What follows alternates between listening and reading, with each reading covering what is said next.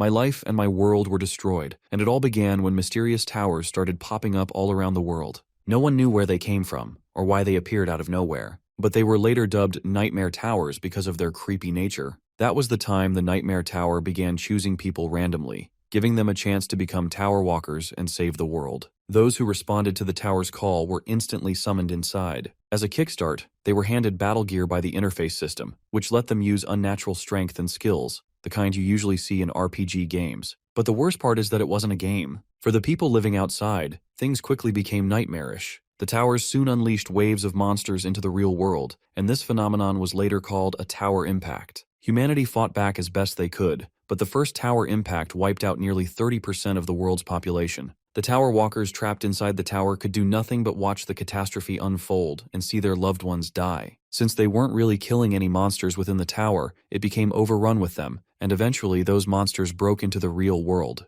But to make a change, they all decided to ascend and kill monsters with the help of the powers and skills they'd been given. In order to tempt them and steer them off course, the tower cunningly offered an opportunity like no other. They were given an object known as the Regression Stone. As the name suggests, it allowed tower walkers to go back in time, to the moment before the tower impact happened. Their memories and experiences would remain intact after regression. Some didn't hesitate for a second and cashed in on this chance, while others felt suspicious of the stone. Turns out the folks who used it didn't actually travel back in time. Instead, they were transferred to a parallel universe with a different timeline. So basically, those who returned to the past weren't fixing anything for this current world. They simply abandoned it. As they kept ascending the tower, things only got worse, especially after the second tower impact. So instead of dying a pathetic death at the hands of monsters, many decided to abandon their world and regress. The fate of this world was left only to the brave souls who resisted the temptation of the regression stone. But little did they know, what awaited them was death on the 98th floor, the Chamber of Hellfire. Jaewon was utterly defeated along with his comrades, yet they didn't give up, fighting until their last breath. Eventually, our boy managed to slay the Tower Guardian at the cost of his friends' lives. His one and only friend,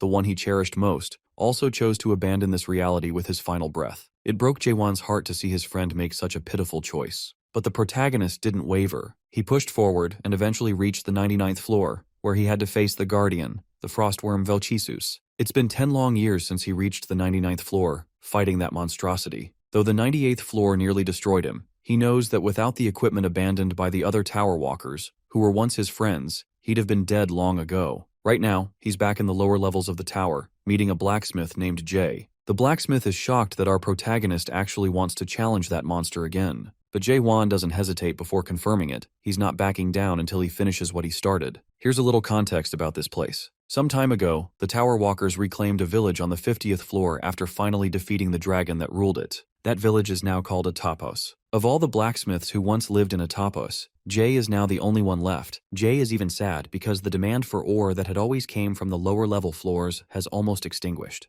Jaewon thinks to himself that this kind of outcome had been bound to happen sooner or later. After all, there are barely any survivors left.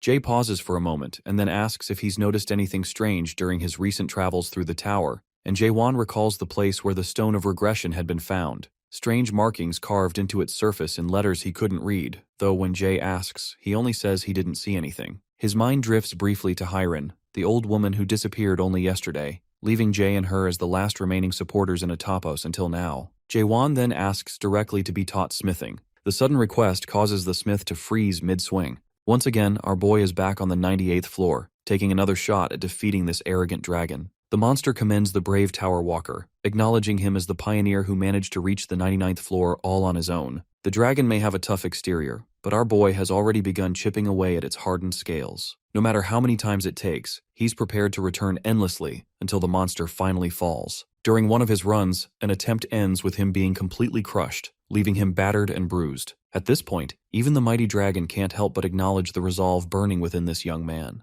Jaewon carries an unyielding desire, a singular obsession, an obsession to defeat this monster and make his friend's sacrifice truly meaningful. However, the dragon believes defeat is inevitable, and failure is the only fate awaiting Jaewon. But our boy lunges forth after breaking free from the ice, fully prepared to prove the monster wrong. He takes his stance once more, relying on the only technique he knows, which is piercing. The dragon even finds it funny that the kid keeps charging in with the same old trick. You see, Jaewon wasn't as fortunate as other tower walkers who started their careers much earlier, giving them opportunities to obtain unique skills and hidden classes. Jaewon had nothing to his name. so he poured everything he had into one simple yet devastating technique, the art of piercing. He pierced his targets relentlessly, repeating the motion tens of millions of times. This refined mastery even earned him several nicknames. His piercing only grew faster, stronger, and more precise, eventually evolving into something comparable to a hidden class skill. And because it isn't an actual skill, Jaehwan can use it endlessly without consuming spiritual energy, unlike hidden abilities. Even so, not even hundreds of thousands of jabs were enough to deal truly significant damage. Then Jaehwan notices something. The monster's weakness lies in its jaw.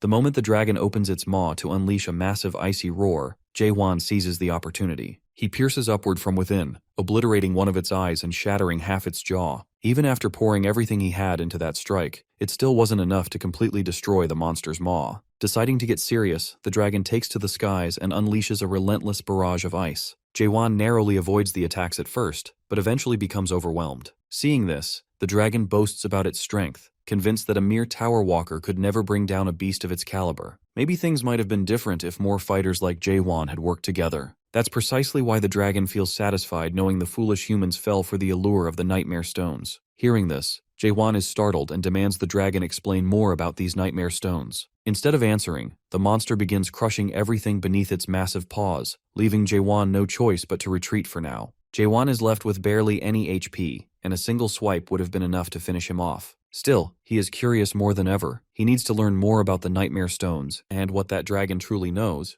To get the answers he seeks, he spends half a decade fighting the monster. At last his efforts bore fruit. The nightmare of the 99th floor is defeated, and the victor sits right over the monster's devastated body. Now, before the monster's life extinguishes, Jaehwan demands to know the truth about the nightmare stones. The dragon, however, doesn't give him the satisfaction. He says Jaehwan can only learn the mystery behind them by reaching the last floor. With those final words, the monster dies, and our boy earns the Ice Dragon Sword as a reward. Though honestly, this so-called sword doesn't really look like one. Now comes the moment of truth. The door to the final floor materializes right before him. Jaehwan steps forward without any fear in his heart, even though he knows nothing that lies beyond. Entering the final floor, Jaehwan realizes he's standing in a strange place where countless panels of light float around him, each displaying a different image. From there, he sees the tower's condition in the outside world and a topos as well. Suddenly, a voice comes from somewhere unseen, noting that our protagonist has arrived early and reassuring him there's no need to be tense. The figure sends an important announcement, and a system notification appears in front of him, congratulating our hero for being the very first person to fully clear the tutorial of the game within World 294. The message goes further, declaring that his record will be permanently stored in the Immortal Library, the Akashic Record itself, and the monarchs of the Great Land are allowed to look upon it. Reading this, Jaehwan's mind fills with all the terrible experiences he had in the tower, and now he is learning that it was just a tutorial. The mysterious voice observes how shocked our boy has become, and warns him not to let it bother him too much, or else he will face the consequences. A huge wave of water crashes into Jaehwan, as a beast with glowing eyes emerges into sight. The creature comments that he has already gone further than he should have, yet praises the amount of control he's shown for a human.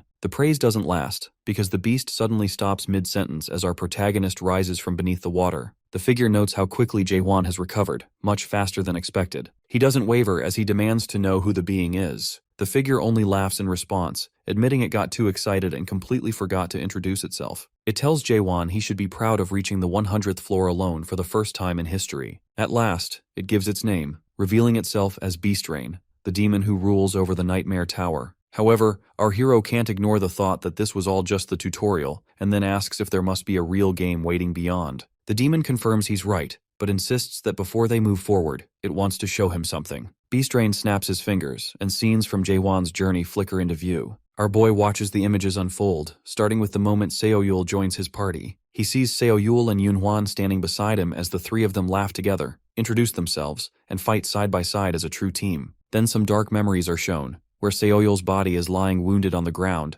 and Jaehwan falls to his knees, calling her name repeatedly with a trembling voice. Next, the last moments of Yunhwan appear. Meanwhile, Beastrain asks if this rising tide of sadness is stirring emotions Jaehwan thought he had buried. The demon calls those feelings a waste, yet offers something cruelly tempting, a chance to go back and start again from the very beginning, only this time keeping every memory exactly as it is. Beastrain's grin widens as our protagonist realizes more clearly that this is not the end of the path at all, but the prompt glowing in front of him isn't a gift either. It's nothing more than a trap, since he thought he could save the world if he climbed the tower. He recalls the system window that named him as the chosen Tower Walker, supposedly destined to save the world. From the very beginning, there was no way to stop the tower impact, and they had been tricked into climbing. Saving humanity was their only hope. Jaehwan rejects the offer instantly, declaring with firm resolve that he will never return to the past. Beast Rain mocks his refusal, claiming that no one can cling to what's already gone, because regression is impossible in both the tower and the Great Land. The name Stone of Regression flickers across our boy's thoughts, but the demon shatters the illusion right away, explaining that the so-called regression stone was never what people believed it to be. In truth, it's the Nightmare Stone, a cursed gem that drags anyone who touches it into endless dreams woven by a dream demon. Its words cut deeper as it laughs again, saying humans are probably the only creatures foolish and desperate enough to fall for such a trap. Our hero connects the pieces and understands the truth in full. The main game that Beast Rain spoke of is nothing but an endless loop, a cycle that repeats without ever truly beginning again. Without the slightest hesitation, Jaehwan presses no, declaring firmly that he's already uncovered the real truth of the tower. The tower itself is just another dream. With his decision made and his path clear, our protagonist swears he will hunt Beast Rain down no matter what, and climb to the next floor waiting beyond. Beast Rain keeps pressing Jaehwan and insists that the tower ends here, but our protagonist ignores him completely, refusing to even acknowledge the claim. The demon shifts to taunting, suggesting maybe he is only pushing forward because he is greedy and wants more than just memories as a reward, then tries to tempt our boy by offering hidden treasures. Still, Jaehwan does not consider it for even a second. Beast Rain wonders if he wants to go back to his world, claiming he must have known this truth from the moment he realized the tower was only a dream, and then reveals that the tower's impact is not even real. Jaehwan demands what he means, and Beast Rain responds by pulling up a vision that shows everyone outside alive and unharmed. He continues explaining how beings like him live in clusters, pointing out that this must all be good news for our protagonist, and flips the vision to another scene. This time, it is Jaehwan in a hospital room, looking at his own unconscious body lying on a hospital bed along with all the other walkers, while Beast Rain explains that although he spent decades inside the tower, only a single month has passed in the real world. The demon starts boasting again, claiming our hero could never hope to defeat him, calling their difference the same as the gap between a dragon and a human. Jaehwan simply raises his sword and declares that he has already slain a dragon, which makes Beast Rain snarl and call him arrogant. In the next moment, the two crash violently into each other. Later, Jaehwan steps into a building, calling out for Jay but hearing no response, and his mind drifts back to all his battles with Beast Rain. 72 days have passed, and he never managed to land a killing blow. Yet despite all those fights, the demon never actually killed him either, and now our boy realizes it is because he never intended to. With that in mind, our protagonist swears to keep going no matter how long it takes. Meanwhile, Beast Rain thinks deeply about Jaehwan as a product worth selling, a seed that refuses to grow the way he wants. Normally the process is simple. Pick out the good seeds during the tutorial, nurture them through the main game, and watch them develop. But this one is the exception, resisting all progress no matter what is done. The demon considers killing him, but the thought of damaging the soul and drawing the attention of the harvesters holds him back. Instead, he decides to raise him carefully and make a fortune, imagining himself rising into the upper ranks and clearing all of his debts, especially since even gods who usually avoid demons have shown interest in Jaehwan. Suddenly, Jaehwan attacks him from behind, prompting Beast Rain to ask about his real goal, but our hero just keeps swinging his sword without pausing for even a second. The demon tries to reason with our protagonist, insisting that moving on to the main game would benefit not only him, but also everyone connected to him. Yet Jaehwan does not show the slightest sign of caring. The fight grows fiercer until Beast Rain slams him into the ground and starts shouting again,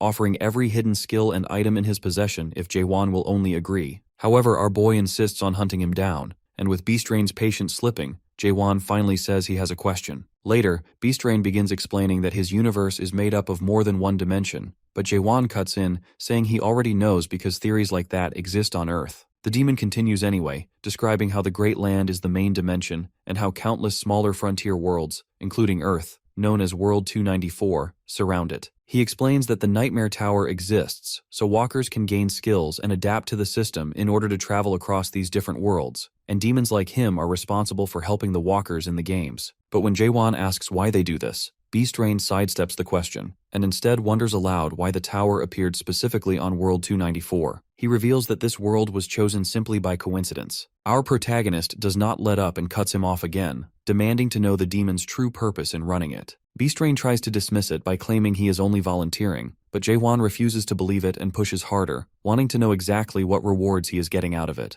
The demon replies with nothing but vague excuses about different motives, but before the exchange can go any further, a red message suddenly appears above Beastrain from the monarch, ordering him not to kill Jaewon and to end the conversation immediately. However, the unaware demon turns to him and asks if he believes him now, but Jaewon just stares back in silence. Jaewon's status screen is filled to the very top, every stat sitting at its maximum, and his level completely capped. And no matter how much effort he pours into it, nothing rises any further. He tips back a potion and gets up again. Even though all this power is his, the gap between him and Beastrain is something he can't seem to close. Suddenly something hits his mind, and our boy starts getting a strange feeling. As he looks ahead, he observes bright golden particles floating in the air. He grabs one of the fragments and notes that sometimes they are smooth, fine particles, and sometimes they are rough, blocky pieces like sugar cubes. In that moment, our protagonist understands this is the truth. The raw particles that make up the very essence of this world. Now standing in front of Beastrain, Jaewon wonders out loud what exactly a monarch is, guessing it's nothing more than a title for a king.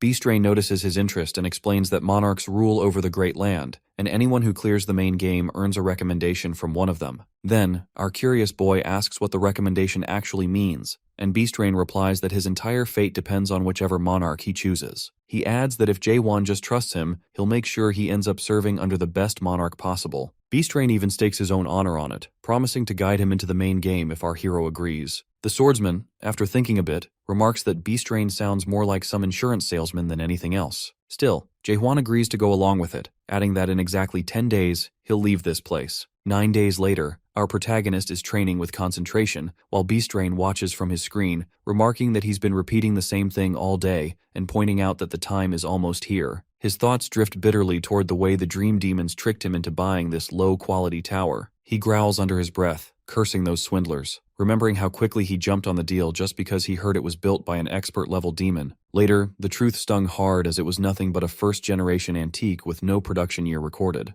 If it had been a third-generation tower, Beastrain could have ended the tutorial by force without damaging the product, but this outdated relic demands the consent of its product in order to close the game. The demon believes that his only crime was being too broke to buy better. Still, it works, and with tomorrow coming fast, he hopes it will all finally end. The next day arrives, as the system flashes tips about the main game, speaking of the Tree of Illusion and the Great Land, before another message appears from the Game Master, offering to return Jaewon to World 294 with every memory intact. Beastrain asks if he memorized the data, and our boy confirms that he has. Then the demon urges him to hurry up and press accept. He sheds tears of joy as his long-awaited moment has arrived, but to his surprise, Jaewon suddenly swings his sword. Beastrain freezes in shock and demands to know what he thinks he's doing. Our protagonist's grip on his sword tightens as he tells him he should already know the answer, as he'll be hunting him down. Ever since Jaewon observed those particles, his pierce technique has felt unstable, and he can sense something off. He feels like something has awakened inside him. Pressure builds as a massive claw comes crashing down towards our hero, and his strike slices forward in response.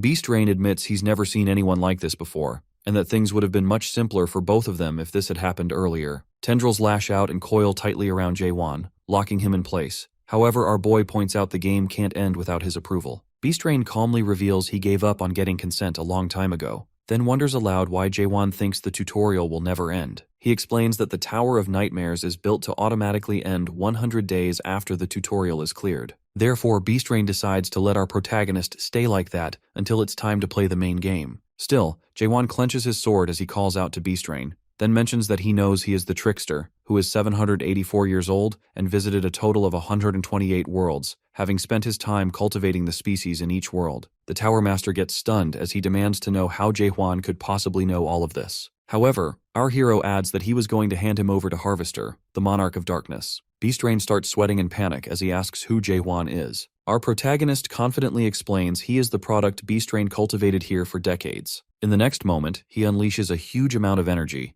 aiming to defeat the Tower Master. Jaewon pushes forward with full force as he swings his blade, striking Beastrain directly and pushing him backwards. Then both clash with their forces. As a result, our boy skids back, while Beastrain's shoulder is injured. This leaves the demon confused, and then something hits his mind. Meanwhile, our protagonist prepares his sword, while Beastrain wonders if he is an over-adapted player. Our boy recalls that ever since he reached the 100th floor, he wondered if the demon could even kill him. Reality itself began to break down. He finally understood stabbing when he had no doubt left. He strikes the shield of his opponent, breaking it completely. The system notifies about the lifting of the sync limitation. Then the demon transforms his body to counter Jaehwan with his full strength, trying to make him surrender. As Beast Rain strikes, he admits he is impressed seeing our hero reach the second stage of adaptation after just completing the tutorial, but he believes a human can't defeat a demon, as he unleashes a high number of spikes. The spikes hit Jaehwan and his blood flows, but still, our protagonist clenches his sword and decides to stab his opponent no matter what. He keeps stabbing as the count climbs higher and higher until it finally reaches 10 billion times. Finally, Jaehwan manages to land a powerful blow towards the demon, making his opponent realize something. However, it's too late for Beast Rain to do anything, as our protagonist successfully defeats him and points his sword towards the demon. He states confidently that humans are not just things for demons to trade and sell. With unshaken resolve, Jaehwan declares he will destroy the tower and climb to the next floor, and then to the top. The ceiling begins to shatter as he declares that he will see the end of the world the demons have formed. A system window pops up with his info filled with just question marks. Beast Rain scrambles in desperation, pleading with him not to do this, claiming that there is nowhere left to go. However, our hero refuses to listen. His mind flashes to the carvings he found in the lower floors, which revealed that the Nightmare Towers are just imitations of the first nightmare at the top of the Tree of Illusion. He realizes these messages were left by the creator of the Nightmare Tower, Mulak. Now our boy knows that this place is just a root, and because a root exists, so must a branch. Therefore, he unleashes his power to completely destroy the ceiling. Then the prompt appears, declaring the tutorial over. However, he has failed to complete the game. After a moment, Jaehwan wakes in a new place, which is kind of like a forest. He sees ahead, as he has finally found what he was looking for. Massive beasts burst through the thick leaves, growling heavily as they surround Jaehwan. One leaps at him to attack, but he eliminates it with ease using his shallow stab. The ground suddenly rumbles as a towering beast steps out. Upon seeing it, our boy instantly notes that his shallow stab won't be enough against something like this. Using his normal stab, he eliminates the towering beast with a single strike. Later, he collects all of its horns. Unexpectedly, a yell rips through the air, and strange ant-like people appear from the trees, one of them shouting and pointing directly at him. Jaehwan figures they came here for horns, so he holds out the horn as if offering it for answers, but no one reacts. Instead, the one in front charges with a blade, and our protagonist quickly dodges while warning them to chill out or he'll eliminate them all. When they keep attacking, he decides to strike them down. After a short time, all of the ant-like people are lying unconscious on the ground. While our boy is sitting on one's body demanding it to talk, the creature bites down on its own tongue, leaving him staring silently. Later, Jaehwan starts checking through their belongings and finds a small dimensional backpack, which the system explains will give him 70 cubic feet of space to store his belongings. He notes that the system hasn't worked right since leaving the Tower of Nightmares. He had assumed it would function the same across every world, even in the Great Realm, but that clearly isn't the case. While searching, our protagonist also finds some odd, colorful stones they carried, and it turns out they're soul stones that enhance spiritual power, which he gets to know through suspicion. Every enemy he eliminated had one, making him wonder if these people were jewelers or something, but he just shoves the loot into the backpack without bothering to figure it out. After that, his sword opens its jaws and eats all the dead bodies. Meanwhile, he comes across an old scroll, and even though it doesn't look like much, something about it makes him pause. When Jaehwan unrolls it, he sees the words Tree of Imagery, Chaos, and recalls that he didn't come across this information from the files Beast Rain sent him. Somewhere else, the ground shakes as fanged beasts come crashing out. Surprisingly, a girl with wild red hair, along with other people, is running away from the chaos. She hurls a weapon that misses the monsters entirely, and instead slams into the knee of a tall, red-haired guy, making him stumble as he tries to laugh it off, and wonders how she even managed a shot like that. She gives a quick apology, but then shouts sorry again. This time not to him, but because there's a two-horned beast barreling up right behind her. She's sprinting toward two guys who yell for her to stop, but she just keeps running forward. Up above, Jaehwan watches the scene unfold from a rocky ledge and notices right away that the red-haired woman has the most power in her group, but their teamwork is a complete mess, and he can't help wondering how they even made it through the Tower of Nightmares in the first place.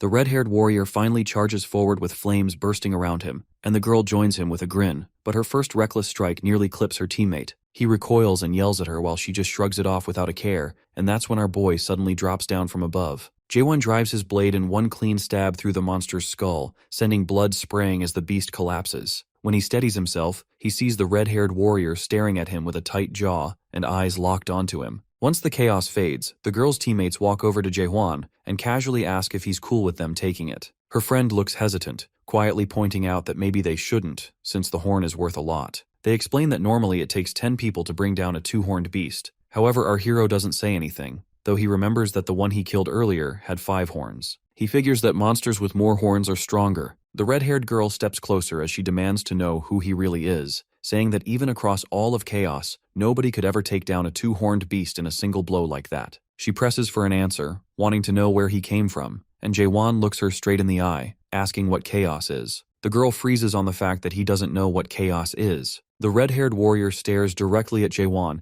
and immediately starts firing off questions, asking for his name, why he's even here, and how he's somehow able to speak with them. However, Jaewon only gives short replies in return by nodding and shaking his head. They mutter among themselves that it's unusual to even run into a language barrier these days. When the red-haired man asks if he's fine with them taking the Bi-Horn corpse, our boy agrees without complaint. Meanwhile, the red-haired lady notes that his fight was strange since he showed no real skill and killed the beast with a single stab. After that, she tries to use her ability on him, but the system instantly throws back a message saying it failed. She learns his spiritual power is no higher than a non-adapter's. Demanding to know who he is, she presses him to state his identity and why he is here in Chaos as an adapted player. When our protagonist repeats the single word, chaos, and questions what that's supposed to mean, the woman accuses him of messing around, saying his words make no sense, asking if he is having trouble understanding her, but Jaewon calmly replies that he understands her completely. He falls into his thoughts then, remembering his old ties and affiliations back on Earth, but realizing that all of it lost meaning the moment he stepped into the tower. He made new friends inside, yet those memories were erased after the tutorial. Even though they're still alive somewhere on Earth, they most likely don't even remember him or anything that happened in the tower. He replies to the red-haired girl that he doesn't remember anything. The woman scoffs, questioning him if he is thinking that she will believe he has amnesia. Our protagonist sharply replies that he never said he has amnesia. She argues it's the same and keeps pressing anyway. Suddenly his sword starts to buzz, and then it opens its jaws. The red-haired girl suddenly recognizes it as a spirit weapon. The sword starts to eat the weapons Jaewon stored in his backpack. People around him mutter about him feeding equipment to his blade, while the girl gets stunned because he is showing off his spirit weapon to everyone, and he has no idea what he is doing. She is clearly frustrated that he ruined her mission for eliminating that red-haired man. Then an idea hits her mind, so she whispers to him, mentioning she has something to propose. After a short time, our boy comes to know her name, which is Mino. He also gets to know more about the people she is traveling with. Those people belong to the Red Fox clan. Jaehwan immediately realizes her so-called proposal is for him to wipe out that clan, as she has warned him that they'll come after him too. Later at night, the red-haired man suggests they should camp for the night to avoid attracting horned beasts. Later, our protagonist notes that the village isn't far. Through his second stage of awakening, understanding, he has overheard the conversation of the Red Fox clan people, agreeing his two-horned kill was just because of the spirit weapon. They claim such weapons can only be found in the abyss, also called the branches of the Tree of Illusion. However, our hero knows they're mistaken since his weapon came from the roots. Although the demon told him that the gear in the tower isn't very good, he never thought anyone would want that thing. Anyway, he has realized that this place isn't a great realm after all. After a short time, the enemy begins to move. Mino pops out to warn our protagonist and tells him to use the sword that had eaten other weapons to eliminate the enemies. Unexpectedly, he replies that he doesn't have it anymore since he lent it out for inspection, and she gets pissed off, calling him careless. At that moment, members of the Red Fox clan appear. The red-haired man thanks Jaewon for his weapon, while the other members are surprised to be called on just eliminating two people. Mino spits back, cursing them, and as the enemies charge, she darts forward without hesitation. She slams one across the head and strikes another clean across the torso. She strikes down several opponents in rapid succession, then kicks one backward. After sending another dart, she lands back and apologizes for throwing her weapon so hard with a sly smile. Then she summons more daggers around her to eliminate the remaining enemies. The red-haired man says that from the moment Mino lured the monsters here, he had already suspected something was wrong, but now he is completely certain she is none other than the infamous Witch of Massacre. He demands to know who sent an assassin from the Dark Forest all the way to this place. She answers directly, saying it doesn't matter who gave the order, because countless non-adapters have already been slaughtered by the Red Fox clan, and many want them dead. He laughs, claiming there's no way the Dark Forest clan would ever move for something so trivial. Before he can continue, her daggers flash toward him in a sudden strike, but he counters the attack immediately. Then he declares this can only be a personal mission. Raising the spirit weapon, he tells her that if that's the case, then her life will end here. She narrows her eyes, and he calmly explains that he hasn't come alone since he brought backup. Looking around, she sees what he means, and quickly notices that every one of them is at least a first-stage adapter. When she counts, there are 40 in total. The red-haired man adds that facing both the Witch of the Dark Forest and a man who once killed a two-horned beast by himself required these numbers. Then he remarks that if he had known the spirit weapon would fall into his hands this easily, he never would have called his master. As soon as he finishes, a large clawed figure steps forward and tells her to see this as an honor. This new arrival is Clant, the Black Fox, master of the Red Fox clan and a third-stage adapter, who declares that half the Red Fox clan has gathered here to hunt her down. She gives a mocking smile in response and turns toward Jaewon, telling him to give her a moment. Tossing something his way with a quick instruction to run, he catches it and finds a stone of nightmare in his palm. Confused, our boy asks what it is. She explains it's actually a stone of escape that will teleport him to the nearest fortress, but she only has one. He stays silent for a moment, then asks if she'd go back to the past if she had the chance. She calmly says she would never return. If she dies here, it'll be all worth it, but she'd never go back. Jaewon looks at her and assures her she won't die today. Then he moves, striking the enemies with his second sword, and strikes them down in quick succession. Right after that, a heavy attack slams into the battlefield as the Fire King unleashes his technique. Still, our protagonist charges forward at full force, invoking Oblivion, the third stage of awakening. He slices straight through the incoming wave of flame and force. Their clash creates shockwaves that tear across the field as weapons collide. Even though the Black Fox presses his attack with overwhelming strength, the counter pushes him back. When the dust settles, Jaewon is the one standing, who gets his spirit weapon back from the red-haired man. A moment later, a massive blue slash rips across the battlefield, scattering the enemies that still remain. While Mino stands watching the scene unfold, she then calls his name. When he turns toward her, she steps closer and asks about his true identity, though he replies she already knows. Then he points out if she has also lost her memory, which makes her grow uneasy. Then she demands the return of her precious stone. However, he mentions he has lost it. Her voice sharpens as she questions how he could lose something so valuable, yet he simply tells her to search for it herself. Later, Mino does exactly that, overturning everything she can, but the stone remains missing, which makes her regret giving a precious stone to a stranger. Although our boy watches and tells her again that she already knows who he is. When she presses further, he finally says that he is a human. She looks at him and asks if he's being serious. He replies by asking if she herself is human. When she admits she is, he tells her that alone is enough for him. She sits beside him, admitting internally that maybe he is right, as it's enough that they both are humans. The next morning, Mino asks Jaewon if he truly doesn't remember ever coming to Chaos, or even setting foot in the Great Realm. When he answers that he doesn't, she admits she is envious of him. She also explains that most people who end up here feel the same way because their arrival is always tied to memories they would rather erase. He flips the question back and wonders how she came here. She suddenly stops walking and warns him he will regret asking this later. Eventually, they reach Gorgon Fortress. As they enter, Jaewon notices a circular structure nearby and realizes it looks exactly like a summoning circle he saw on the first floor of the tower. He moves closer, and right then a red light flares. A crowd of terrified people appears inside, screaming and begging for help. Mino glances at the group and remarks how many have come at once. She mentions that's how she ended up in Chaos, and not to ask anyone in Chaos how they arrived. Then she welcomes him to the world of the dead, Chaos. Jaewon connects the dots and concludes that those who die in the Great Lands end up either chosen by the gods of the Abyss, or they are chosen by the masters of the Great Realm. The chosen ones achieve glory in battle, but most fail and end up in Chaos, the stem of the Tree of Illusion. Next, Mino explains that if someone dies again in Chaos, the death becomes permanent, and they get absorbed by the Tree of Illusions for nutrients. Those who die don't spill any blood as they are already dead.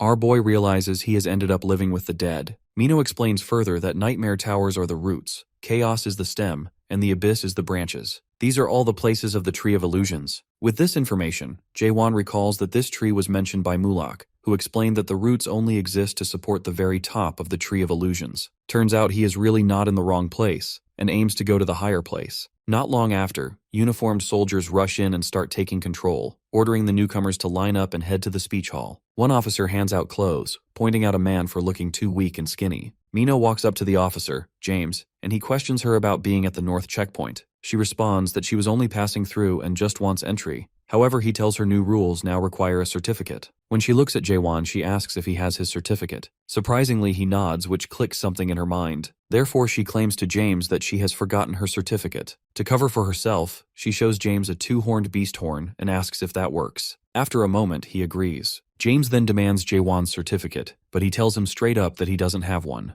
Mino hints that she could help if he asked, but James cuts her off and insists no one gets in without papers. Jaewon acknowledges and starts searching for something in his backpack. This makes Mino think he must have decided to kill the guards to get inside. Therefore, she immediately comes between our hero and James as she is about to explain something while panicking. However, a commanding voice cuts her off, asking what's happening. The soldiers all freeze as a man in uniform appears. Chief Carlton, the one managing the checkpoint. He walks up to James and demands an explanation. James points at Jae-won and says he's trying to enter without a certificate. Carlton doesn't hesitate and says entry is impossible without proof of identity. He explains the inspector is allowed to refuse anyone who lacks it. He even starts reading fortress laws and uses his legal code to make everyone kneel down. Then he also brings up the Restraint Act. However, Jae-won uses his blade to slash his legal code skill barrier from himself and Mino. He interrupts Carlton and asks what's actually on the certificate. Carlton says it lists one's identity, records, and skill data. Jae-won replies that he doesn't need one because he refuses to show him anything about himself. The chief is confused as his legal code isn't working on our protagonist. Therefore, he decides to detain him under the law and summons chains using a skill called Silver Restraint.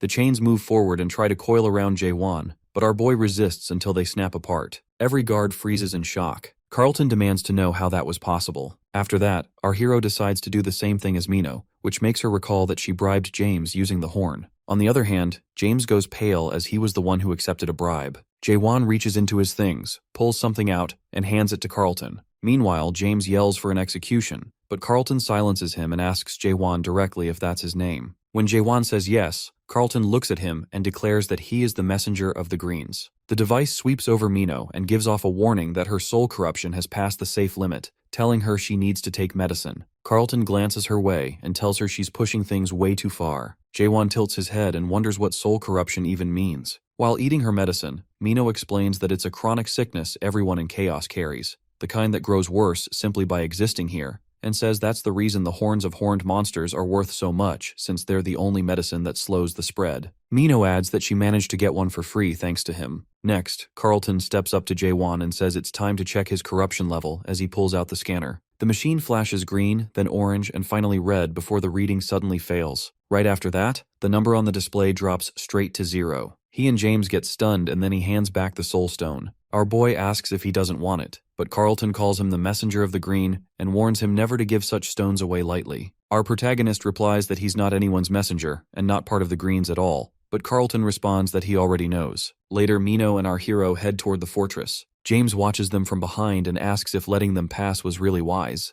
The captain turns to him and questions if he even knows what a soul stone truly is. James responds that it's valuable and boosts an adapter's spiritual power, but Carlton tells him that's not the whole story. He removes his one glove and shows his burnt hand, which was the effect of the magic stone that our hero gave him. He explains that only a green can carry one without falling into corruption, while anyone else is consumed by it. He points out that Jae-won doesn't seem like a green at all, yet he handled the stone with no problem. James asks if that means he trusts him. Carlton says he doesn't trust the man, but only his soul, since the device never fails. The only time it can't read is when a soul is completely pure. He states that our protagonist's soul is the purest in all of Chaos, so whether he's a green or not doesn't matter because what they need is simply someone who can handle the stone. When James brings up their master's condition and asks if it's connected, the captain says he doesn't know. However, he brings up rumors of someone at the gate taking bribes, and James freezes, realizing he has been caught. Meanwhile, inside the gate, our boy thinks about the process of getting Mino inside, remembering how Carlton listed out the regulations and told her he'd let her go only because Jae-won asked. He warned her never to try bribery again. He then tells Jae-won that she'll recover soon.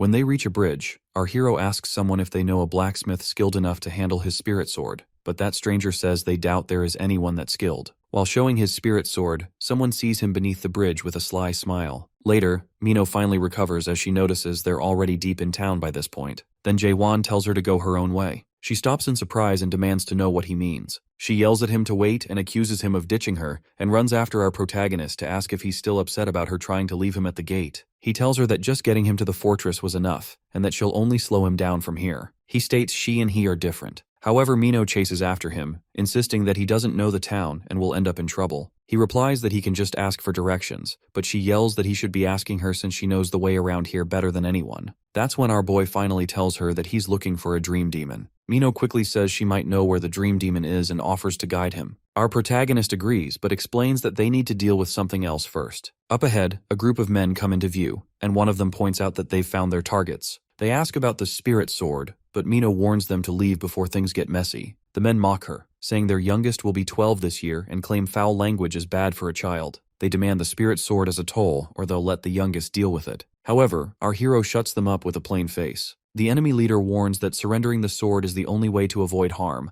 but before he can complete his speech, Mino shouts back at him, pointing out their youngest one who is actually a giant man. Ignoring her totally, the giant stomps down and raises his axe, but our boy's blade slams into him, cutting off his arm. Jaewon tells them if they're really going to fight, they should hurry up. One of the men shouts in outrage, another accuses him of cutting off their youngest's hand, and the third yells that they'll never forgive him. The whole group charges forward, and our swordsman moves at once to eliminate them all. Jaewon wipes his sword while Mino just stares at him, struggling to understand how he beat them all by just stabbing them. He simply answers that stabbing is the only skill he has, which leaves her more confused than before. She blinks and wonders if he's messing with her, but then he actually starts explaining his different kinds of stabs: slight stab, regular stab, and strong stab. That only makes things stranger. The whole thing reminds her of someone who also uses only one technique, although that person uses slashing instead of stabbing. Next, she asks why his strike had missed before and ended up blowing the roof apart. She figures maybe he just lost control for a second, but he tells her he sensed someone using hidden skills in that area and purposely blasted the roof to scare them off. She asks if wrecking rooftops is really how he intimidates people, and he just shrugs, wondering if everyone doesn't do that.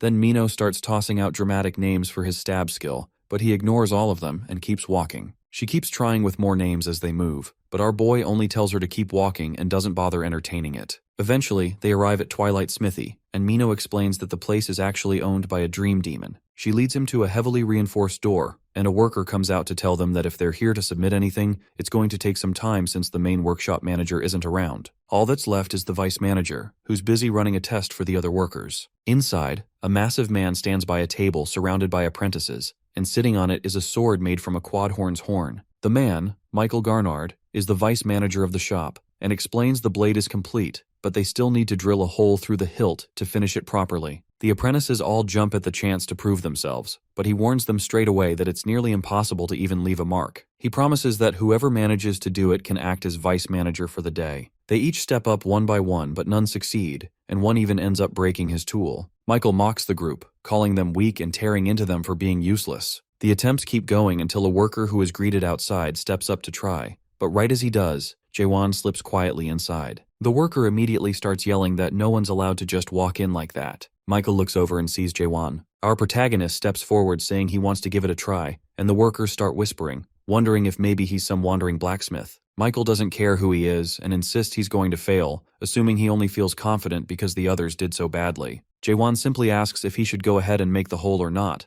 but the vice manager starts lecturing again about how incredibly tough quadhorn horns are, and how it isn't that his workers are bad, it's just that he's on another level. Before he even finishes, Jaewon taps the blade once with a finger, and it immediately cracks and falls apart. Everyone freezes in shock, and Michael starts shouting furiously that he's insane for destroying something so valuable and demands what he's supposed to tell the client. Jaewon replies that he went easy, saying that breaking it fully would have been even easier, and then casually shrugs and apologizes. The vice manager doesn't calm down at all and yells that a sorry isn't going to fix anything, especially when the quadhorn horn was irreplaceable. That's when Jaewon pulls another horn out from his backpack, and everyone recognizes it instantly as a pentahorn. Michael studies it more closely and realizes it's from a granok. The room goes quiet, and when Jaewon asks if it's good enough, Michael just nods. With things flipped around, our boy asks if he can use his smithy for a bit, and Michael orders the workers to shut the doors. Meanwhile, Mino decides to leave him to it and dips out, while Michael begins giving a full tour of Twilight Smithy. He even grants Jaewon the title of vice manager for the day and tells him he's free to use whatever he needs. Our protagonist nods and raises the granok horn, and the man, still curious, asks where he got it. Jaewon answers plainly that he hunted the pentahorn alone and took it himself, which Michael doesn't buy for a second. Jaewon then asks for help since it's his first time making a sheath. The vice manager, confused, asks if he's really planning to use that material for a sheath,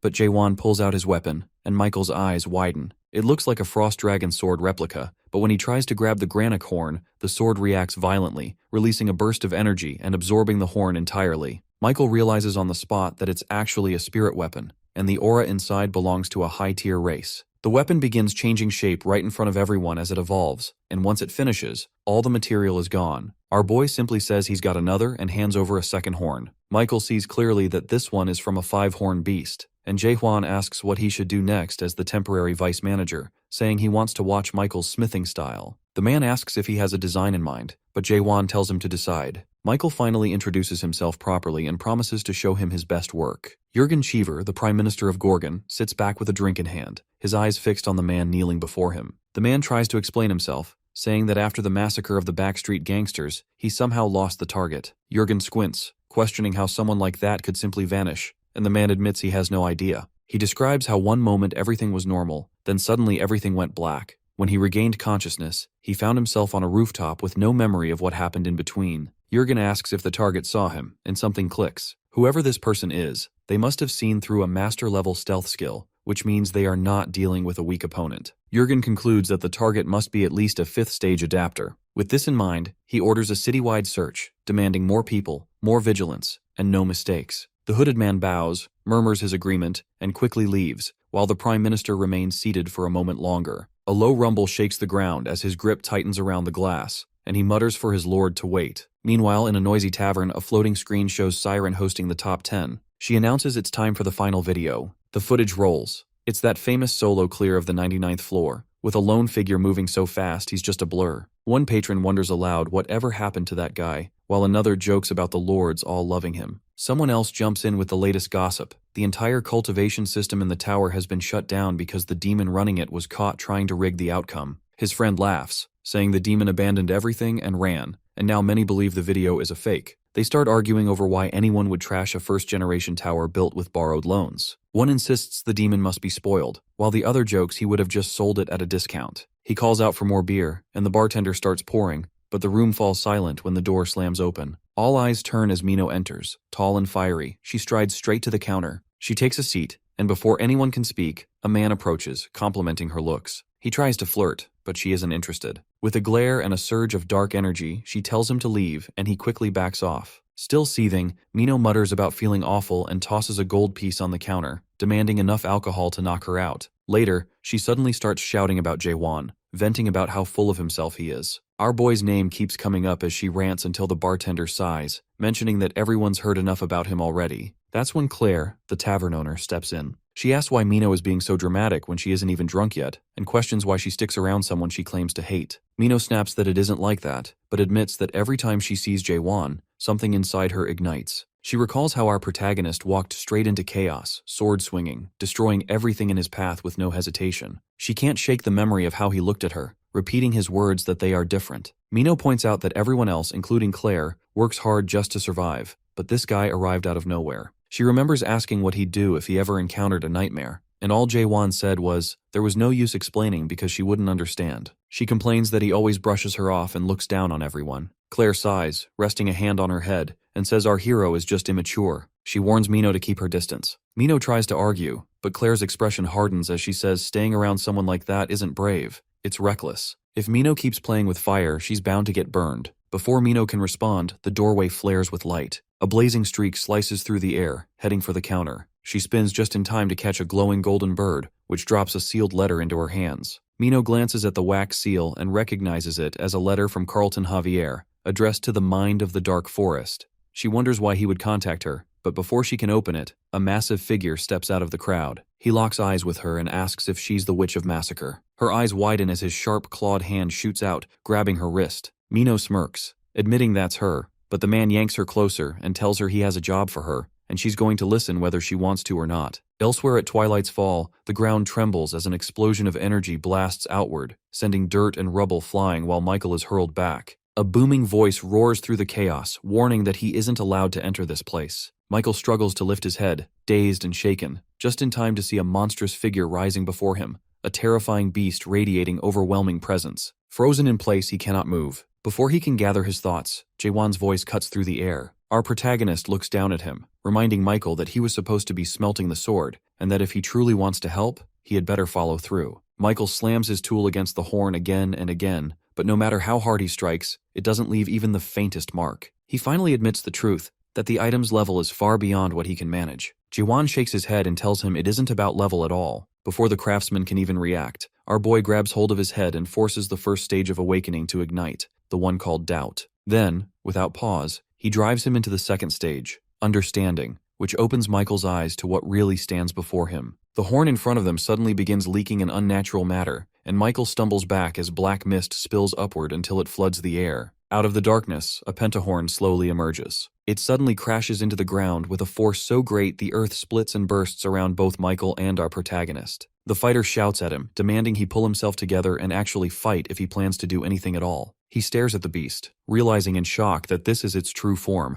and starts questioning why he has wasted all his time using such small and meaningless skills against something like this. It feels too unreal, and he convinces himself it must all be a dream, so if he just wakes up, then everything will disappear. Muttering under his breath, he bolts for the door, but the massive shadow of the pentahorn combined with the sound of our boy's voice makes his legs lock and freeze him on the spot. Jaewon exhales, ready to move, and in a sudden blur, Michael bursts through the doorway instead, yelling for help, only to stop cold when he sees an endless flood of undead creatures calling him vice manager, standing in the hall. A giant eye appears, fixing its gaze directly on him while telling him he is not even qualified to look at this place. Then the ground suddenly splits apart, throwing him backward and leaving him stunned and disoriented. Our protagonist doesn't let him recover. Grabbing Michael's hammer, he charges forward and smashes down against the pentahorn's horn, using the opening to surge closer. He darts into striking range, slipping past the snapping jaws, and when the beast lunges again, he is already there, driving his fist forward with all his strength toward its face. The battle explodes in noise, and Michael's roar joins the chaos as the struggle rages on. Later, outside, Michael asks if Jaewon is simply going to walk away, and the other responds that his role here is complete. Michael offers to name the sword, calling it Doc Bull, and when our hero asks if that means the lone hero, Michael insists it is the perfect name before turning to leave. The others bid him farewell, but suddenly Michael calls out again, demanding to know what he looks like in Jaewon's world. Our boy turns back, and with a simple answer, he tells him that he looks human. As Jaewon walks ahead, he notices Mino following him. She wonders aloud if he's worried she might be plotting something. When he bluntly asks if she is, she replies directly that her plan is to kill him. He doesn't flinch, and only questions what she expects to gain from it. As she steps closer, she hands him a small bundle, explaining that it's clothing, partly as an apology, and partly because she's tired of seeing him dressed like that. She then asks what he intends to do now that he's failed to track the dream demon. Our boy mentions that Michael once brought up a way to trace it, and once he does, his plan is to head to the Tree of Imagery and search for the path into the abyss. She presses him again, questioning why he would go that far, and he simply asks if she's really that curious. Mino warns him that even if he reaches the abyss, those who return are forever marked as warriors of the abyss. Our protagonist says he has no intention of coming back. She grows uneasy and demands to know who he thinks he is to even try. She accuses him of moving forward without caring about anyone else, calling him inconsiderate, cold, and worse. Mino adds that he doesn't see the people here as human. Maybe they aren't as strong or brave, but they're still human, just like her. Jaewon recalls his moments with her, and using his awakening skill, he notices a message above her warning not to get any foolish ideas, and threatening the life of an old woman if she breaks their promise. He wonders if those people have hostages to get their hands on him. Meanwhile, a hooded figure watches. Our hero considers whether saving the hostage is worth the risk, then decides it's meaningless since saving them would change nothing. Because suspicion shows him the truth of this world, where numbers and data control everything and people sell their souls for higher numbers, our boy decides to leave Mino and continue searching for the dream demon. Unexpectedly, she smashes the wall between them and reaches her hand out to him. Mino declares that they're finished working together, saying she won't follow someone with a purpose like his. Jaewon stares as she turns and walks away, admitting to himself that she seems human now. Afterward, through his awakening skill, our protagonist listens to the speech of the cloaked figure behind him, who mutters curses at Mino for betraying them, and admits they brought the dream demon for nothing. Our hero feels a surge of excitement as he realizes they have a dream demon with them. Later, Mino walks alone through the streets. After some time, she pushes open a door and steps inside the tavern, apologizing to someone for making them wait. A voice responds, and inside, a man stands while Claire is held by a strange individual. A man named Janya, eldest of the Janya trio brothers, asks why Mino came alone and why their deal fell apart. She tells him the person they're waiting for won't come, since his goal is to destroy the world. Suddenly, she launches forward. Spears of light shoot toward him, and Janya laughs, calling her insane as shadows rise beside him. One lunges to attack, but she blocks with a spear and retaliates, forcing it to swing and knock her across the room. He orders his ally to seize someone, but she warns they'll be hunted by the dark forest if they do. Janya replies that there's no branch here to stop them, and says she and Claire will be dead before anyone even finds out. Blue energy bursts in her hand, forming 7 pink spears that spin together as the 7 daggers of Akaram. She attacks, but unfortunately Janya blocks and sneers that it's just another trick, promising to tear her apart. Then he pauses, and she remembers when Jaewon once asked if she would go back to the past. She knows she would, if it meant ending up with him again. Janya raises his weapon high, while she wonders if she would have lived long enough to see the world fall. Before his strike lands, it's blocked. Jaehwan appears. Shocked, she asks why he came. He answers that the clothes she gave didn't fit. She asks if that's really the only reason. Our boy grips his sword and demands to know if they have the nightmare, then orders them to bring it to him. The enemies nearby begin whispering among themselves. One wonders if Jaehwan has completely lost his mind,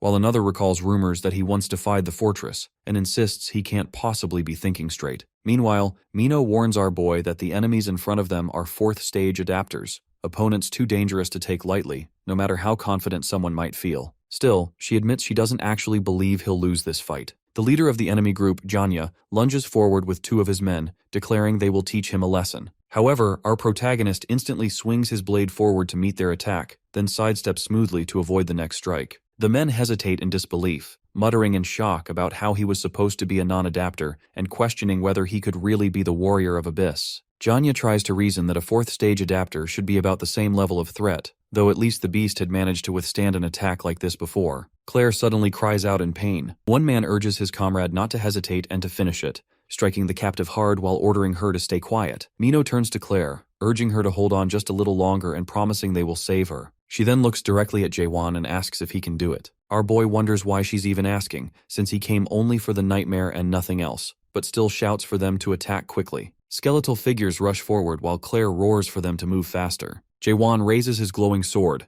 and as he does, a brilliant blue beam shoots into the sky. Far away, soldiers spot the pillar of light, and Carlton recognizes it immediately, ordering his men to move out. Back at the tavern, a man bursts in, shouting about the barrier breaking. Orders fly as Janya is told to surround the place. Soldiers scramble into position. An armored squad pushes inside and Carlton steps forward, calling out to Jaehwan, who replies that the timing is perfect. He points directly at the enemy group and accuses them of breaking Gorgon Article 276, Paragraph 4, by using the tavern as a base to try to destroy the world. Janya quickly counters with an accusation of his own, but Carlton sides with the restrictor, citing Gorgon Articles 174 and 124, and declares that for the crimes of illegal property destruction and kidnapping of a citizen, the accused are placed under emergency restriction. Chains suddenly wrap around the enemy squad, and Carlton warns that resistance is pointless. Janya charges forward anyway, and weapons clash until a sharp crack splits through the knight's weapon as Carlton pushes him back. He leaps away, shouts to his ally, and swings his weapon down again, but more chains whip out, wrapping tightly around him and slamming him into the ground. Breathless, he admits he will surrender, and Carlton calls it a wise choice.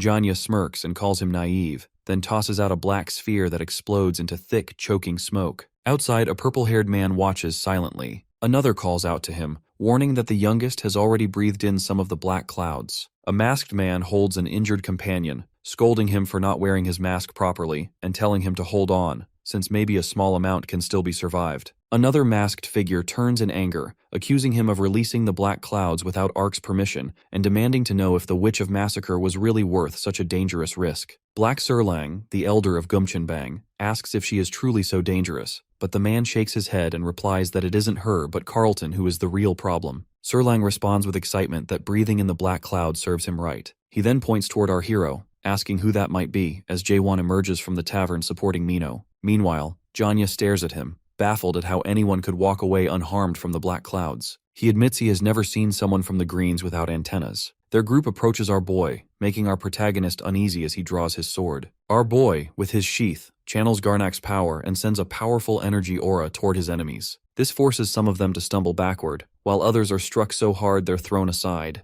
With that surge, our hero unleashes his attacks, striking several opponents and knocking them to the ground, dead. Witnessing the situation, Surlang flees, shouting at Janya to deal with him. Janya curses at Surlang, then glances at his fallen comrades. Jaehwan steps forward, closing the distance and giving only one choice, demanding that Janya reveal the Dream Demon's location. Hearing the name, Janya's eyes darken, and he gives a chilling warning, telling him that if it's discovered he leaked the information, he'll wish he had died. With no other option, Janya takes a stone of fallen souls. Our protagonist has seen stones like this before, clutched by townsfolk. The very stones Mino once explained weren't drugs, but a method to slow the creeping corruption that eats away at the soul. However, Janya's body convulses violently as the unleashed power rips through him, twisting his flesh and reshaping his bones until something monstrous stands in his place. What rises is an undead beast, charging through the streets with wild strength and eliminating people in its path. Now Janya, transformed into that monster, can see the truth of the world he lives in. As he observes, he wonders what he was so afraid of,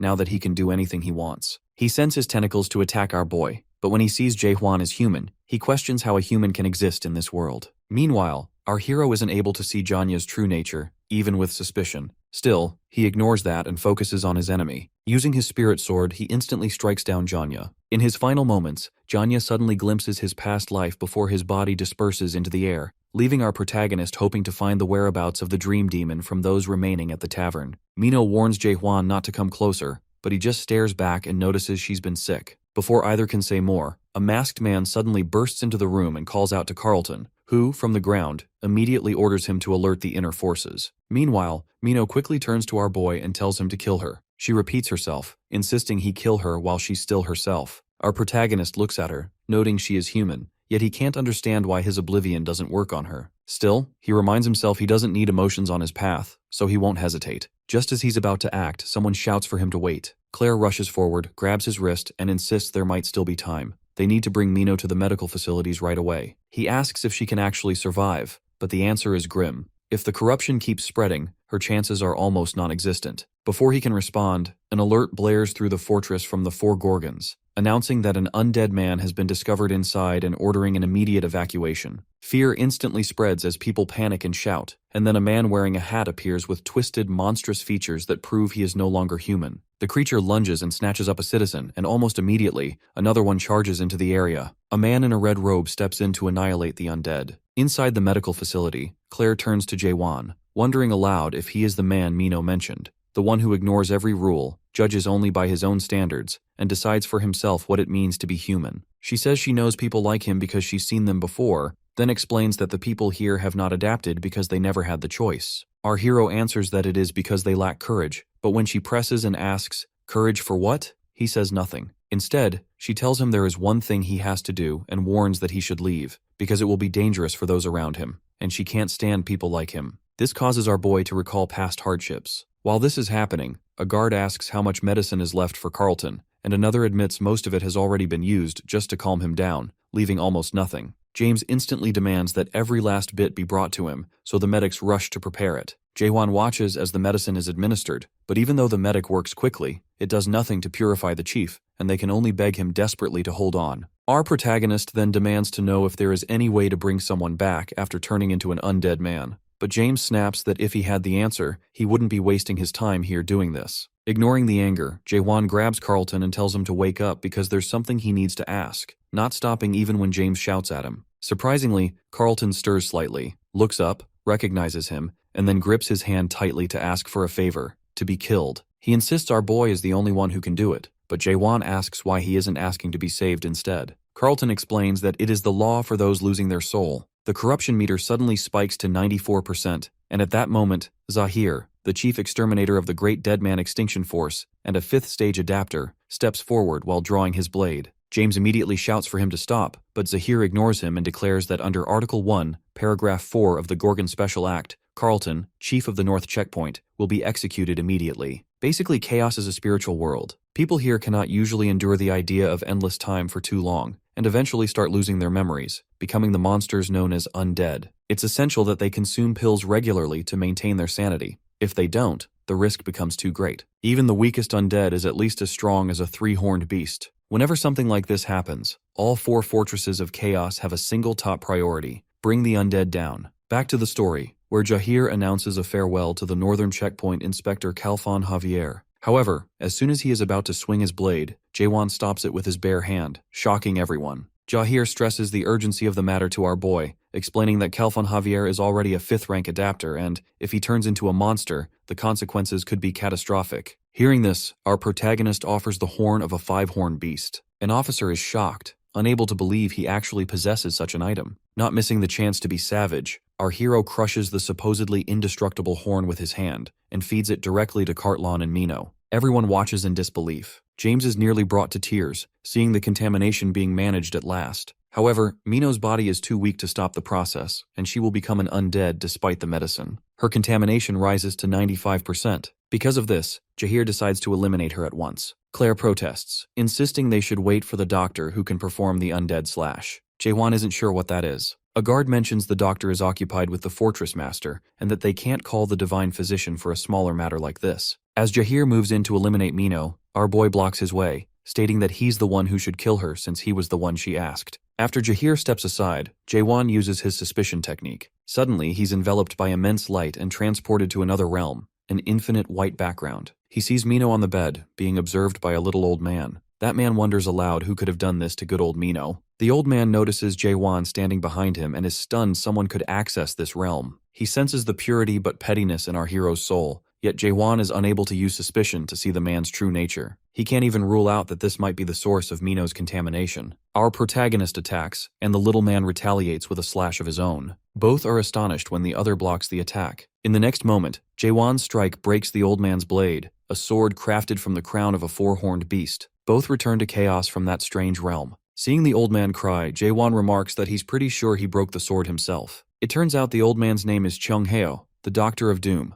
also known as the Divine Physician. Jahir recalls that the doctor was supposed to be occupied in the castle, but Chung-heo admits he doesn't care what happens there. He just can't let a beauty like Mino die. Furious at our boy, Chung-heo blames him for failing to perform the undead slash, and for losing his four-horned beast sword, meaning he now cannot save Mino. Suddenly, the doctor's eyes fall on our hero's spirit sword, and he's instantly excited, praising its appearance and asking where it came from. Our boy grabs his arm and asks if, by letting him use this sword, he will save Mino. Chung-heo is completely confident, though he's baffled that someone would trust such a valuable sword to a stranger. Taking the sword with its sheath, he marvels at its power, so similar to its owner. Then, the sheath begins to emit an aura, and the doctor is thrilled to show his skills to our protagonist. The doctor uses something very similar to our boy's suspicion to uncover the true nature of things. Unfortunately, the doctor collapses before completing the undead slash, admitting that he doesn't have enough mana. The sadness on his face reveals what this means, and it gets worse as the realm they're in begins to collapse, indicating they're almost out of time. The doctor's sketch of Mino starts fading away. However, our protagonist grips his blade, making Chung-heo uneasy as he's certain no one can copy his undead slash. Our hero ignores him and decides to try his best, even if it's only an imitation. Still, the doctor tells him it's useless. One can't just mimic the spell after seeing it once. He scolds our boy for attempting something the average person cannot even imagine. Jaewon isn't skilled at slashes or anything of that sort, but he believes the old man is simply being loud for no reason. He tells him to be quiet so he can concentrate. He focuses on every feature of good old Mino to draw her sketch. Moving across the vast canvas, he thinks about her mischievousness, her warmth, her trusting gaze, and every impression she's left on him. He skillfully draws her, even adding the mole beneath her eye. Suddenly, a familiar voice tells him she's grateful he got her mole right. It's Mino smiling at him from the bed. They're all back in the real world now. Her contamination is dropping, and the undead transformation has stopped. Claire anxiously asks Mino if she's all right. Chung-heo then observes that some of our boy's petty energy has faded, though he still feels like a 10-year-old. He demands to know who Jaewon is and where he learned the undead slash. Meanwhile, Jahir remains doubtful that someone like our protagonist could have replicated the physician's technique, but the old man confirms it. He explains that not everyone can adapt and learn something like the undead slash. One must be awakened like himself. The awakened are those unaffected by the system's rules, and their actions can disrupt the balance within chaos. Only a handful of players in the Great Realm have achieved that state. Next, Jahir wants confirmation that Jaehwan is truly an awakened player, since based on what they discussed earlier, this means there's hope for saving the Fortress Master. They agree this is now the top priority. Suddenly, men authorized by the Inner Circle enter the tent, led by the captain of the Dark Soul unit, a 5th stage adapter and head of the Guardians of the Prime Minister. Jahir grows confused, as the Dark Soul unit has nothing to do with the undead or their cure. Unexpectedly, the Dark Soul captain kneels before our hero, calling him the messenger of the Greens and introducing himself. The doctor and Jahir are both puzzled, since Jaewon doesn't look like any messenger of Nakmyang. However, the Dark Soul captain asks him to go with them to the castle. Later, at the castle, the Prime Minister Jurgen greets our swordsman and introduces himself. Jaehwan only gives his first name, which makes the Prime Minister chuckle, finding our boy as reserved as Chung-heo. He then asks if our protagonist is truly a representative of the Greens. Our hero shakes his head without hesitation, stunning the Dark Soul captain. Meanwhile, the doctor points out that our boy can handle stones of the fallen souls, something only those from the Nakmyang clan can do. He wants to know how Jaewon is able to handle the stones and where he found them in the first place. Jaewon simply says he found the stones somewhere and never had trouble handling them. Captain Jahir, now curious, asks what happened to the people from whom these stones were obtained. Jaewon withholds nothing, revealing that they are dead. Jahir is stunned, wondering what could have happened, and adds that those individuals are members of the Great Realm's great families. Our protagonist calmly states that he is the one who killed them. Jahir erupts in outrage before the Prime Minister asks him to calm down. Jaehwan explains they attacked him first to take his horn, so he fought back in self-defense. That explanation makes perfect sense to Prime Minister Jurgen Cheever, who notes that the Nakmyeon clan has always been quite greedy. He then asks our boy what he's been up to, and what his plans are now that he's entered chaos. Moments later, the Prime Minister processes what he just heard, repeating what he understands from Jaewon's account. Basically, our protagonist was brought into chaos by chance, encountered one of the great families, and by another stroke of luck, stole their soul stones. Through that same chance, he entered the fortress and continuously encountered stories of fighting and combat that others had only heard about. Our boy's most recent feat involved conveniently mimicking the Divine Doctor's master undead slashing as well. The story seems highly unlikely, and the Doctor wonders if the Prime Minister actually believes him. Chung-hyo remarks that if the Prime Minister believes what Jaewon is saying so easily, he must be under the effects of being away from the Fortress Master for so long. The Prime Minister then asks whether his physical body is alive. Jaewon is stunned. He now realizes that after escaping the tower, he was essentially a spirit, so chaos must have taken him for someone who just died, landing him in this place. He's curious how Cheever figured it out and how he knows he isn't dead. Cheever's thinking is straightforward. Nobody arriving in chaos describes their death the way our hero described it, being brought here by something out of his control. Cheever understands that Jaewon feels threatened by someone, although he doesn't reveal that directly. He simply presents it as uncertainty. Then Cheever apologizes for the spies he placed to gather information. However, our protagonist was already aware of every one of these attempts. Cheever praises him for being so skilled. Based on his surveillance, he reveals that our boy is ranked with a SS danger rating and unknown power. By their calculations, his potential damage is estimated at about 380 million horns. Then Cheever asks if he knows what people call someone like that. Chung-hyo abruptly answers that such a person is crazy, while Jahir speculates whether Jaewon is a hero or some madman. Cheever explains that some call him a hero and others a madman. He personally calls people like Jaewon protagonists, because they all share something in common. They are famous. Jaewon grows confused, and Cheever points out that he isn't famous at all. This means someone is stopping information about our protagonist from spreading. Whoever is keeping his information hidden isn't doing it out of kindness, since he wouldn't have had so much trouble getting into the fortress because of a trivial certificate. Cheever continues, saying Jaewon is a protagonist who ended up here by chance. It's as if our hero is on the run from someone powerful, though he doesn't know who. He wonders if it could be the Master of Darkness or one of the 12 Masters of the Great Realm. Next, Cheever proposes that Gorgon is willing to offer asylum and won't ask any questions. However, Jaewon suddenly asks if Gorgon Fortress is strong enough to withstand the wrath of the 12 Masters. Cheever senses an opportunity and asks if that's who he's running from. Our boy only replies that it might be one of them. This turns out to be good news for Cheever, as the Masters are not allowed to interfere directly in anything that happens in chaos. Then Jaewon wants to know what price he will have to pay. Cheever only wants him to save the castle lord. About 2 hours later, Chung-hyo, our protagonist, and a Dark Shadow Guard are going downstairs. The Dark Shadow Guard mentions Khalfan, Javier, and Mino are recovering in the medical room,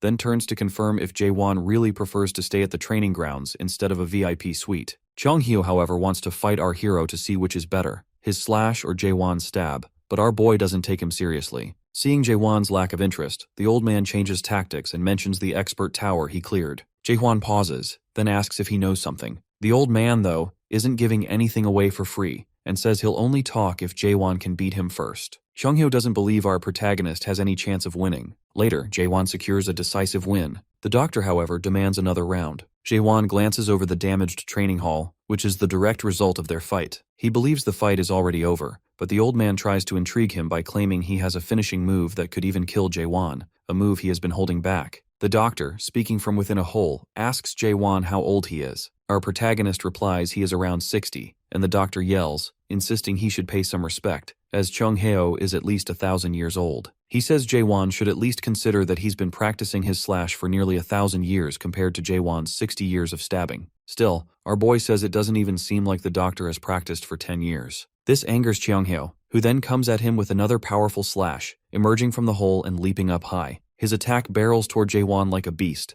but our hero braces himself to counter the attack. Jaewon counters Chung-hyo's attack with his normal stab, and both of them skid back after the clash. The doctor praises the move, while our protagonist is stunned to see just how strong his opponent has become, considering he even survived the normal stab. Chung-hyo, filled with curiosity, asks the name of the technique Jaewon just used. He calls it the normal stab, though Chung-hyo thinks the name sounds arrogant and suggests it implies Jaewon has an even stronger technique. Our boy then reveals that he actually does possess a stronger move. Chung-hyo is momentarily stunned, since the technique Jaewon is about to unveil reminds him of the Lone King of Chaos. He wonders if this attack could be anything like the real king's, and he isn't sure if he would be able to block it or not. As soon as Jaewon prepares to unleash it and announce its name, Chunghyo abruptly declares him the winner, a crazed look on his face. Meanwhile, in the 5th zone of the Great Realm, Unbendable Steel, Master of Steel, Haoyu, demands to know what the Master of Darkness is doing. His aide, nervous, reports that the Master of Darkness is currently in contact with chaos. Haoyu is surprised, since all the masters had agreed to stay away from chaos. The aide, trembling, suggests Haoyu see it for himself. He presents footage of Jaewon clearing the 99th floor alone.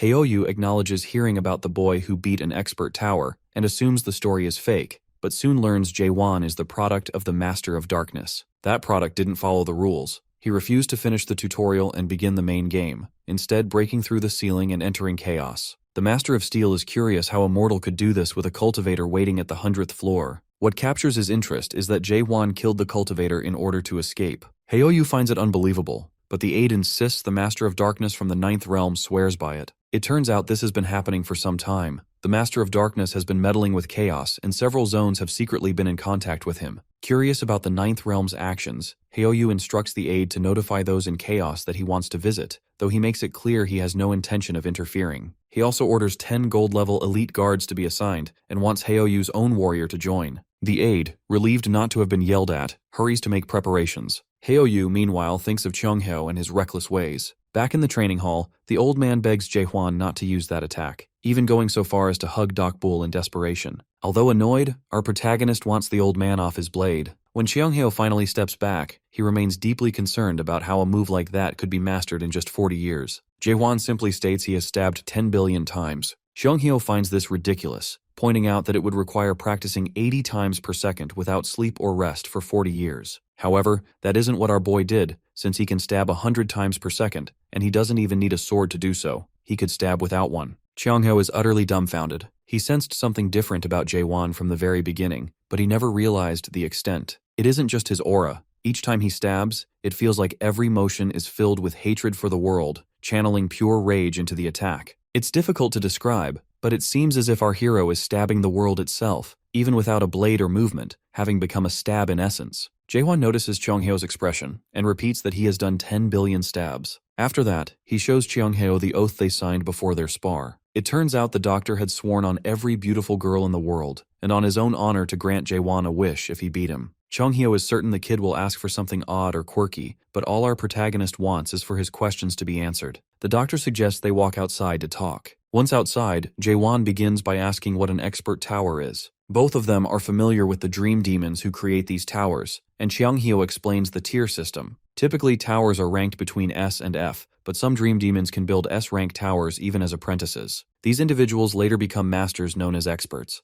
However, not all towers made by experts are classified as expert towers. Only truly special ones, completely unrelated to cultivation, count as such. No one really knows the true purpose of these towers, but one thing is certain. Expert dream demons are curious about the true nature of the world. A small percentage of those who clear these towers are known as awakened ones. Out of curiosity, Jaehwan asks if Chunghyo is one of them. The old man explains he's from the 4th tower of Expert Melville, a tower named Moby Dick. Even the early levels forced him to fight whales, and he barely made it through. Many great warriors perished there. He laughs about it now, though he admits it was a nightmare. Chunghyo feels like our boy has survived a tower like that too, so he wants to know whose tower Jaehwan conquered. It turns out it was Mulak's. Chunghyo stops walking the moment he hears the name. He never thought he would meet an awakened one who cleared Mulak's tower. Jaehwan, curious, asks if he knows Mulak, and Chunghyo nods, as Mulak was one of his teammates. It's rare to see any surge of emotion on Jaehwan's face, but even he looks intrigued when he learns Chunghyo has walked with Mulak. Since that story is a bit long, Chunghyo suggests they take a walk. Eventually, both end up in a tavern. The one serving them is Claire, who grows visibly annoyed when asked if she's now running an outdoor food stand. She's a bit irritated to see our boy and reminds everyone that a certain someone took out her good old tavern. Jaehwan, ever observant, notices things as beer is served, a fact not lost on the doctor. Chaos is a world full of dead people, yet food persists. Jaehwan and the doctor share a common trait. They perceive a reality in chaos that most others cannot. Chunghyo explains why food exists in a land where no one hungers. The original chaos wasn't always this bleak. It was once a blessed place, a refuge where people could escape war and live in peace, even celebrate life. Suddenly they hear men fighting like outside any typical bar, and the doctor smiles, asking what our protagonist thinks is happening. Jaehwan suggests it's probably just drunkards brawling. However, after taking a sip, he realizes there's no alcohol, it's just water. It turns out that in chaos, people cannot get drunk, feel hunger, or die. All they do is imitate the rituals for the sake of culture. In a place like this, humans still yearn for their past lives,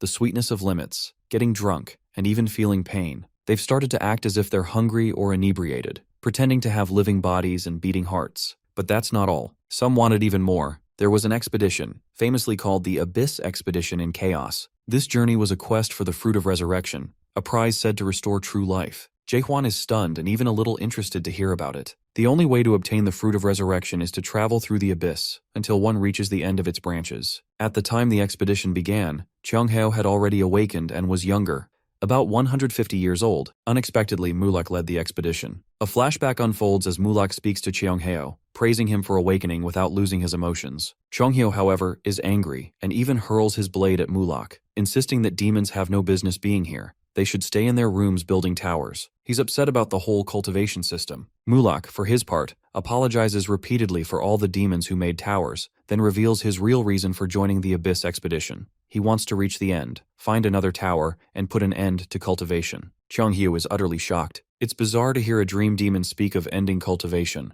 the very business they are known for, the only thing they truly do. Jaehwan questions the doctor again about what happened to the expedition. Cheongheo admits he didn't go any further than the entrance to the abyss. He fell behind. Mulak, however, is rumored to have reached the top of the illusion tree, from where fruit began to fall, allowing others to return to chaos. Jaehwan wonders why the old man remains in chaos since he supposedly got the fruit. Claire returns to serve more food and gives the doctor a pointed look as he twists the story. She explains the expedition was never actually successful, but the doctor disagrees, insisting Claire wasn't there and didn't witness its glory. He maintains they succeeded in collecting the fruit and that he is proud of it. However, when they were returning, the patriarchs, the lords of the almighty lands, lay in wait to take all the fruit. The fortress masters and leaders of the 10 factions stood no chance against the overwhelming force those entitled rulers brought. They weren't a match. The fruit was taken back, stolen from them. Yet the monarchs still use the fruit when they die and have continued to do so for over 9 centuries. Our protagonist figures this is probably why everyone looks so defeated all the time.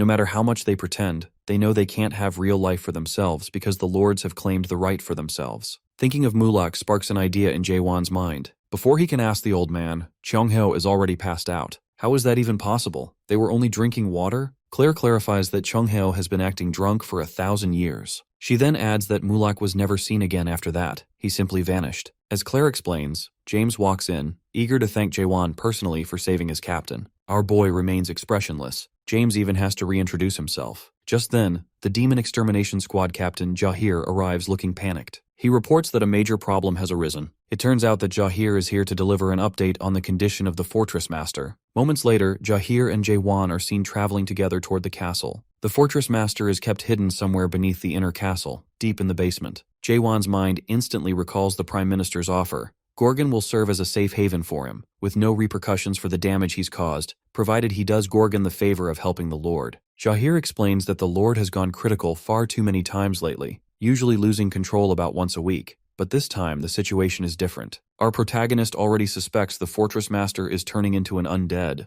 Jahir goes on to explain that the Lord is a good man, and also a survivor from the Abyss expedition. He is worried because Cheongheo still isn't waking up, and our boy is expected to perform the undead slash. However, all Jaehwan has done so far is mimic the old man, nothing more. As soon as they reach the castle, they begin to feel tremors beneath their feet. Jahir immediately recognizes this as the fortress master's doing. Suddenly they spot 2 tower captains standing ahead, blocking their way. Jahir tries to explain the situation as briefly as he can, but the tower captain insists they have orders and cannot allow anyone to pass. Jahir finds this odd and starts to consider whose orders they might be following, eventually realizing that the 2 intend to go against the wishes of the heavens. To them, the only heaven is the forbidden heaven. The captains then wonder aloud if Jaehwan is the one capable of performing the undead slash. Both captains prepare to attack, but before they can strike, Jahir pushes our hero aside to protect him. Jahir alone manages to handle the 2 captains, which even impresses our boy. Meanwhile, Jahir realizes that the Golden Sky clan has managed to extend its nefarious influence inside the castle. These 2 captains are essentially representing the Forbidden Heaven clan.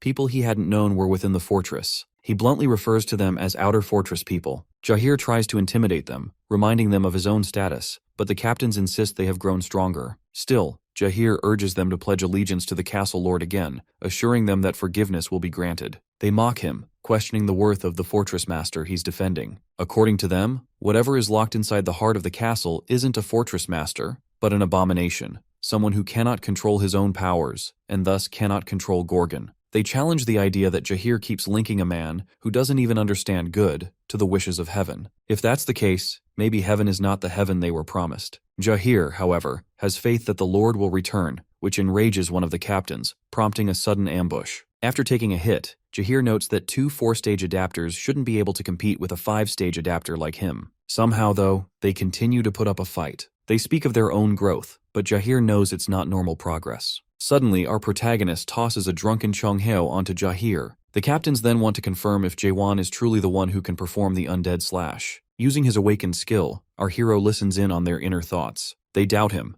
thinking he doesn't look like an adapter. His body is smaller than theirs, and he doesn't appear to have any special skills. The mystery, in their minds, is whether he can actually perform the slash. One even speculates that Jaehwan probably can't land a single punch. Just to make a point, our boy asks if the next punch will suffice, then delivers a devastating uppercut, nearly taking off the bulky captain's head. Afterward, he turns and punches the masked captain, damaging his mask. The masked captain retaliates, but our protagonist dodges easily, noticing the strong energy his opponent is emitting. He considers a few possibilities. Maybe they're fueled by revenge, or perhaps there's some kind of transformation happening. Yet when he looks into their eyes, he sees only fear. For an instant, our hero wonders how these traitors could be so easily frightened. It's almost pathetic. He finally addresses their unspoken question about whether he can perform the slash or save the Lord. He admits he has no idea, since saving lives has never been his specialty. That's Cheonghae's job. When it comes to taking lives, though, that's a different matter entirely. Meanwhile, in the castle basement, the Prime Minister and a special operative discuss how it hasn't even been a day since the last slash,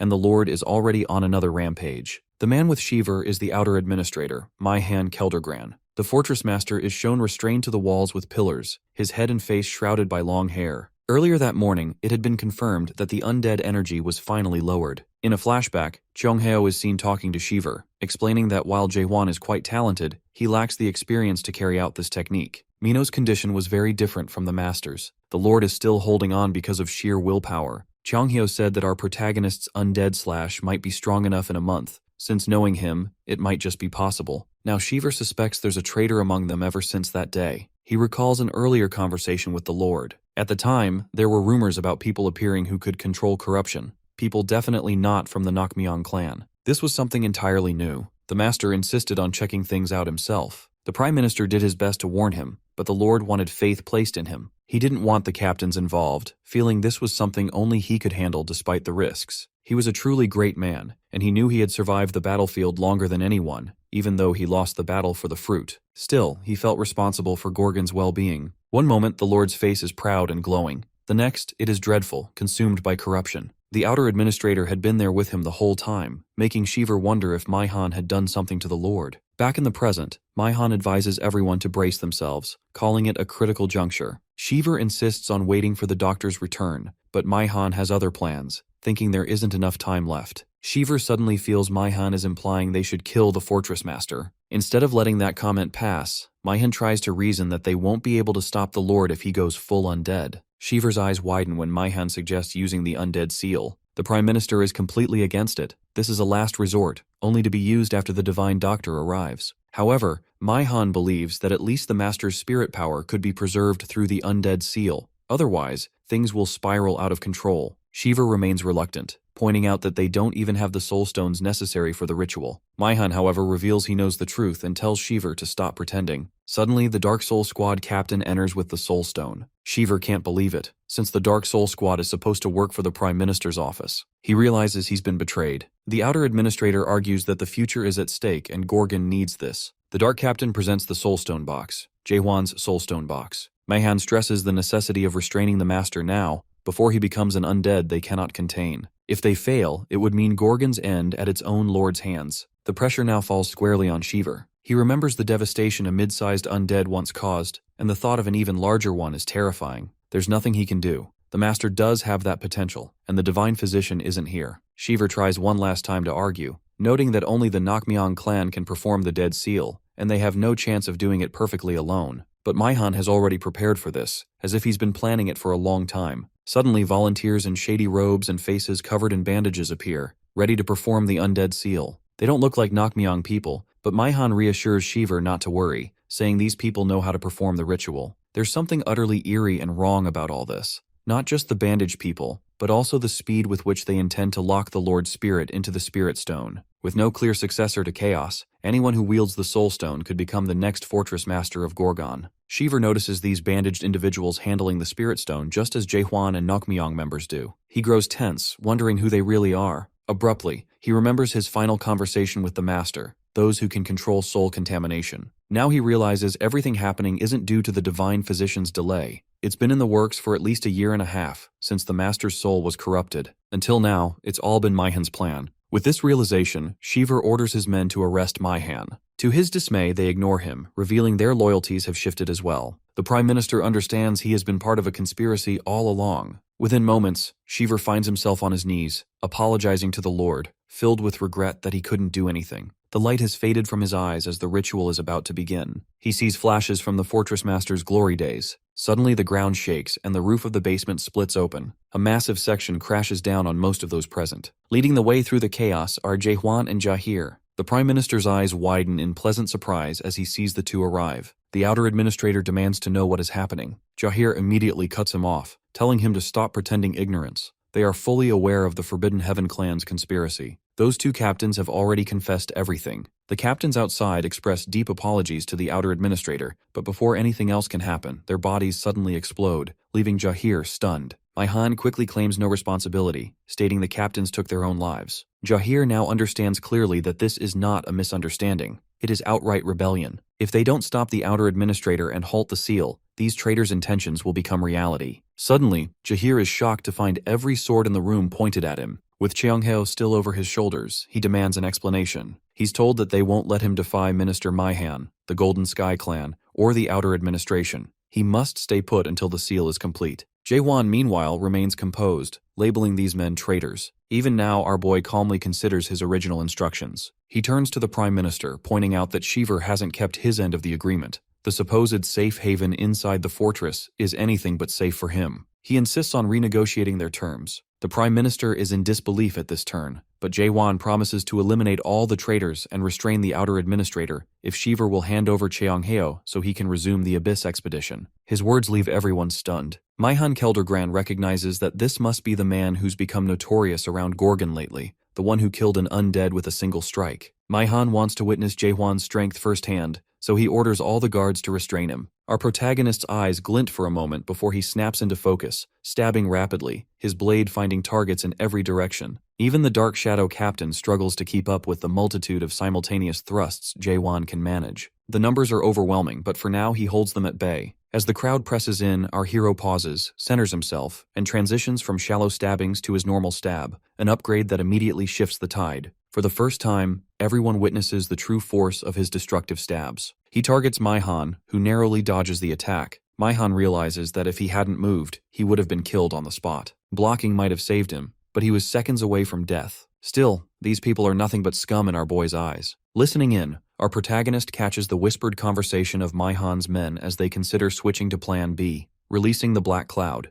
even at the cost of killing everyone in Gorgon. Jaehwan exhales heavily. He says to Maihan Keldergran that he likes people like him because they make his goal of destroying this world much easier. Without warning, he raises his sword to the sky, and a beam of light shoots upward, illuminating the night. Everyone, even the Prime Minister, who has just gotten back on his feet, feels hope. Shiver recalls the Fortress Master's last words about the people of Gorgon needing a symbol of hope. Jurgen Shiver realizes this must be the moment the Lord meant, and even he feels that hope, though the irony isn't lost on him since it comes from someone determined to destroy the world. Moments later, Maihan Keldergran's face is shown. Then the view zooms out to reveal his limbs and body severed. With his final breath, Maihan insists there's no point in trying anymore, as the Fortress Master is beyond saving. Jaehwan checks with Jahir on Cheongheo's status and what's happened so far. No matter what they try, Cheongheo won't wake up. With no patience left, our hero grabs Cheongheo by the white hair and slams him into a wall, waking him instantly. Everyone is shocked by this method. As he's coming around, it becomes clear. The Fortress Master is no longer restrained and is now at 99.9% contamination.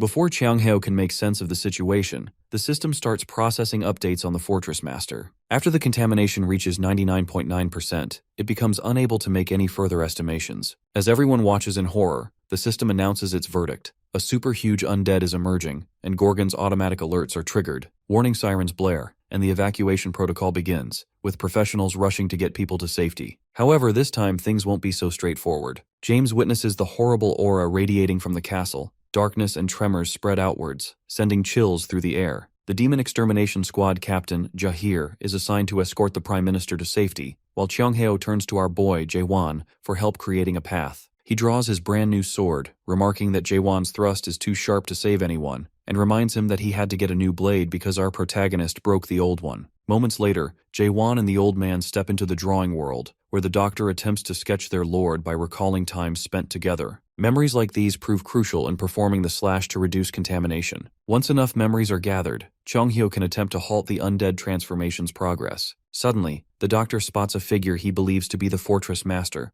only to realize that this is not his lord, but something infinitely more terrifying and deranged. He freezes, sweat beading on his face. Jae-won, usually unfazed, is also a bit shaken by the old man's reaction. Chiang-heo is seized with panic. The being before him is not the Fortress Master. Even our protagonist's ever-calm face shows some confusion. Soon, the Fortress Master's body morphs into a truly monstrous form, and Chiang-heo finally comprehends the horror standing before him. A chilling voice echoes. The creature growls about how unexpected it is to possess this body since entering chaos. This being is unmistakably a master from the Great Realms. He even recognizes Chiang-heo as the man who went to the abyss 900 years ago. Chiang-heo's body trembles. He knows exactly who stands before him. The Lord of the Undead Palace, the only being capable of opening the gateway to the abyss, Catastrophe, the lone king of chaos. Our protagonist, on the other hand, is completely in the dark about the entity's true identity. His suspicion only grows. This is definitely an undead, yet not an undead. While Jae-won is left pondering, the supernatural being asks Chiang-heo what business he has in chaos.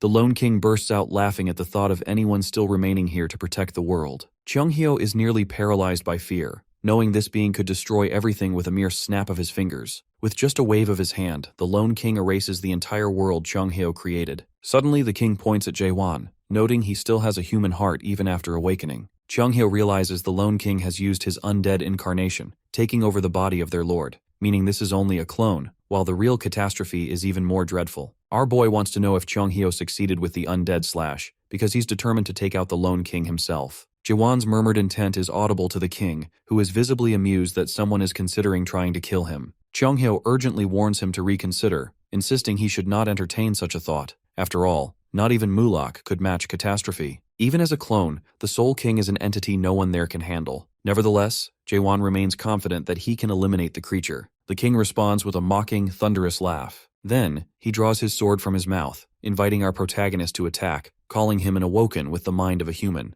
Chiang-heo recognizes immediately that the clone has summoned the Void Sword, the very weapon that wiped out half the expedition last time at the Abyss entrance. The king lunges at our boy, who barely manages to dodge the strike. The lone king observes him, and notes that he's seen that determined look before, concluding Jae-won is heading for the Abyss. Chiang-heo is stunned. He never imagined our protagonist would go this far. The lone king muses that people are still searching for the end of the world, but insists Jae-won is still too weak. The Soul King grabs his head, remarking that he isn't even as strong as Mulak from 900 years ago. Yet Jae-won breaks free from the grip, pulling off a daring move to sever the king's arm. In his mind, our hero feels a flash of gratitude for managing to land that blow. But immediately, a massive hand snatches him back and crushes him, followed by a blade aiming for the kill. Not backing down, our protagonist stabs the king at close range, but in the next instant, the king tries to slam him into the ground. Fortunately, Jae-won skids back, though one arm has taken damage. The king remarks that corruption will eventually consume even the strongest, and the Void Sword's specialty is to hasten that fate. Even a single touch of it can strip away centuries or millennia, corrupting someone in an instant. Surprisingly, our boy slashes his own arm to remove the contamination. The king admires his willpower, noting that only someone like him could do such a thing. The Soul King then summons numerous blades, launching them at Jae-won. He notices that the sword in our hero's hand is an imitation of Mulak's blade. It's not bad, the king admits, for a mere toy crafted by a dream demon. Their fierce battle continues, and Chiang-heo tries to warn Jae-won about something, just as our protagonist slashes at his own soul to purge more corruption. But the king warns that Jaewon's soul won't last much longer. Our boy acknowledges this internally, realizing that even with all his suspicion, he can't find a single weakness in the lone king, and those strange particles continue to disrupt his concentration. He recalls Chungheo mentioning the White World, a special domain. It's a realm where he remembers those who are gone, bringing them back with imagination. Apparently, all awakeners have such a world, invoked by a special keyword upon awakening, a landscape shaped by their emotions and desires. The stronger the awakener, the more beings are drawn into that world. Suddenly, Jaewon seizes on an idea. His eyes widen as he conjures his own world through oblivion. Chungheo watches in awe, recognizing that Jaewon's world is a literal hell, an inferno born from pure loathing and rage. A massive eye appears in the sky above the lone king. The king acknowledges that this ideal world of Jaewon's is quite fascinating. Now, our protagonist has the upper hand, and the particles that once clouded his mind stop bothering him. But the clone remains hideously powerful. It seizes Jaewon with its tentacles and pins him to the ground. The king remarks that our boy has been lashing out with random attacks, fighting without calculation. He gets right in Jaewon's face to taunt him before slamming him again. The ground cracks and shatters from the force. After a while, the lone king stands over our hero, pinning him with his foot. He notes that Jaewon still clings to his hatred and admits that he hasn't met anyone like this in ages. Unfortunately, he decides it's time to end things. The void sword rises, poised to strike Jaewon's face, when suddenly, our boy's eyes snap open. In a sudden twist, Jaewon manages to deliver one of his most effective attacks yet, swinging his sword and nearly cleaving the king in half. Rising to his feet, our protagonist announces that he's not ready for things to end just yet. This declaration only enrages the king further. No matter how decisive a blow Jaewon lands, the king always manages to metamorphose into something even more terrifying. After being split in two, the monstrous figure mutates further, growing even larger. For a time, our boy is dominated, barely surviving as he wields his sword and fights back, clinging to the edge of destruction. The king now wants details. He asks why Jaewon is so determined to reach the abyss. At his core, the Soul King is curious about the boy's purpose. He's seen countless people climb higher to create their own heavens, to build a better world, or simply to satisfy curiosity. For some reason, the king is fixated on uncovering Jaewon's question. Amidst the relentless assault, with our hero struggling to his feet over and over, this one question lingers in the air. When the king launches a void strike that Jaewon manages to block, the king seems to catch on. Maybe, he muses, Jaewon's very question is the world itself. The king presses on, trying to dig deeper, wondering what truly drives our boy. Is it destruction, annihilation, extermination? These would be good guesses, especially given the nature of his ideal moonlight world. Yet, Jaewon appears to be someone seeking the end, someone who needs to understand why something like the Tree of Illusion even deserves to exist. Our protagonist, however, claims ignorance. He has no clue what the clone is rambling about. The clone is left confused, realizing Jaewon doesn't seem to be chasing any particular question. Our boy, meanwhile, recognizes something familiar about this scenario, recalling his fight with Beastrain. Suddenly, something clicks. The king is merely a clone occupying the Fortress Master's body. Acting on this realization, Jaewon drives the king back and slams him into the ground. The clone emerges again, never showing fatigue despite the lone king's madness. Soon, though, Jaewon focuses on the strange particles, and with the help of his suspicion technique, he figures out his next move. As he leaps upward, he notices a thread connecting to the king's main body. Seizing the moment, he lands his strike. The king recognizes the move, Fissure technique. Finally, our boy targets the monster's weak point and lands a decisive blow into the main body, eliminating his opponent.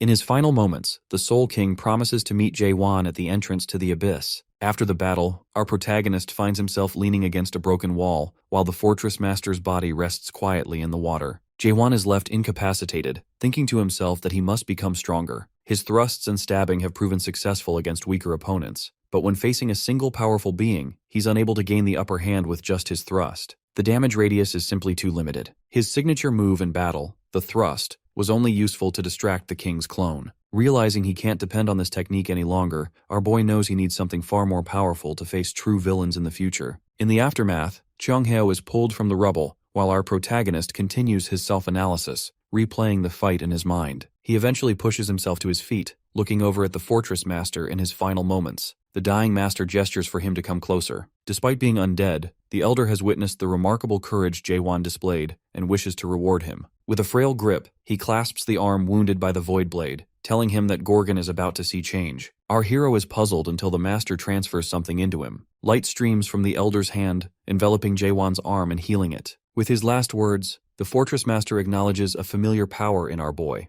the warmth of cherished memories. He urges him never to forget what it means to be human, then passes away peacefully. Soon after, the Prime Minister and James notice Jae-won approaching them. There's something different. They see the spiky dragon pattern now etched on his arm. As our protagonist returns, blade in hand, those waiting for him instinctively kneel. Shiver, accepting this as the old master's will, kneels last. All acknowledge Jae-won as the new Gorgon Fortress Master. 2 days later, the castle's battered sections are being rebuilt. In his new office, Jae-won sits at the main desk, speaking on the phone with the Prime Minister, who now addresses him as Fortress Master. It's clear he wants nothing to do with the role, but Jurgen Shiver has a workaround. He presents the terms of the promise they signed, showing that our boy is bound by contract. Jae-won can scarcely believe it, wondering if he must really take responsibility for the former master's death. Though the elder is gone and a new one has survived, that should have closed the chapter. Yet, our hero must now abide by the contract, protecting himself as Fortress Master. He asks Jurgen whether he can delegate the responsibilities or hand the title to someone else, since he's determined to climb the abyss and reach the top of the Tree of Illusion. Shiver explains it's not possible.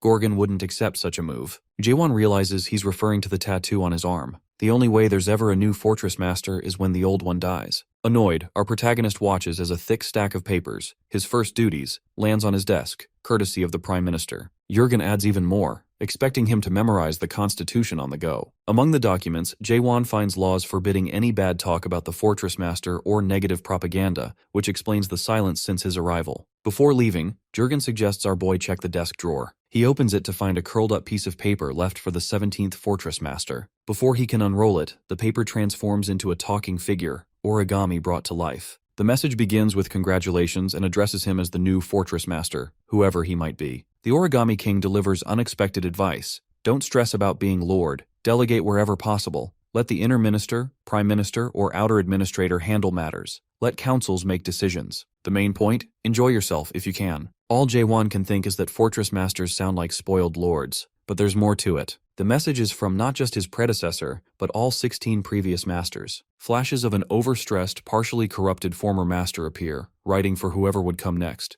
Not out of laziness, but survival. The core message: don't get greedy, don't make unnecessary changes. People just need stability, a way to keep moving and survive a little longer. Jae-won hears repeated advice: don't get too passionate, don't make drastic changes, and don't lose yourself to stress. The job of Fortress Master isn't to create a world for the few, but to let the majority keep living. Suddenly our boy stomps the paper, infused with the spirits of past masters. He realizes their collective purpose has been only to maintain life as it is, never to hope for more. Just a supervisor keeping things the same. But that's not his plan. He calls for Jurgen. The minister, curious, asks what he's thinking. The answer stuns him. Jae-won wants to eliminate the Fortress Master position altogether. Jurgen is baffled, so our protagonist asks what the fortress means to him. Jurgen answers honestly, it's a military fort that protects its people. Exactly, says Jae-won. But what if there were no more enemies? The idea makes no sense to Jurgen. There are always enemies of Gorgon. Yet our hero proposes a world where the fortress no longer needs to exist. Jurgen can't grasp it.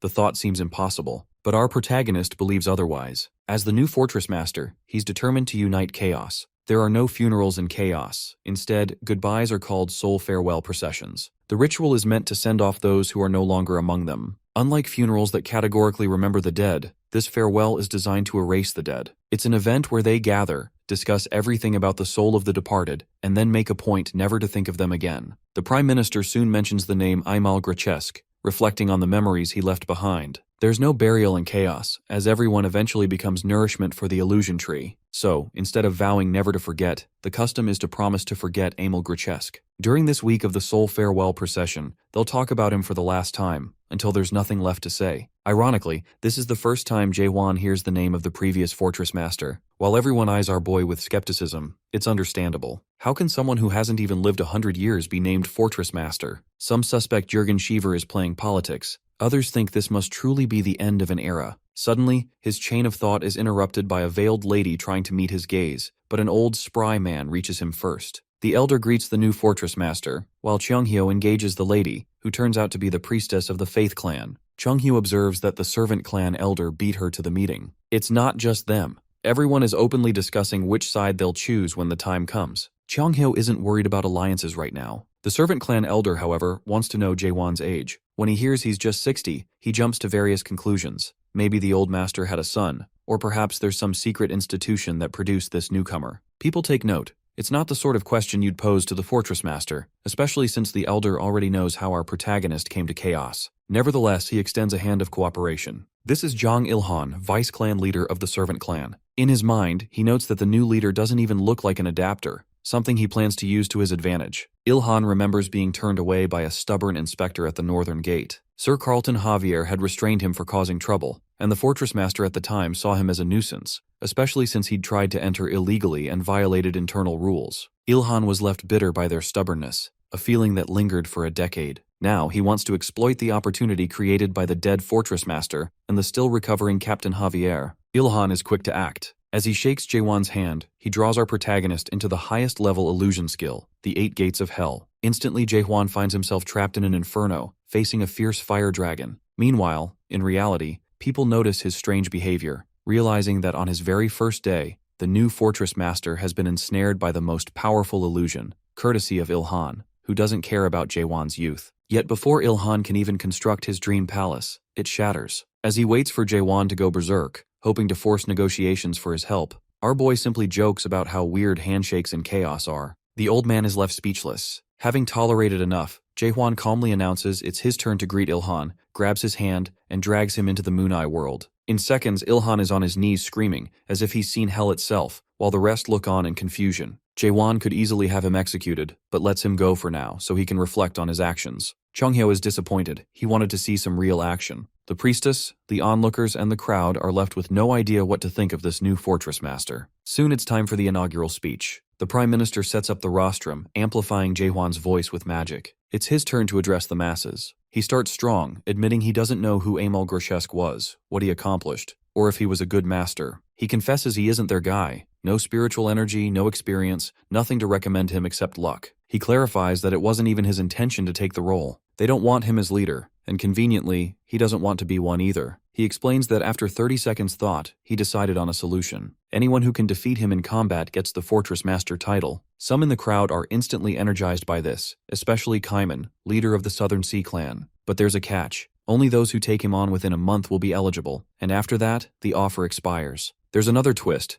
Anyone who loses to him will automatically join his Abyss Expedition Squad, leaving within 2 months. The crowd, Priestess, Ilhan, Jahir, Chonghyo, stands in shock at this unexpected announcement. The Prime Minister had accepted Jaewon in his heart as the Fortress Master the moment he saved Gorgon from the Forbidden Heaven clan. Even when he considers relinquishing the Castle Lord title or uniting Chaos, his conviction remains. Jurgen felt uneasy when our boy went on stage, but ultimately, he would never jeopardize Gorgon's future. Meanwhile, some are speculating that the new Fortress Master might be from the Resurrection Palace, with no clue how he suddenly claimed the position. Crowds press against the castle entrance, forcing James to struggle to keep order. Jahir then informs the Prime Minister about Cheonghyo's recent interview, where Cheonghyo claimed that even if all 10 clans gathered, none would be able to defeat Jaehwan. The minister freezes in his room, tea spilling from his cup as he processes the news. Moments later, an angry Prime Minister storms toward the Fortress Master's office. Upon entering, he finds piles of unattended paperwork and questions how long our protagonist intends to delay his responsibilities. However, instead of Jaewon, he is greeted by a still recovering Sir Carlton Javier at the desk. The minister, beside himself, wonders what Carlton is doing there, as he should still be hospitalized. Meanwhile, our hero is elsewhere, blowing up statues as part of his training. They observe various versions of Carlton immortalized in stone, and seeing them shattered feels like a waste. Chonghyo, ever practical, calculates the lost fortune. Those artifacts are highly valued in Chaos, and he could have easily impressed someone with them. Suddenly, Jaewon mentions to the old man that he's been working on a new technique, immediately sparking Chonghyo's interest. Soon, the Fortress Master prepares his sword to demonstrate the attack, earning Cheonghyo's admiration even during the setup. It's as if he's about to imitate one of Cheonghyo's legendary lashes. The old man jokingly suggests calling it Cheonghyo's thrust in homage, but warns that if he insists, Jaewon might just make the name famous by attacking him. Before Chonghyo can scold him for such an absurd idea, Jaehwan launches the attack at him. The old man is stunned, unable to believe the Fortress Master actually struck him. It seems that ever since our boy took the position, he's lost what little restraint he had. However, the attack doesn't hit Chonghyo. Instead, it lands on the Lightning God clan leader Wung Yong, who had been lurking nearby, ready to ambush them. A flashback reveals that Wung Yong had been asking around for the new Fortress Master's whereabouts. Once he discovered the training grounds, he planned to attack and claim the title for himself, preferring assassination to a fair duel. In his mind, such an approach still counted as a one-on-one assault. Moments later, as he regains consciousness, Wang Yang finds himself face-to-face with the Fortress Master and the Divine Doctor. He's shocked to see Qianghao present, confused about the situation. The lightning upstart hadn't even recognized the Fortress Master, surprised to learn that it was the black-haired man beside Qianghao. The old man points out Yang's scheming nature while introducing him to Jaewan, but Yang feigns ignorance, insisting he's never met either of them. Still, something about our protagonist unsettles him. Nevertheless, with the Fortress Master right there, Yang stands up and declares he'll return soon to challenge Jaewan again, insisting this encounter doesn't count as a loss. The irony isn't lost. He accuses the Fortress Master of cowardice even after attempting an ambush himself. Qianghao can only marvel at the audacity of this kid, yet Jaewan pays it little mind, ready for another match if necessary. Soon, Yunyang charges up his lightning, preparing for battle, while the Fortress Master readies his weapon. True to form, his opponents always attack first, and Jaewan dodges their blows with ease. Yang is impressed by how quickly our hero evades, warning that nothing, not even the swiftest, can match lightning, or so he believes. After several exchanges, Yang notices that the Fortress Master remains unscathed. Finally, he resorts to the Lightning God attack. Yet before he can complete it, Jaewan coolly observes that channeling all that energy into a single blow is far too slow. As the Fortress Master prepares his own move, the next thing anyone knows, Yunyang sits with a fresh bump on his head, vowing to spread the rumor that Jaewan barely defeated the Lightning Clan leader. Though this is a bit of comic relief, it's also a calculated move to keep his reputation intact. Qianghao recognizes the opportunity. Stronger opponents will now be drawn to face the Fortress Master, which is exactly what they hope for. It took Yunyang 100 years to reach his current position. The Yuan family, one of the 5 great families of the realm, counted him among its members, but only as a slave. Yang was one of those unfortunate souls who cleared a tower, only to remain a slave for life. Most of his friends weren't as fortunate. Many were sold, died on the battlefield, or perished as slaves. Yet somehow he survived for a century. Eventually, he was promoted to servant, but that wasn't enough. This wasn't the life he envisioned for himself. After demonstrating loyalty for 100 years, Yang chose betrayal. He sold his trust, raiding the Yuan family's tome library. That was where he acquired the Lightning God's art. Later, the price for using the Lightning God's secret knowledge freely became clear. He was hunted for 20 years, eventually killed as a traitor. Even so, the expressions Yang wears now, even in chaos, are far happier than those he wore as a slave. It seems all the hardship was worth it. Upon his summoning to chaos, he rose to become the 9th of the 10 clans. For him it was a sweet deal. Yet the frustration of seeing someone not even 100 years old become Fortress Master is real. The scene returns to Yang, who protests that none of this makes sense. How could Jaewan possibly become the Fortress Master? Qianghao agrees. It does seem absurd, and Yang's confusion is understandable. He's even more baffled to see Qianghao, a veteran of the Great Expedition, taking it all in stride. How can an old-timer like him just stand there, smiling at such a situation? Qianghao, however, is more interested in congratulating Yang for meeting our protagonist before despair could get to him. He acknowledges that Yang's skepticism is justified, but quickly points out that if Yang wants to understand, he should know the Golden Sky clan attacked Gorgon just a week before Yang's arrival. That revelation finally captures our boy's undivided attention. Qianghao describes how, during the attack, the clan's own personnel turned against them. At that critical moment, with the Soul King descending into Emil Grotesque's body, it seemed like all hope was lost. Jaewan was the one who saved them. Yang is stunned, utterly embarrassed that he didn't know this before attempting an assassination. It's a bold admission coming from someone who just tried to strike from the shadows. As they speak, someone bursts onto the training ground, eager to challenge the Fortress Master. It's the formidable Fire King clan leader, Kang Huang,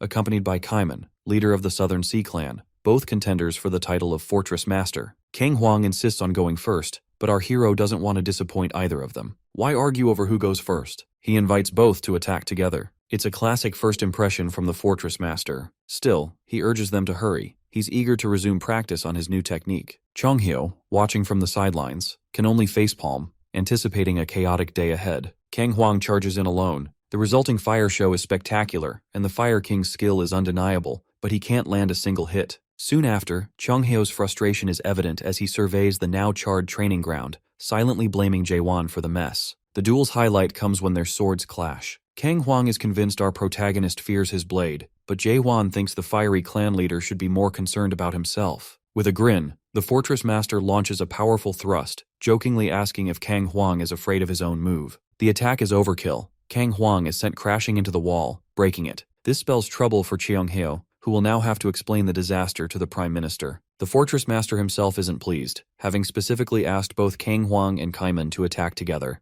But that doesn't align with a warrior's sense of honor, and besides, Kaiman hates the heat. Talk about coincidences. Jaewon's day began with a lightning wielder, then moved on to a fire-type warrior, and now he's facing a water type. But our boy senses he's a cut above the rest. For once, he's the one to make the first move, which isn't usually his style. Kaiman blocks the attack directly, remaining calm, a trait our protagonist finds unique. Kaiman stands out. He isn't trying to show off or dominate, just maintaining control. When Kaiman finally counters, Jaewon swiftly dodges and leaps down from above. The Southern Sea Clan leader barely manages to evade and immediately admits defeat. Our hero feels a bit disappointed that Kaiman didn't show his full strength, but Kaiman isn't bothered. With just that brief sparring, he knows he wouldn't have stood a chance. He's one of the clever ones, more focused on the upcoming Abyss expedition than on winning a match. Meanwhile, the Fire Clan leader and the Lightning Clan leader start bickering about who lost worse. Cheonghyo quickly intervenes, reminding everyone to focus on the real significance of their defeats. The Southern Sea leader, on the other hand, remains unfazed. He never came to win a fight. His only interest is the Abyss expedition.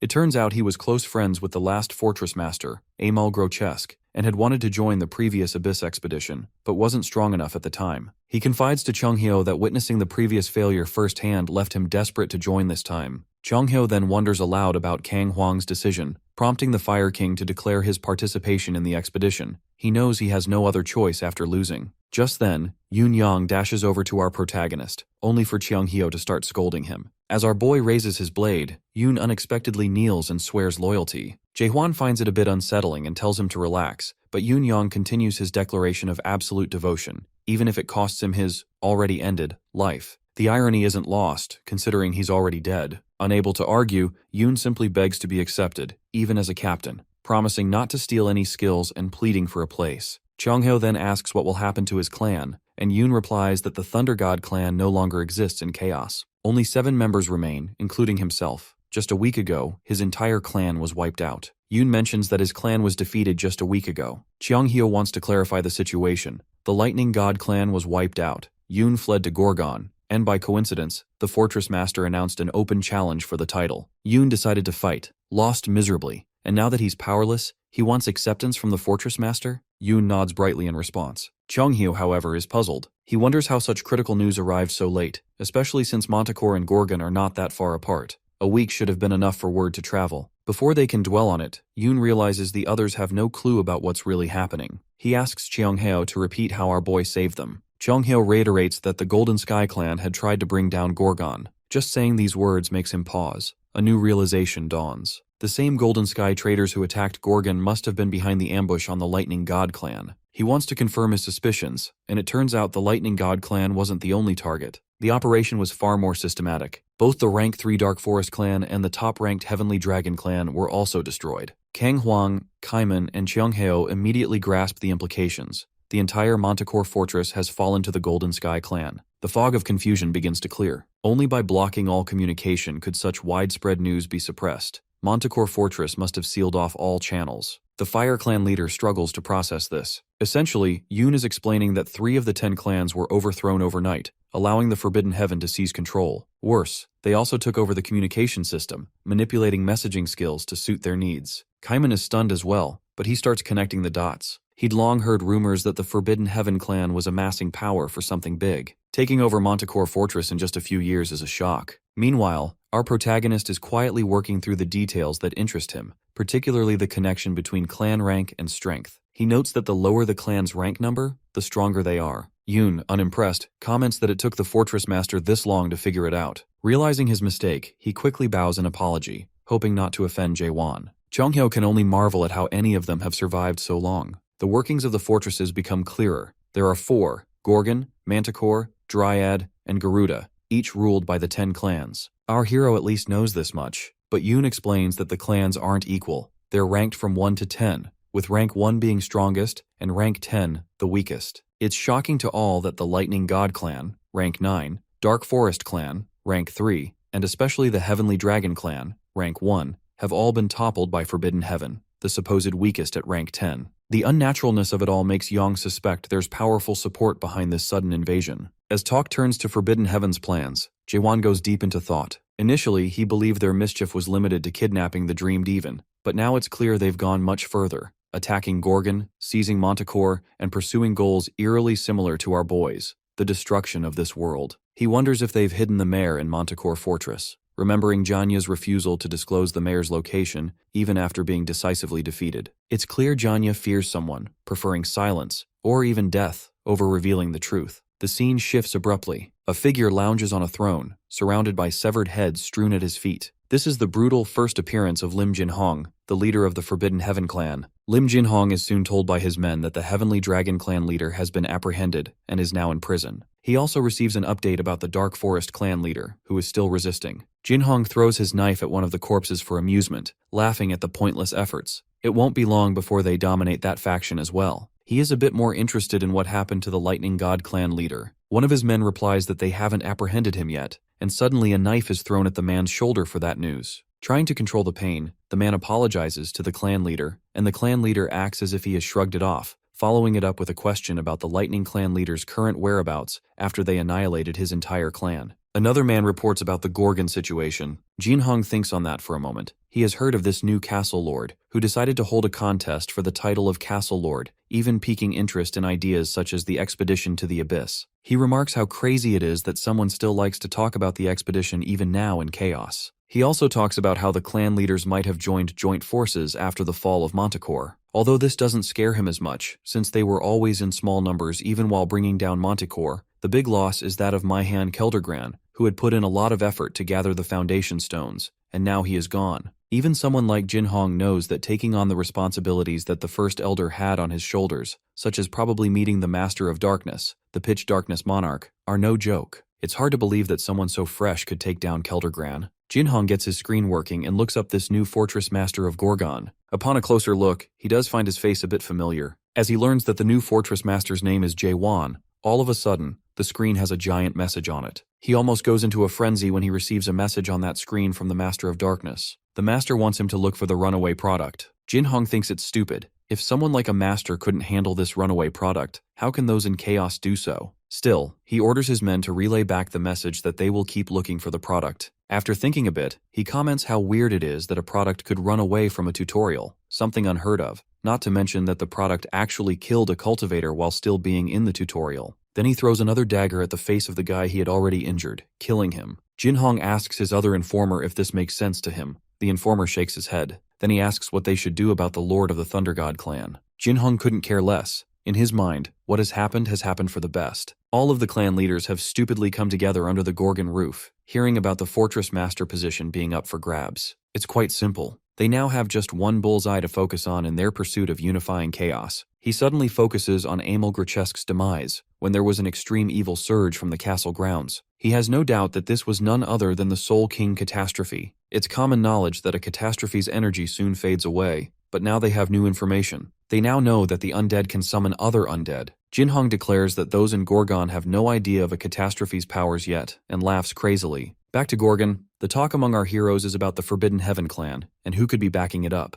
It only makes sense if one of the 12 Masters of the Almighty Land is involved. Even though Yunyang makes a very good point that the Masters are not supposed to interfere in chaos, since they have made a pact about it after all, even he knows that no one other than the 12 Masters could rival the 10 clans. Kang Huang, on the other hand, has heard that the Almighty Land is right now a battlefield of war, and someone can obviously take matters into their hands, intervening in chaos due to the attention being elsewhere. Kang Huang thinks it's wise if they first contact the Resurrection Palace, the place where all the chaos fruits went and the monarchs reside. Obviously what's happening means that the treaty has been broken. Even Cheonghyo agrees on that. Kang Huang motivates the idea that they should point this out in the Resurrection Palace. Kamen doesn't like the idea of trying to invoke help from the bastards at the Resurrection Palace. He gives a wise take, considering that they don't even know if all of them are in on this. They wouldn't stand a chance if the entire Resurrection Palace is plotting to break the treaty simultaneously. It's up to Jaewon and Cheonghyo to decide. The fortress of Manticore is already down. If they proceed with the necessary action, that would mean an all-out war. What Cheonghyo thinks is simple. They'd have to face certain people eventually. A flashback shows Shiver and Cheonghyo talking to each other about the position of the Fortress Master being up for grabs, and the purpose that Jaewon really has, which is to unite chaos in a way that the Fortress Master position wouldn't even be needed. Cheonghyo gives his opinion that our boy's ideas of uniting chaos are utterly ridiculous. The 10 clans and the 4 fortresses are nothing compared to the Resurrection Palace, and despite his accolades, our protagonist or anyone else in chaos is too weak to take them on. He shouldn't even dream of taking on the Resurrection Palace,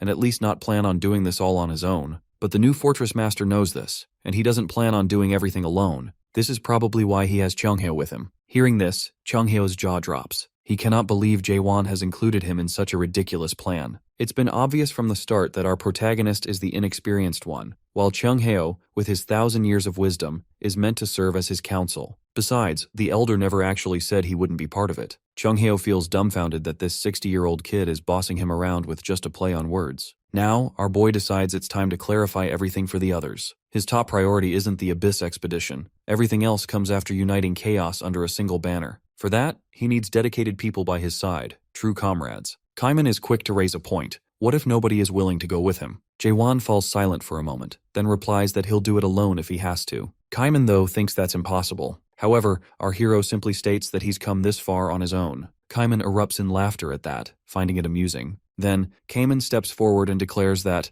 whether it's the Resurrection Palace, the Abyss Expedition, or even the end of the world, he's going to follow him. Yoon Yong echoes the sentiment. Kang Hwang, however, remains awfully quiet. They want to know his stance, but he hasn't given one. It turns out he hasn't decided yet. Everyone looks at him, puzzled, but he explains that he's the only rational one among them. To Kang Hwang, joining Jaehwan right now is a sign of being ill-informed. They barely know the man, and yet are so quick to pledge their loyalty. In his mind, Kang Hwang honestly doesn't think our protagonist is guaranteed to lead the greatest expedition. He watches the situation unfold and proposes a solution. If the other 3 leaders in Gorgon right now acknowledge Jaehwan as their leader, he's willing to follow suit. It's only fair. Jaehwan at least agrees with Kang Hwang's logic. However, he has a condition of his own. If he is to receive their recognition, then each of them must also be acknowledged by him. The others don't quite understand what our boy means and ask him to elaborate. He reveals his plan. He wants a tournament, with their clan leader titles on the line. If they make it to the quarterfinals, he'll acknowledge them. But that's not all. He also intends to test them after granting that recognition. Kang Hwang doesn't look very convinced, but Kaiman understands the reasoning. Being a leader among the 10 great clans doesn't automatically make someone the strongest in chaos. It's perfectly reasonable for the Fortress Master to screen out those most worthy to stand beside him. Suddenly, the doors to the training grounds swing open, and a dark shadow with a commanding aura steps in. It's just the furious Prime Minister, holding scrolls. With that, it's clear the plan is already in motion, and the document in his hands announces that the preliminaries for the Gorgon tournaments begin at 6 o'clock. The Prime Minister is tense and angry, knowing that regardless of the Fortress Master's ambitions, the current situation has spiraled into something far more chaotic for Gorgon's people. The outer fortress is already packed. All the strong-willed contenders have gathered, believing themselves worthy. James is struggling mightily with identity checks, which has become one of the most challenging tasks lately. Shortly after, the Inner Council convenes. Sir Carlton Javier muses that the Prime Minister can't be pleased with recent developments. In truth, Jurgen doesn't even hate the idea itself. It's just that everything happening now flies in the face of tradition. Sir Carlton suggests that, in times when the majority sides with them, perhaps decisions can be made without formal meetings. Ironically, the majority is already backing the Fortress Master. It makes sense. Among the inner circle, 3 of 5 members are newcomers, since 4 of the 5 tower leaders were killed during the Forbidden Heaven clan's attack, and the lone survivor was left handicapped. The new appointees are younger and fresher. Claire for Finance Tower, Jahir for Security Tower, and Sir Carlton Javier now leading Law Tower. The proposal passed by default because of this shift. The Prime Minister finds it baffling that a pub owner, who's just a second-stage adapted player, could serve as Finance Minister. Claire responds, pointing out she hardly expects the Prime Minister to approve of the Lord's policies, but those policies are generating value. Shiver seems confused, prompting Claire to ask if he looks down on her for running a pub. He quickly denies it, but she explains her reasoning. The more people who enter Gorgon, the more cash will flow in. Claire then notes that the tournament will be held at the northern outer fortress, which was devastated by the Golden Sky, or Forbidden Heaven, clan's attack. Yet, the damage has been mitigated through the Fortress Master's foresight. He hired the very people who lived there to rebuild the infrastructure while preparing for the tournament. Her final point, which she calls the nail in the coffin, is the financial loss caused by the Forbidden Heaven clan, 1287 billion horns. However, Claire informs the Prime Minister that projected revenue is 13.28 billion horns, and she has intentionally set this lower bound to ensure they break even after recent losses. Seeing Jurgen's shock, Claire immediately understands what he's thinking. How does someone without government finance experience know all this? She reveals she has handled money in both her former life and the afterlife, so her credentials are sound. Claire admits she has no idea what the Fortress Master will do about the expedition, uniting chaos, or even the challenges he's announced in the training grounds. What she does know, though, is simple. The steps Jaewon is taking are about to change chaos forever. At the southern chaos, the Great Sea, lies Dryad, the southern fortress. Dryad, a plant-type guardian horn beast, forms a natural fortress from its branches and secretions, drawing water from the Great Sea to sustain itself. Isa Landcroft, idly playing with one of the fortress's vines, senses something is wrong. This is the Dryad Fortress Master herself, Isa Landcroft. Using her advanced scouting skills, she learns that the undead are moving toward Gorgon, and she soon detects the presence of one of the three great undead, the backward-walking Magritte, a colossal undead creature, making its way toward Gorgon. The monster's massive red eyes make even Isa flinch, breaking her concentration. She knows she must alert the Gorgon Fortress Master immediately. Within seconds, an owl messenger is dispatched to Gorgon. Meanwhile, back in Gorgon, the tournament is officially underway in a Colosseum arena. In just 3 days, the competition has reached the quarterfinals. Among the particularly intrigued spectators is Shin Muguk, the Limitless clan leader. This tournament has proven to be fast-paced and thoroughly entertaining. Chungho, appearing in the background, remarks that the speed is due to the participants' high level of competence. Evidently, these two have a history together. Suddenly, Chunghyo's eyes widen as he looks at Shin. The clan leader seems much stronger than he was during their last encounter. Shin notices the same about him. What Chunghyo can't understand is why Shin didn't participate, given his strength. Shin explains that he sees these as mere dogfights and prefers proper matches. Chungho scoffs, pointing out that a clan leader like Kang Huang is already competing. The scene shifts to Kang, who is performing impressively, with flames nearly engulfing his opponent. Suddenly, his robed, armored adversary pounces from above, defeating him. The onlookers are stunned, unable to believe Kang has been eliminated so abruptly. Shin and Chunghyo find this odd until Chunghyo recognizes the technique used, the Steel Monarch's Azure Cloud Mystic footwork. That means this fighter is one of Heoyu's warriors. The implication is clear. The Monarchs are interested in this tournament and have become involved. With this decisive match, the pre-quarterfinals conclude, and the quarterfinals are set to begin. Shin wonders why the tournament is so rushed, but the answer is straightforward. Chunghyo's friend, the Fortress Master, is just impatient by nature. Soon the crowd erupts in cheers for the Savant clan, and a man in a distinctive white uniform with a feathered gown appears. The chants reveal that this is Jaegul Miyun, the Savant clan leader and top military advisor in Chaos. Like everyone else, he knows Chunghyo, and he winks as a greeting to the elder. Chunghyo doesn't appreciate the gesture but decides to wait until the tournament ends to address it. Shin suggests letting it go, saying it's not worth holding a grudge. It sounds ironic, but it's true. Jaegul is just a 400-year-old kid. Chunghyo should act his age instead of harboring resentment. However, Chunghyo won't have to wait long. It turns out Jaegul's next opponent is none other than Master Jae-hwan. The identity becomes clear when the Gorgon seal, that elegant tattoo, appears on his arm. Perhaps Chunghyo will see his grievances settled sooner than expected. On the field, the two engage in a notable exchange about geopolitics.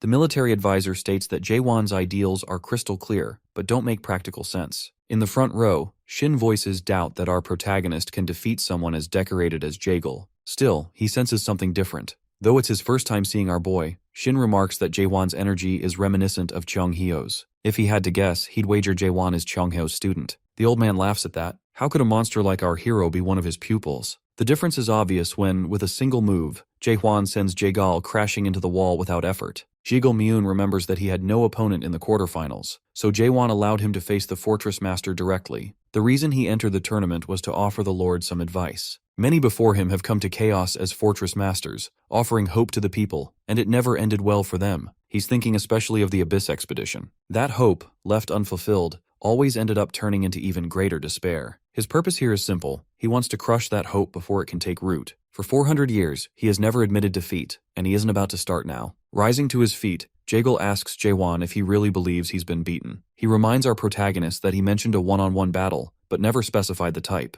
So he proposes a battle of wits instead. The crowd grows restless. They want Miyun to concede his loss. Chunghyo saw this coming. It's just a way to avoid admitting defeat directly. Muguk points out that there's a problem with a contest of wits. It's hard to determine a clear winner. Meanwhile, Jae-hwan wonders aloud what this game even is, making it obvious he's willing to participate. Instantly, the environment shifts around them, bit by bit, until suddenly they're in an entirely different place. Now, our boy finds himself inside a military strategy formation world. A notification window pops up, warning that he's a rookie here and offering a manual. He quickly realizes this is just a fancy strategy game, inspired by a frontier game created by one of the 13 masters, Maris. It's a favorite pastime in the Almighty Land. Miyun brags that he's practically the best in Chaos at this game, and offers Jae-hwan some time to learn the rules, since he's new. But our hero thinks it's much simpler than everyone says. He's familiar with this scenario. 3 races fighting, collecting resources, and training troops in real time to destroy the opponent's building. He spent thousands of hours playing this exact game at the Power PC Zone back in Korea. It's almost as if these mayors are just plagiarizers, stealing technology from Earth. Since Jaewon is so eager, the clan leader suggests they play in the Lost Garden setting, a battlefield designed for this military strategy formation world. In moments, Jaewon represents the human race, while his opponent takes the undead. The undead master assumes our protagonist is a complete novice for picking humans, widely considered the weakest race. The undead grow stronger with time, so the advantage should be his in the early and mid-game. His plan is straightforward: rapidly construct buildings, lay foundations, and train workers to mount an all-out assault. But almost immediately, he's blindsided. Human troops are already inside his base, hacking undead heads, and even his artillery is being cut down. He can't figure out why Jaewon attacked so early, or how watchtowers have popped up right inside his own camp. Moments later, the reason becomes clear. The hidden watchtowers are attacking his troops from within. If he tries to destroy them, he'll have to send his soldiers out, where Jaewon's farmers will eliminate them. But if he doesn't, he can't gather resources for his build. Regardless, he decides to push forward with his original plan. Unlike his opponent, our boy comes from modern-day Korea, where this technique is well known and often used, even if it's considered a nuisance by many. The audience quickly realizes that Jaewon has completely taken over the game. It was arrogant of the Savant clan leader to assume the fortress master was a rookie. He tries to protest, saying it's an unspoken rule not to attack for the first 10 minutes so both sides can gather resources. But Jaewon simply points out there's no actual rule about that. Miyun insists it's tradition, but our protagonist doesn't care. No rule means no restriction. Soon the clan leader is left on the ground, teeth clenched, wondering who Jaewon even is. There's no reasoning with him. He's demolishing his opponent at his own game using tactics the strategist never even imagined. There's no catching up to our hero now. Eventually, the truth sets in for the Savant clan leader. He can't win. It took 400 years, but maybe this is the moment he was waiting for. He kneels and finally concedes defeat before the master. After the match, Cheonghyo is curious about the move Jaewon used against Jaegal Myun. Jumping down from the audience with Muguk, he heads over to see our boy. Cheonghyo points out that our hero always claimed he only did thrusts, but now he's pulling off slashes as well. He jokes that our hero must have been inspired by his own style, and adds that what Jaewon just used, the spiral slash, was clearly based on his technique. Jaewon doesn't hide his annoyance at hearing spiral slash. He reminds Cheonghyo that he hated names like Cheonghyo Thrust or Cheonghyo Slash, and now Cheonghyo is even changing the title they all agreed on. It was supposed to be Fatal Spiral, as suggested by Kaiman. Cheonghyo is shocked, saying he thought Jaewon didn't care about naming moves at all. Turns out our protagonist actually prefers that name. But enough about that, he's more curious about the skinny guy Cheonghyo brought along. This man looks strong, stronger than most, and Jaewon wants to ask him for a spar. Shin Muguk finally believes Cheonghyo. He realizes our boy is not one of those polite types who stick to protocol during introductions. Cheonghyo doesn't miss the chance to point out how this kid attacks the elderly instead of respecting them, but Jaewon just makes a face and says that, around here, the older folks are the strongest, so there's no point in going easy. Muguk notes how animated Cheonghyo is in this conversation, tossing out comebacks so quickly. He hasn't seen the elder this excited since the Abyss expedition, 900 years ago. What's more, Cheonghyo reminds Muguk of Mulak, the one who once gave hope to the people of Chaos. Yet even that name carries the shadow of despair, the despair of the Abyss expedition. Mulak was the captain all those centuries ago. The question on Muguk's mind is whether Jaehwan can truly fill Mulak's shoes, given his performance and the remarkable fact that he's just 60. The potential is there, and it's possible our boy could even surpass Mulak. However, Muguk senses none of the moral righteousness in Jaehwan that Mulak had. In fact, the two are total opposites. Where Mulak was measured and mature, our protagonist gives off a distinct sense of bloodlust instead. Suddenly Muguk's eyes widen as he spots the moon world symbol, realizing he can now see from Jaehwan's world. That can only mean one thing: he's already awakened. Cheonghyo picks up that Muguk has figured out our hero is fully awakened. Muguk suspects Jaehwan might even be a rank higher than the Third Awakening. Before this goes any further, it's already time for the quarterfinals, which will be filmed live on stage for everyone to see. Hearing this, Cheonghyo suggests they return to the front row, but our protagonist isn't interested. He heads straight for the arena instead. It's not his turn yet, but his impatience is at an all-time high. He surveys the remaining competitors. If he sets aside Kaiman and Yoon-young, the rest are genuinely powerful, especially the one Cheonghyo and Muguk had discussed earlier, the Steelmaster, Haoyu's subordinate. The woman with the chain sickle catches his eye as well. Before he can think more on this, Jahir steps onto the stage, reminding the Fortress Master that it's not his turn. Jaewon's sudden appearance makes the crowd buzz with excitement. Grabbing the two-horned mic, he starts to announce his intentions. He's too bored and things are moving too slowly for his taste. So, he declares a change of plans, even throwing out the one-on-one rule. One of the opponents is in disbelief at what the new Fortress Master is proposing. We learn this is Ja Gokryong, the Priestess clan leader. She immediately criticizes his move, questioning what right he thinks he has at this stage. To her it sounds crazy. How would a group fight even work? How would they determine a winner? But our boy corrects her. She's assuming he wants teams, but what he's actually proposing is that all 6 of them team up against him instead. The contestants are stunned. Before they can think too much about it, he offers that whoever brings him down first can claim the fortress master position. After a brief silence, the Colosseum erupts in cheers. This is about to get real. The girl with the chain sickle finally speaks up, saying she'd been waiting to hear what Jaewon would suggest, and she's genuinely excited by how wild his challenge is. After making his announcement, Jaewon tosses the mic back to Jahir, fully aware of the importance of securing the attention and trust of the audience, the people of chaos. He understands how things work here. The stronger the trust, the deeper the connection, and that connection can be built over time. It's a simple equation, but when time is short, there's another way. By displaying overwhelming, undeniable strength. He's still thinking about this when the only truly free-spirited fighter, the girl from earlier, suddenly gets right in our boy's face and shouts that she likes his way of thinking. Her boldness stuns everyone. She even openly considers not killing the fortress master. The crowd is left confused. It only becomes clear after she leaves that she's just forfeited. Before departing, she whispers something odd about not wanting to get caught up in trouble with that thing coming.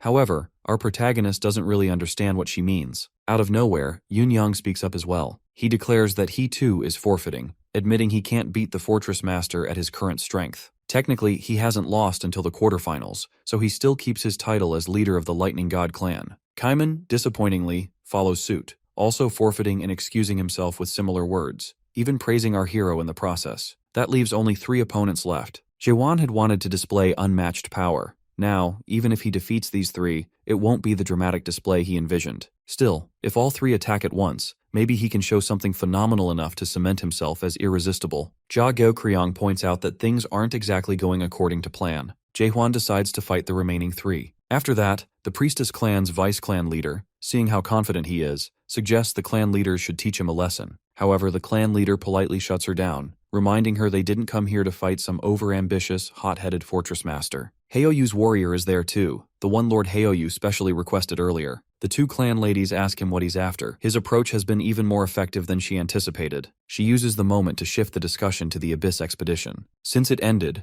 no one has had the drive to revive its legacy, but she genuinely believes Jaewon is the right person to lead it. She supports him openly, throwing her full backing behind him before the entire audience. Then she redirects the crowd's energy, reminding them that they didn't come just to see a new fortress master crowned. They came for something more. At that moment, she removes the veil that has always covered her face, unveiling massive, hypnotic eyes. Instantly, the entire atmosphere changes. A strange illusion sweeps through. Glowing butterflies begin to drift across the already enchanted audience. People's eyes go wide. Her gaze can dig into emotions, hidden thoughts, and their deepest righteousness. But our hero remains unfazed. He sees through her so-called righteous eye magic, recognizing that she's twisting the crowd's perception with talk of hope and desire. For a moment, he seriously considers ending her spell with a stab. But looking around, it's already too late. The crowd is fully under her control, chanting along with her. Just then, an unexpected voice cuts through the noise. It's the gentleman's sword. He has no sides, no bias, and he's just arrived all the way from the south, not for a fight, but just to observe. He makes it clear he's not interested in watching people bicker over a title. Apparently, Myung-gwan, as he's called, is considered on par with one of the 10 clan leaders. Sir Carlton Javier strolls through the hallway, swinging open the door to one of the offices, only to find a messenger bird waiting inside. That's when the news drops. A group of undead is on the move, and not just any group. There's a massive, mega undead leading the way, heading straight for Gorgon Fortress. The message is from Isa Landcroft, Fortress Master of Dryad Fortress. This shakes Carlton badly. Meanwhile, back in the arena, things take a turn. The sky has been slowly turning pitch black. Fortress Master Jaewon remains cool and expressionless as always, but even he knows something is off. The Priestess clan leader steps up and announces that there's no need for more internal fighting, and the tournament should come to a stop. She addresses the audience, saying that a proper expedition needs a captain everyone can trust. Cheonghyo and Shin Muguk, with all their experience, see right through her. They know she's up to something, using one of her top-tier righteous eye illusion techniques. Cheonghyo is already on edge, wondering what sneaky trick she'll pull next. Counterintuitively, she throws Jaehwan's name into the ring, saying it makes sense for someone of his strength and standing to lead. The crowd is fully convinced, eating up her dazzling performance. But it's only when the gentleman's sword responds that the real angle becomes clear. He reminds everyone that being a captain isn't about being the toughest in the arena or the smartest in the Colosseum. The swordsman says the priestess could easily test whether Jaewon is even fit to lead.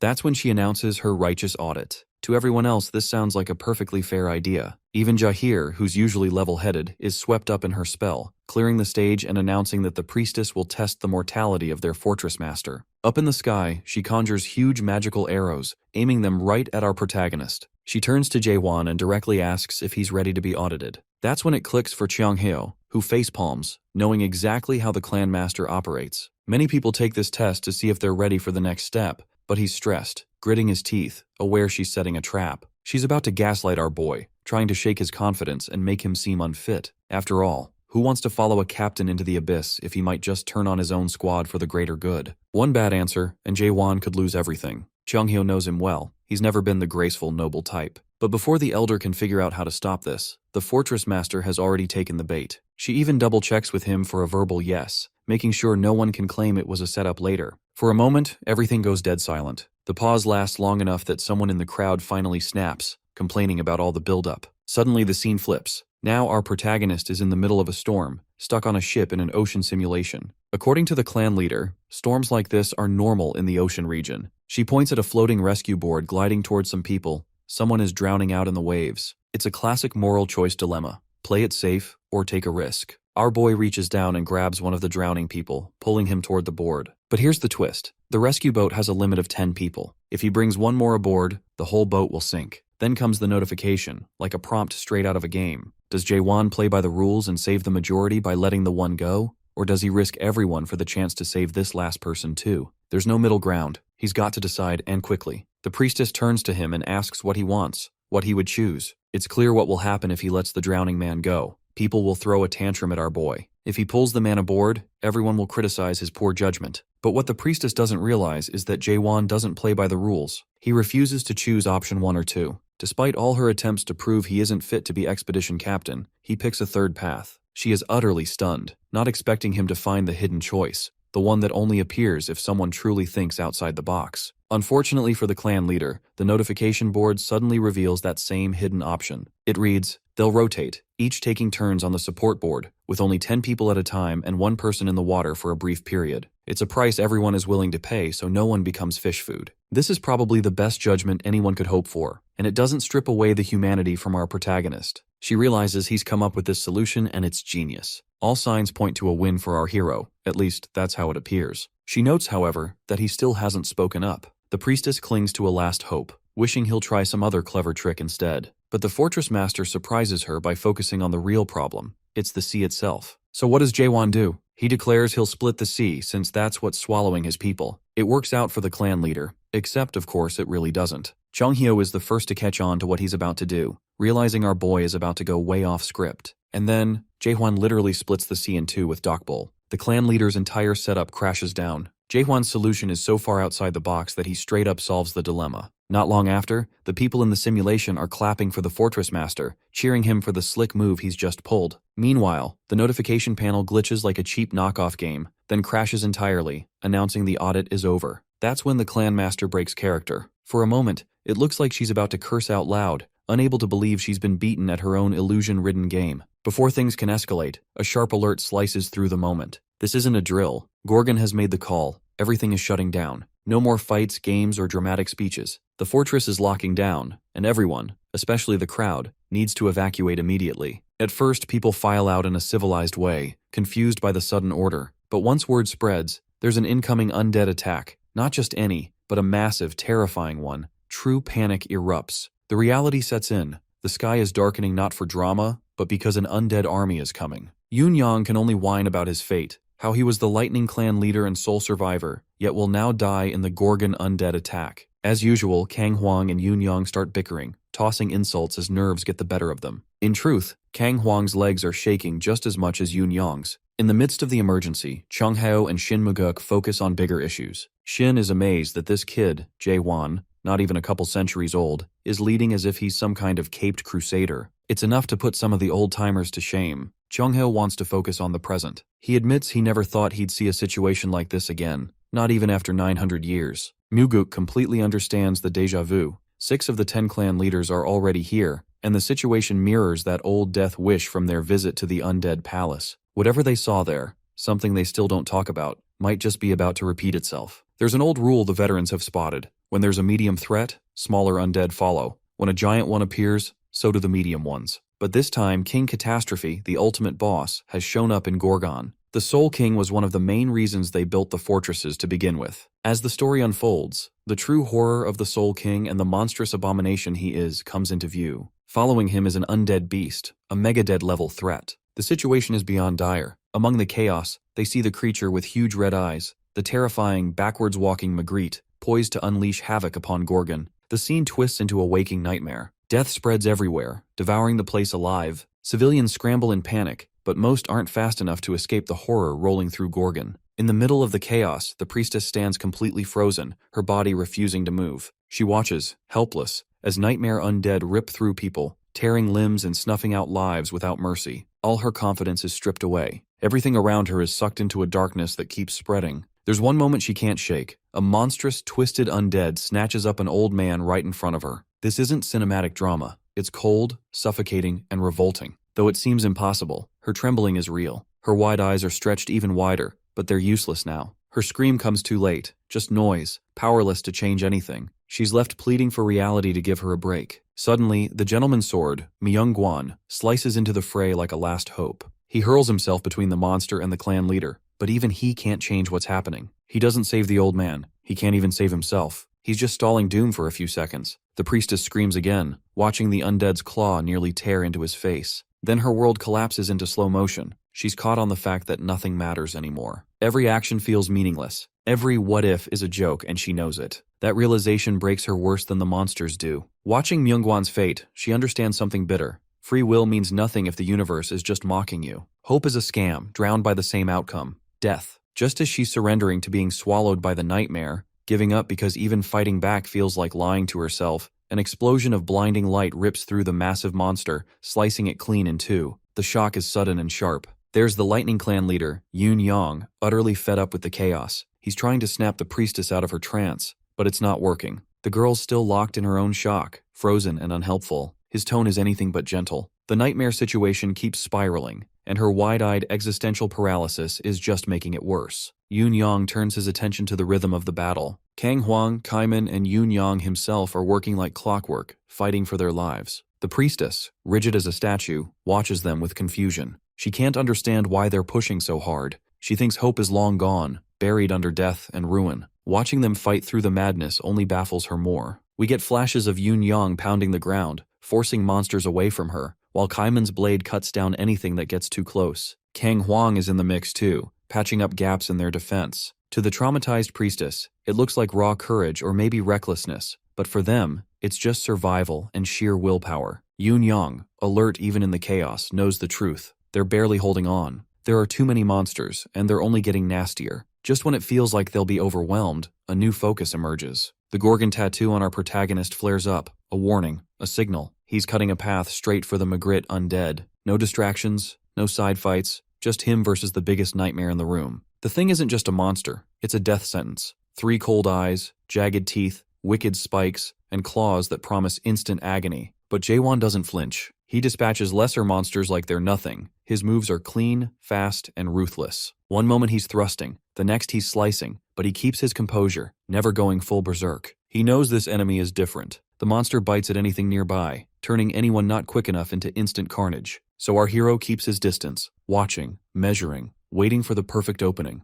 This isn't just a fight anymore. It's a test of survival and strategy. Jaewon, ever the one to bend the rules, knows his best bet is to back up and go long range. That's the plan. Create space, strike from afar, stay alive. But the Magritte isn't brainless. It has its own long-range attack, and it doesn't hesitate. Whatever it's about to unleash is anything but pretty. Our boy barely dodges, scraping by as destruction explodes behind him. The monster readies itself for another round, charging up again. That's when he makes the bold move. Instead of dodging, he braces himself, ready to block the attack, almost as if he's daring to test the very depth of hell. The battlefield goes quiet as the Magritte loads its main mouth for a devastating strike. Cut to Cheongheo, fighting his own monsters on a different part of the battlefield. He's far from panicked like the priestess, but his hands tremble, not from exhaustion, but from memory. The last time something like this happened, the aftermath was a graveyard, and he remembers every loss in excruciating detail. Even with all his experience, he senses the unwinnable nature of this fight. The word hope echoes in his mind, bringing back a memory of Emil Grochesk,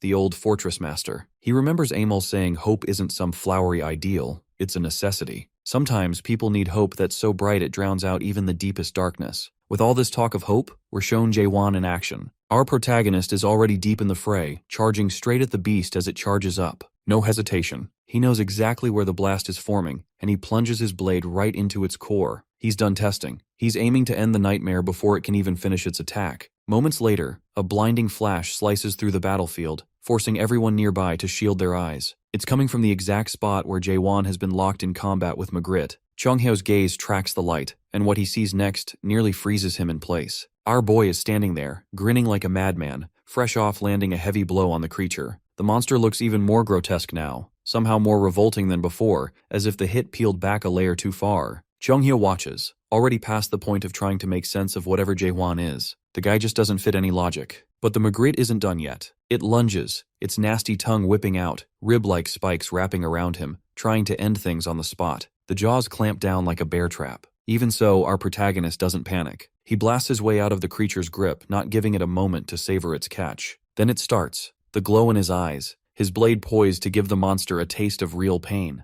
Chonghyo recognizes what's coming and gets déjà vu from Jaewon splitting the sea earlier. It's the same move, the signature strike. He's charging it up, ready to cleave the Magritte in two. Meanwhile, Shin Muguk, watching all of it unfold, finally gets it. He turns to Chonghyo and says what everyone's thinking. Jaewon is the most reckless person he's ever seen. Chonghyo just grins. Reckless? Sure, but that's exactly what makes him who he is. He'd protect that madness with everything he's got if it came to it. Suddenly everyone else is fired up too. Shin Muguk's ready to leap into action. Even the traumatized priestess clan leader, who'd been frozen like a statue, starts to come around. Maybe that's what was missing. Jaewon, undeniable hope incarnate. Even the savant clan leader decides to show his face, which irritates Chonghyo given his timing. Where was he when things were falling apart? Much as Chonghyo and the others might rally, it's no time for optimism. The three big undeads are still running wild. Even so, the squad's giving them hell. Yunyang tries to throw shade at Kang Huang, joking about how impressive it feels to be throwing lightning compared to Kang's fire, but it falls flat. He just wants a chill moment to brag about taking down abominations,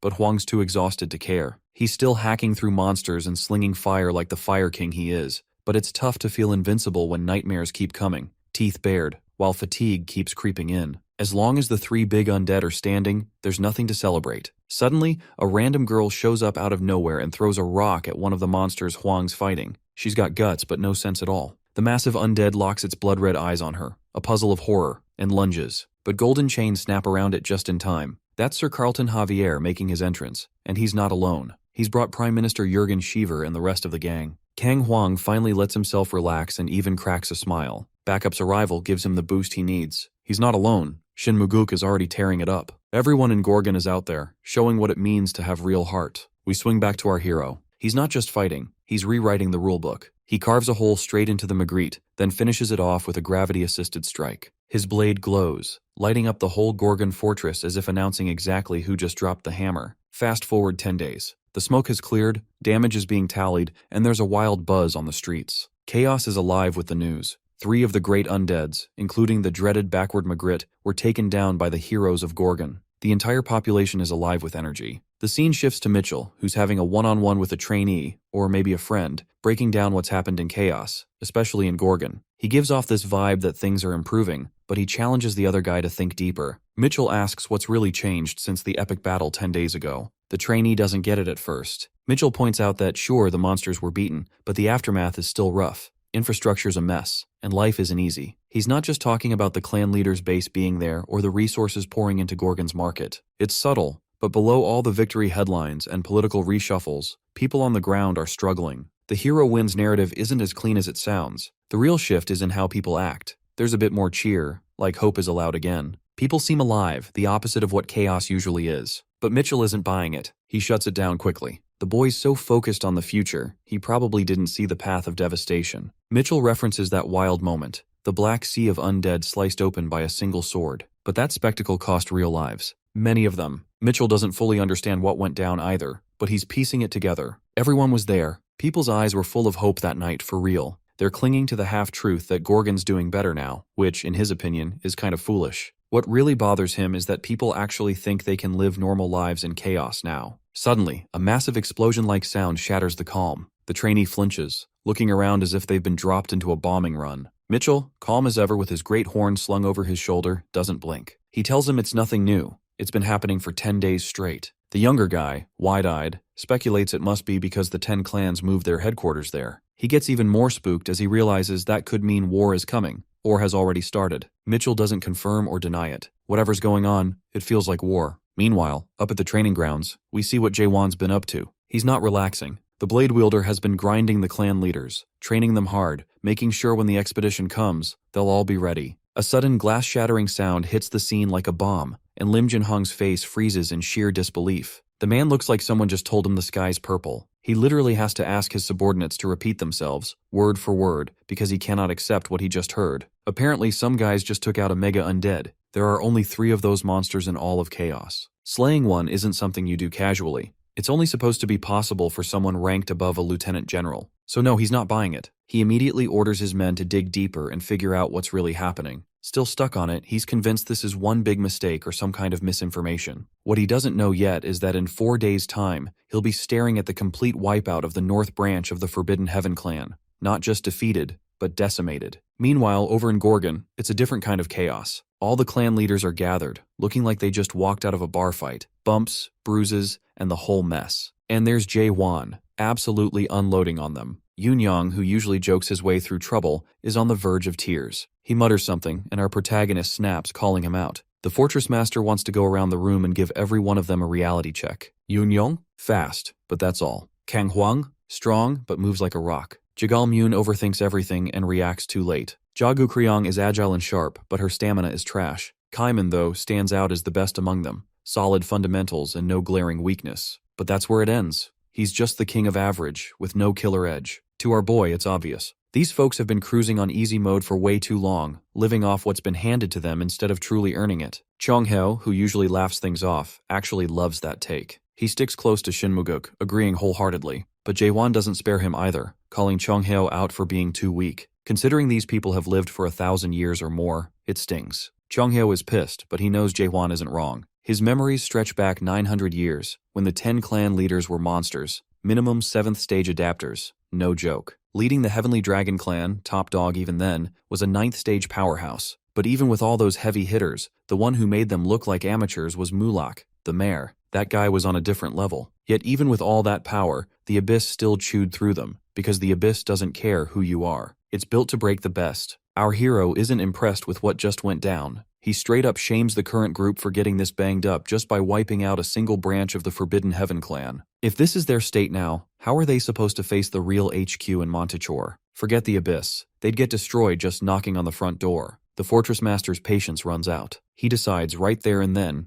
it's Hell Week. Hardcore special training, no breaks, no excuses. That's when Jagal-myun jumps in, trying to inject some reason into the room. He gets the sense that maybe the Fortress Master is out of the loop about how adaptation works. So he dumbs it down for everyone. Everyone here is an adapter, but the real grind starts after that. Going from non-adapter to first stage takes about 10 years. First to second? Try 20. Third stage? 40. It just keeps scaling up, like some never-ending staircase. Living humans can't even begin to dream of reaching the 4th stage. Most would be dead before ever getting there. Meanwhile, Jaewon has that mischievous glow in his eye, like he's plotting something wild, and the strategist is starting to sense what's up. He suspects our boy is trying to push them all toward awakening. If that's the case, he's got bad news for him. That's not how awakening works. You can't just train for it like earning a gym badge. It hits you out of nowhere, sudden and brutal. Our protagonist is actually stunned for a moment, like he hadn't expected that. But there's still one thread he can hang on to. There's a consistent pattern for those who awaken, and he knows it firsthand. You have to give up your world, not metaphorically, literally. That's when Chongheo steps in, laying it all out like a prophet.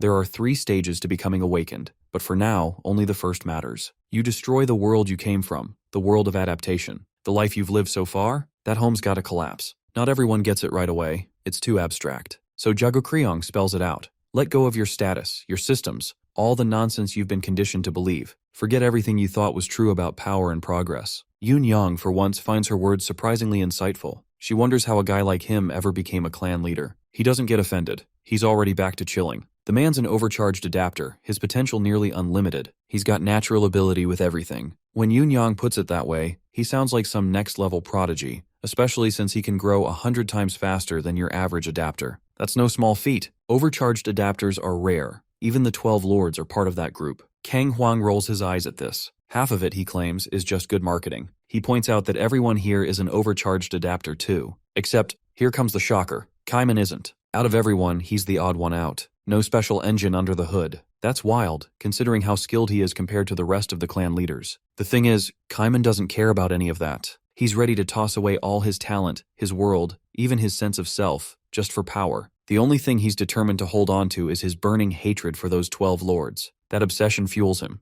Ja Gu Kriong steps in and tries to talk some sense into him, reminding the Southern Sea Clan leader that he's talking about wiping out everything. Gone, vanished, erased. She brings up the Great Disappearance, which is yet another can of worms our boy hasn't even heard of yet. By now, Jaewon's used to this kind of lore surprise. He raises an eyebrow, curious about what's coming next. She explains that around 700 years ago, cracks began appearing all over the Almighty Land, back when everyone was locked in battle with cultivators. The cracks weren't just phenomena. They were more like a rogue terrorist group with a clear message: reject the current world, awaken yourselves, and head for the Forgotten Land. The monarchs responded by agreeing to wipe them out. The philosophy those rogue adapters preached? It matches up a little too well with what the Fortress Master is now suggesting. Jaehwan wants the crew to let go and aim for true awakening. That same message. Back then, the cracks managed to rally thousands of adapters to their cause. The wildest part is that no one knows where those people ended up. It's like they disappeared from reality. Poof, gone, as if they never existed. Ja Go-Kryong isn't just sharing this on a whim. She's narrating because some of the returners were her friends. A handful made it back, claiming to be awakened, at least first stage, but they were never the same. Whatever they saw, wherever they went, it changed them fundamentally, and that mystery is still unsolved.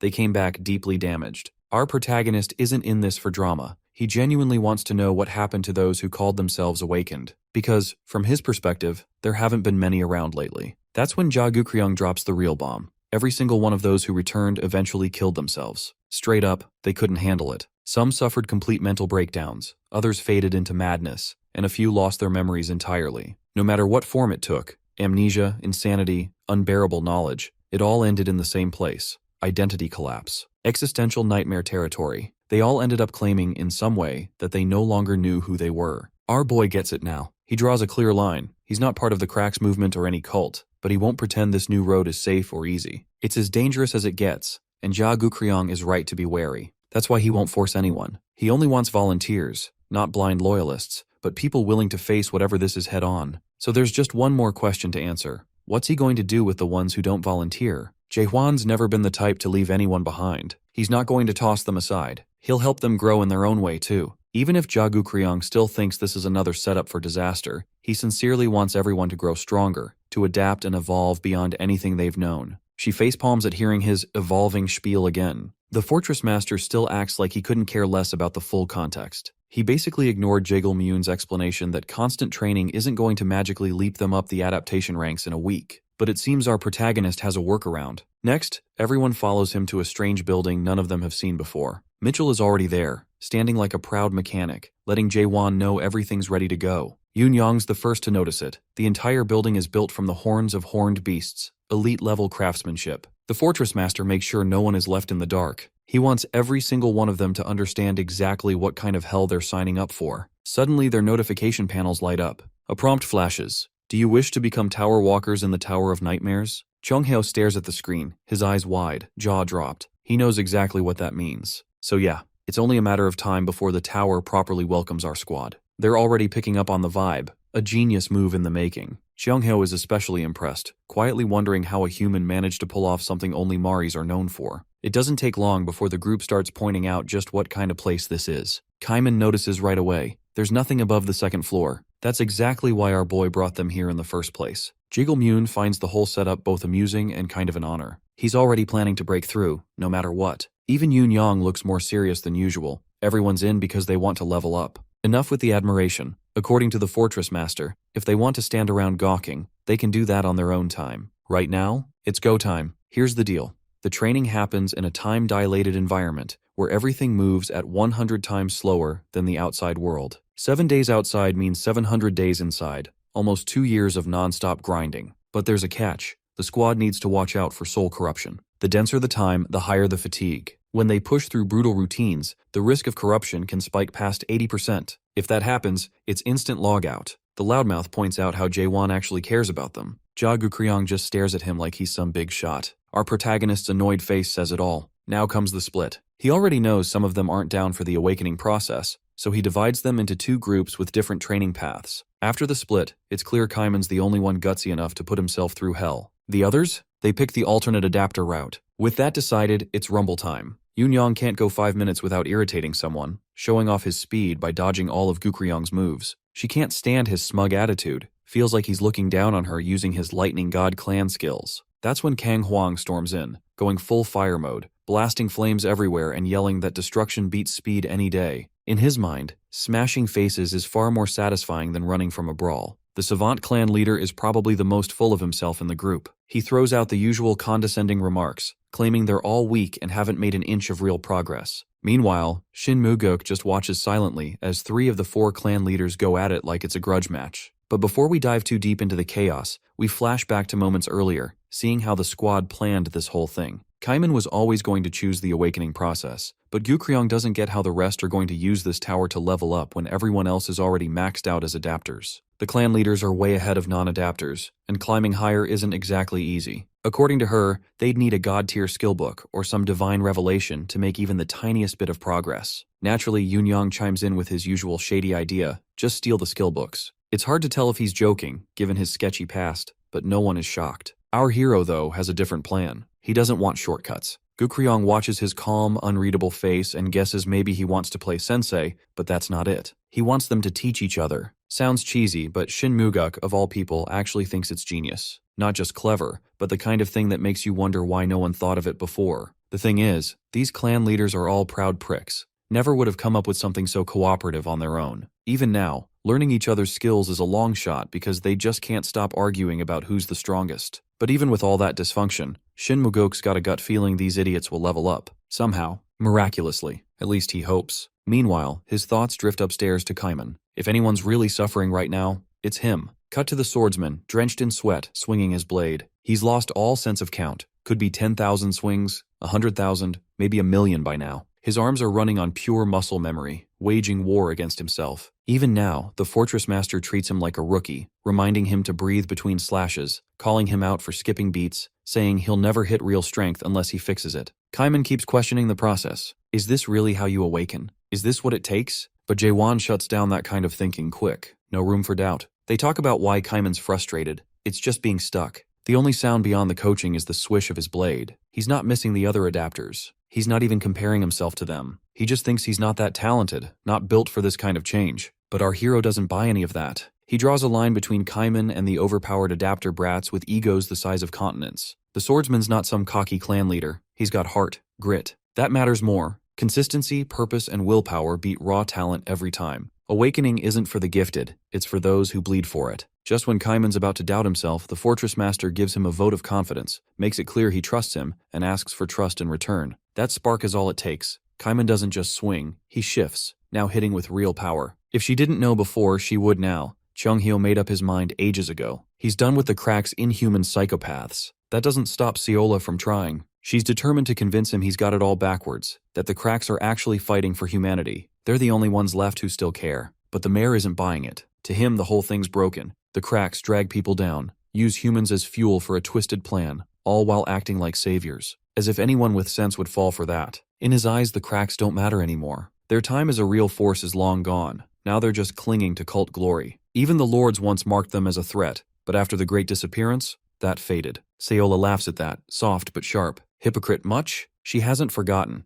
Chung-hyo didn't just support the movement leading to the Great Disappearance. He helped lead it. 700 years later, and now he wants everyone to forget? Not likely. That one lands harder than the old-timer lets on. Chung-hyo tries to keep her composure, but she's clearly twisting the story to suit herself. He remembers things differently, and points out the intentional gaps and misrepresentations, yet he still can't bring himself to meet her gaze. Staring at the floor hardly exudes confidence. There's at least a kernel of truth in what she's saying. Seola too doesn't hold back. He saw everything unfold. The Great Disappearance happened right before his eyes, and he didn't intervene. Whatever transpired back then, Seola wouldn't be who she is now if he hadn't played his part. The most disturbing part is that there are still real people in the crack, clinging to his grotesque techniques as if they were gospel. Out there, they're trying to awaken by tearing each other apart, swinging swords, stabbing, dying, and repeating it all in a deranged ritual. Round after round, the violence continues. His past isn't just a lingering shadow, it's still bleeding into the present. Survivors keep swinging their swords, lost in madness. As she pours a glass of wine,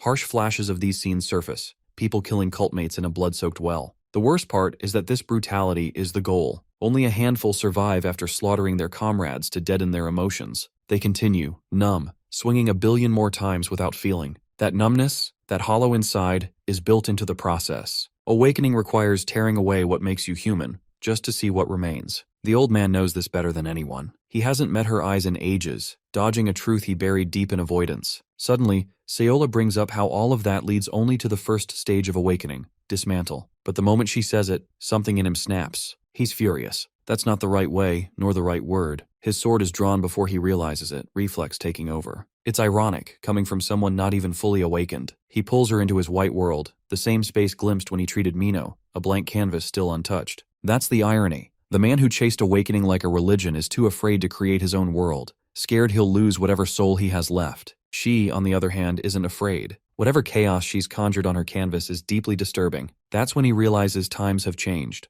Sayola is now the second co-captain of Crack. She's not here to show off, though. She attacks, flinging blood-stained sickle chains, each drop telling a story. This is about more than rank. The way she moves, the raw force behind her strikes. She might have reached the third stage of awakening. Then she unleashes her power. The blood on her chains pulls him directly into her unique world, a nightmare landscape. He's frozen, wide-eyed, as if his soul stopped cold. The ground is littered with corpses from cult violence, bodies hacked apart in slaughterhouse fashion. And then it clicks. This is the aftermath of the Great Disappearance. This sea of blood, the stench of massacre, this is her unique world. She gives everything. The dead don't pretend to live, and chaos never changes. Even if neither can say it aloud, the truth remains. Chaos has no hope. Sayola still makes her offer, wanting him back in the crack. But the old master isn't turning back. He senses the shift she just triggered, faint but undeniable. Change is coming, and he believes it. His expression betrays him. This new fortress master, this unexpected hope, is dragging even the most stubborn veteran into belief. It's remarkable that neither the disaster 900 years ago, nor the massacre 700 years back knocked sense into him. Sayola's anger boils over. Her voice turns bitter. She wants him to fail again,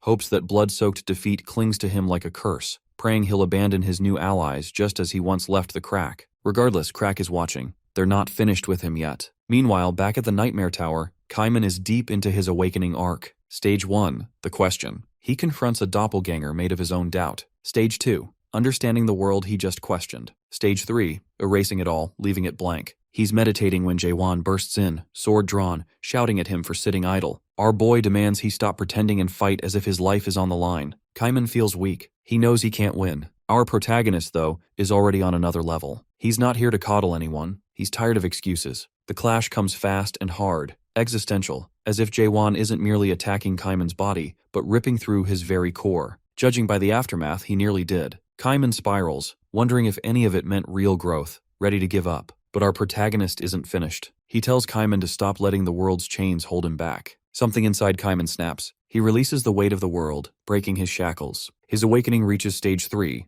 This time, he's ready. Eyes glowing, Kaiman raises his sword, surrounded by razors of water and berserk waves. Without hesitation, the two collide. Jaewon's Moon Eye world spills into reality, colliding with Kaiman's water waves in a display that borders on mythic. After their brutal clash, rain falls as if the sky itself is exhausted. Kaiman drops to one knee, only his grip on the sword keeping him upright. Jaewon calmly walks over, offering congratulations for reaching the third stage. Kaiman, still dazed, wonders if he's truly grown stronger. Our hero smiles knowingly and nods. The scene pulls back, revealing the devastation left in their wake. Kaiman's realization lands hard. He's nowhere near Jaewon's level. Not yet. Not like this. Our boy's third stage awakening stands leagues above the rest. Cut to the inner fortress. The expedition is back on, but this time it's everyone except just Jaewon. Someone finally calls out the system for what it is. Unstable, broken, riddled with nepotism. The so-called four-fortress treaty to avoid the abyss? Ready to be buried. The catch? It's a three-fortress meeting, thanks to Lim Jinhong's takeover of Manticore. For now, Gal Huidong represents Garuda. Dryad brings Isa Landcroft. Shiver is stuck managing Gorgon. The adaptation team of clan leaders is present. The Prime Minister likely regrets letting our protagonist step away to train, because right after that, the emergency meeting was called, and Garuda's fortress master wasted no time making demands. Typical. Kang Huang and Yun Yang are already fed up with the delegates. After ignoring everything, these people now want to lead the Abyss expedition? Not a chance. Meanwhile, Shiver tries to steer the discussion back to the original issue, the hidden clans. But the real problem is the missing awakened heroes. Technically, the Prime Minister can fill in, but in matters like this, the Fortress Masters make the decisions. Jaewon, in Gal Huidong's eyes, is still just a 60-year-old kid. The 8th stage adapter says so openly. Putting our boy in charge of the Abyss expedition, to him, is like tossing car keys to a toddler. Yun Yang isn't standing for it. The instant Gal Huidong throws shade, Yun Yang snaps, lightning crackling, fists clenched, ramping up the tension in the room. He warns the Golden Monarch to choose his words carefully. Honestly, his aura just leveled up from sheer audacity. But in true form, Yun Yang didn't think it through. Did he expect the delegates to stay calm while Garuda's Fortress Master is threatened? No way.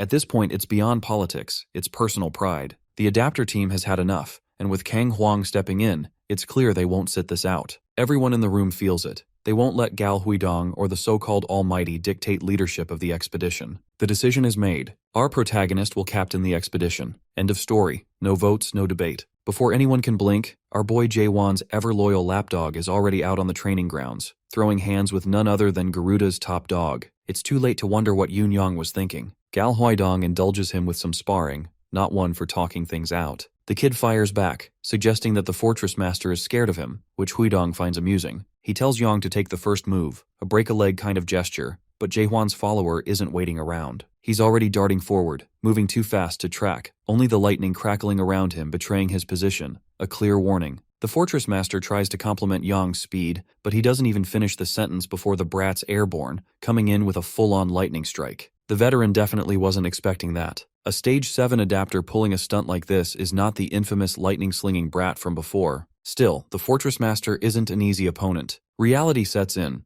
There's only so much a Stage 7 can do against a Stage 8, no matter how flashy the moves are. He takes the hit and shrugs it off without a scratch, then retaliates with the Golden Meteor Chakram, sending a swarm of disc shields at Jaewon's sidekick. Kang Huang and the rest of the crew are losing it, watching their guy get hammered. Meanwhile, the Fortress Master is already celebrating, picturing himself in the expedition captain's chair. But the joke's on him. Yang isn't down, not even close. He's back up, lightning still arcing around him, warning everyone that round 2 is about to get wild. The Lightning Kid points and tells his opponent he's about to see something unforgettable. As the meteor discs power up, he surprises everyone by unleashing a fire technique, one that's way too close to Kang Huang's to be a coincidence. The Fortress Master isn't giving out gold stars, especially not after Yang follows it up with Jagelmyun's notorious 8 invisible traps move. He freezes, catching the implications. Some of these so-called clan leaders must have swallowed their pride. Who trades away a legacy just to get their hands on someone else's technique? It's pathetic, but even the Fortress Master has to admit that pride doesn't pay the bills. Suddenly Yang, knives in hand, closes the distance and lands a brutal hit. The Fortress Master's chest shows the dagger wound. That's enough to make him angry. Maybe the lightning brat pushed it too far, because now his opponent isn't holding back. With the meteor chakram accumulating and his aura swelling, Jaewon's follower realizes he's kicked a hornet's nest. Mayhem erupts. Delegates, security, and even the Fortress Master's own men scramble for the exits, trying to escape before the spinning discs tear up the training ground and turn it into a rocky sandstorm. The destruction is immediate, but Isa Landcroft and Shin Muguk remain watching. The Garuda Master calls out the lightning brat, taunting him to survive this storm. Catching a bolt of lightning, he suddenly realizes he might have spoken too soon. At the height of the sandstorm, Yang cuts through the rocky tornado, closing the gap with ease. He even gestures mockingly at his opponent, a sarcastic pat-you-on-the-head move. The Storm Slasher counters the Meteor Chakram with the Servant Clan leader's Cloud Dragon series Heavenly Sword attack. In a flash, he's got his knife pointed at the Fortress Master's forehead. Shin Muguk steps in immediately, signaling that things are going too far. The mediator tries to calm the situation, reminding the Fortress Master that this is over. There's no need to summon the Guardian Horn Beast Garuda, an anti-dead god weapon. The Garuda boss pulls back just in time. With disaster averted, the Fortress Master admits defeat and acknowledges that Yang dared to fight like that. Seeing that chaos has been avoided, Muguk announces that since Garuda's master has accepted his loss, he'll be taking on the next challenger for captaincy, and extends the invitation to Isa if she wants in. She wears her timeless tense expression. Then, without warning, Ja Gukryong runs across to the other side. Muguk can't figure out what she's up to, and then she declares she's switching sides, clearly convinced the odds have shifted. A man's voice echoes from the training ground entrance, challenging Muguk. It's the 9th stage adapter, the Jade Mask Golden Monarch Bang Cheonil. Our protagonist knows him in Chaos as Mr. Fruit Stealer Asshole, a prominent figure among the monarchs who snatched the fruits all those centuries ago. Jurgen Shiver and Muguk especially want to hear why he's come to Gorgon after everything he pulled. Sensing the tension, Bang Cheonil insists they should leave the past behind. He says this is about the present and invites Muguk to join him in setting things straight, claiming the Steel Monarch misses him. Shin Muguk can't decide which is more pitiful, Heoyu accepting Bang Cheonil, or Cheonil choosing to serve under the Steel Monarch. The man points out that Lord Heoyu is so forgiving, while Shin is stuck in the past. In the Jade Monarch's view, at least martial artists should stick together. Muguk greets Cheonil with a sword strike, 9 centuries of betrayal burning in his veins. The Jade Monarch blocks the blow with a bare-handed jab, forcing him back. What Shin can't comprehend is how these guys managed to win over the priestess clan leader, the fortress of Garuda, and Dryad. Cheonil just shrugs, calling it mere homage in exchange for advice, more of a display of cooperation. He blocks another swing with just his hand, making it clear that the Gorgon Fortress Master and his loyal followers are the ones causing trouble by chasing a deluded dream. Truly pitiful. For the first time in a long while, Muguk loses his composure. He's been the calm voice of reason, but now he can't stop himself. Isa Landcroft observes, thinking his outburst is more than justified, yet she experiences a flashback of a conversation with Heoyu's warrior, who emerges from the shadows to speak with the Dryad Fortress Master. Isa appears torn, caught between doubt and a sense of justice, but Heoyu's warrior reminds her that the Forbidden Heaven nuisance isn't the real threat. The bigger danger is the new Gorgon Fortress Master. This isn't just a gut feeling. If the Steel Monarch himself thinks Jaewon is dangerous, there's weight to the warning. Our boy has been striving to unite Chaos for reasons nobody but he understands. And as ever, with every new threat, there's that persistent, senseless hope of something grander. When our protagonist moves to bring Chaos together, bloodshed will follow, unavoidable. Heoyu's warrior tells Isa she knows this already, and there's no point in turning a blind eye. She has 960 years of experience to weigh his claims. He even brings up something that happened 90 years ago as proof, hoping to clear her doubts. She seems convinced at least enough to keep those past mistakes from repeating. Whatever they plan in that flashback, it's about the upcoming Fortress Summit, just a week away. Back in the present, it's clear that Muguk is struggling against Cheonil. The Jade Monarch, while blocking every attack with his palm, tells the old-timer bluntly to give up. Muguk turns to land the Heavenly Sword attack, but Cheonil's only reaction is amused composure. The Monarch blocks the swing with his clenched fist. The gap between a level 8 and level 9 adapter is undeniable. Cheonil leans in, whispering that Shin should pick up some adapter skills and stage upgrades before trying again. In a flash, Cheonil thrusts his palm into Muguk's chest, knocking the veteran back several feet. Even though the strike is uneventful, it's lights out for Shin. Ja Gokryong can only watch, stunned by how overpowered these monarchs are. What's even more alarming is that this Jade Mask Golden Monarch, ruler of the 12th region, isn't even the Grand Monarch. Above him still sits the Grand Monarch, followed by the Lieutenant General, then the Major General. Cheonil is only a Brigadier General, rank 3. Gokryong realizes they have been planning an abyss expedition as midgets, facing giants they can't even reach. Chaos never had the odds on its side. Cheonil turns to a speech, saying these Chaos upstarts are in desperate need of a reality check. They might earn their ranks and throw parties down in Chaos, but compared to the monarchs, they're nothing. As he's talking, an attack nearly grazes him. Muguk, battered but far from finished, is back on his feet, surprising even Cheonil. All he manages is to stab the monarch's hair, though. The Jade Monarch warns him not to press his luck. Staying in the fight will only get him killed. Shin refuses to back down, spitting that the monarchs only won last time by stealing the resurrection fruits. Chaos lost comrade after comrade, and no one from that day has ever truly moved on. Cheonil watches his old friend's persistence and considers that perhaps Shin has finally chosen death. Muguk charges, fury blazing, aiming to cut him down with a sword strike that's noticeably different. Cheonil's face finally changes as Muguk switches to the Heavenly Destroyer form. Still, the monarch neutralizes it with his bare hand, activating the bottomless pit technique. Maybe they really are not worthy of reaching for the stars. Cheonil grabs Shin's face, reminding him that they couldn't change anything 900 years ago, and they're sure not going to change anything now. Jiggle-Moon's look makes it clear that Shin is in serious trouble. Cheonil tells him to blame their new master Jaewon for what's about to happen. Suddenly, a figure emerges from the shadows, apologizing for arriving late. It's none other than the ever-drenched awakened one, Kaiman. He steps forward, announcing that the fortress master will be late, and maybe it's best if the fighting is left to him. Water drips steadily as the new Kaiman draws his sword. Prime Minister Jurgen Shiver, hearing of Jiwon's delay, already doubts the squad will even make it past the starting line. Still, Kaiman signals to Shiver that he's got this under control.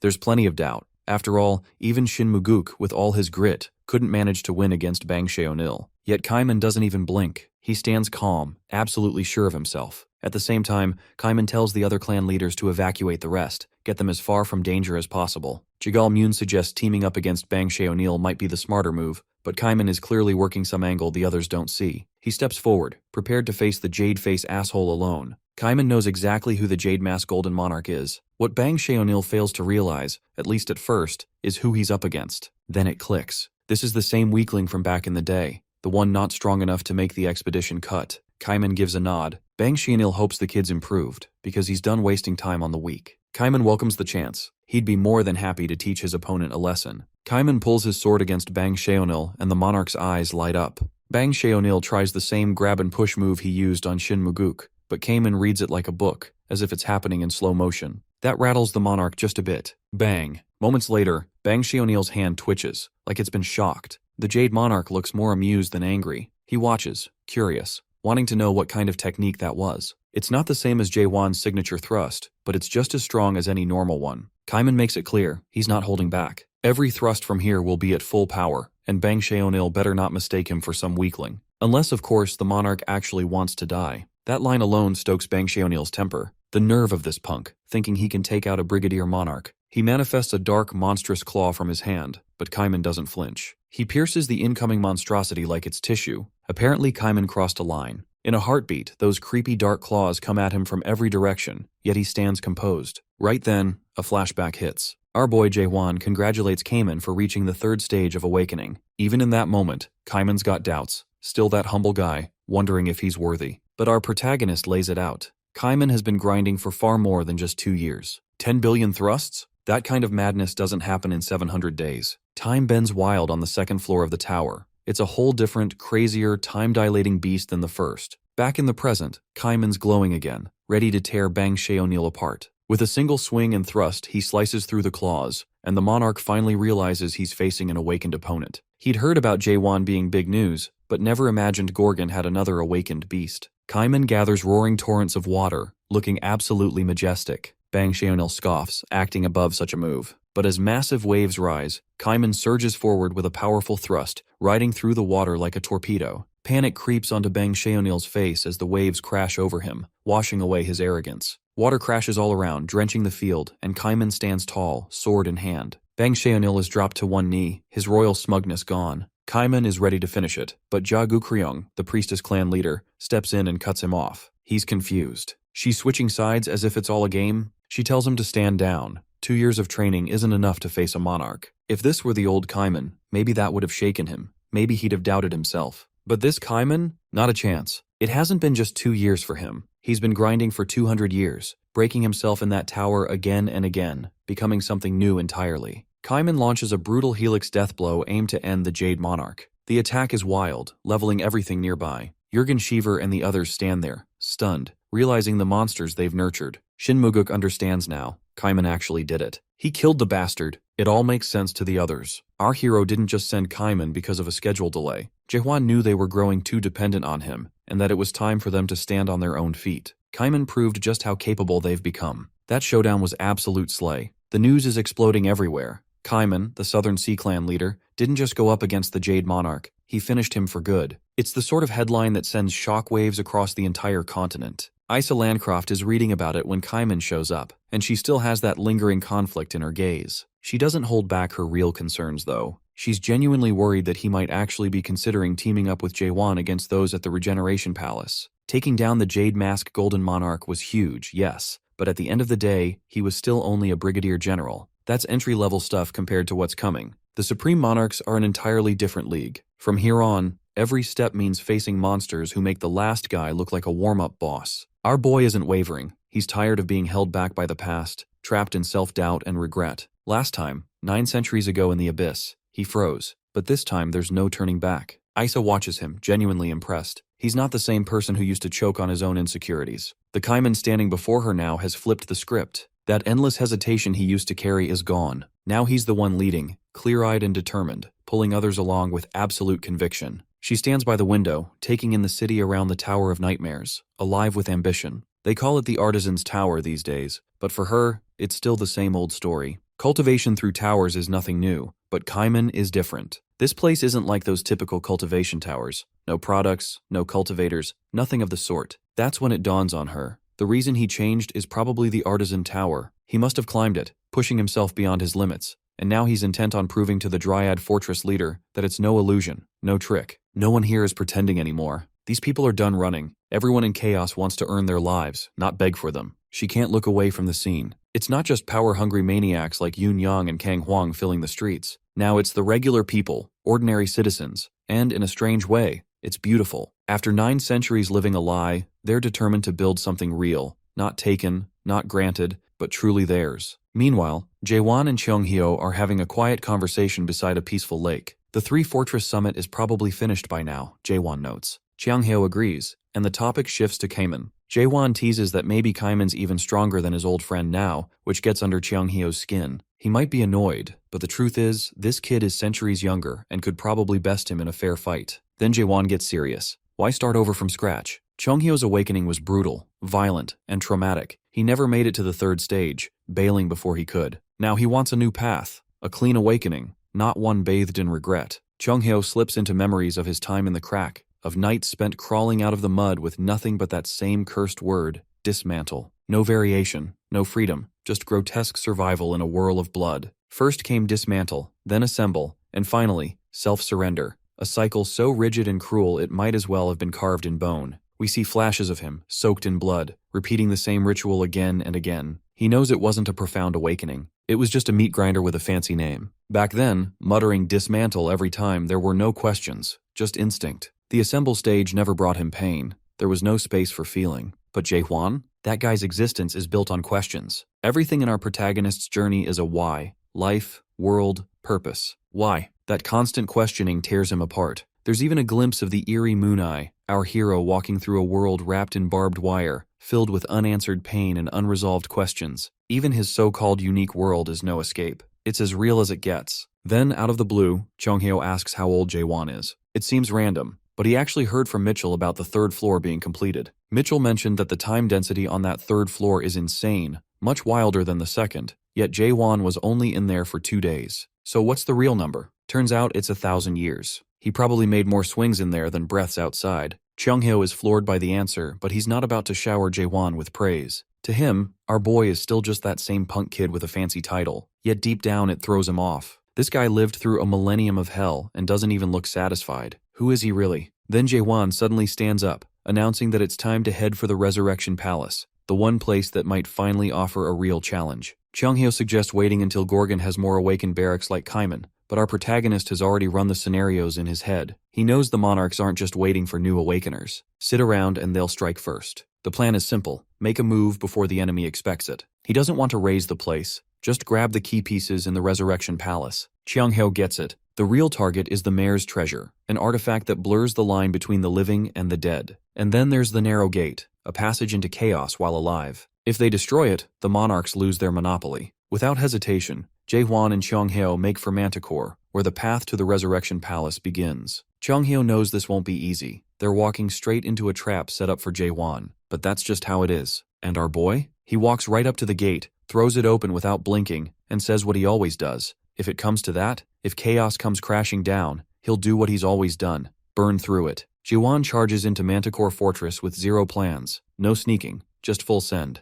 Cheonghyo suggests they could have slipped in quietly through the alley, but our boy's set on doing this loud. They'll need all their strength for what's coming, and Manticore isn't even the final boss. He unleashes his aura, draws Doc Bull, and goes feral, thrusting, swinging, and slashing like a storm. Meanwhile, Lim Jinhong watches the chaos unfold on his holographic screen. Every rumor about Jaehwan? All true. With reports of the Northern Forbidden Heaven base and the Path of Waves, everything finally clicks for him. If only he'd gotten that highlight reel a bit earlier. The irony isn't lost. He's supposed to hunt down this so-called product for the Pitch Darkness Lord, and now here it is, stomping right up to his front door, loud as hell. A female voice cuts in, clearly thrilled to see the battlefield being wiped clean. She's not curious anymore about why the Pitch Darkness Lord wants this product. This is no routine logistics run. Siren dances with excitement as Doc Bull flashes across the screen, grinning wildly. Lim Jinhong tells her to watch her language, not even pretending to be impressed. She drops onto the throne beside him like it's her personal couch. He's uptight about Miram etiquette and protocol, while she couldn't care less.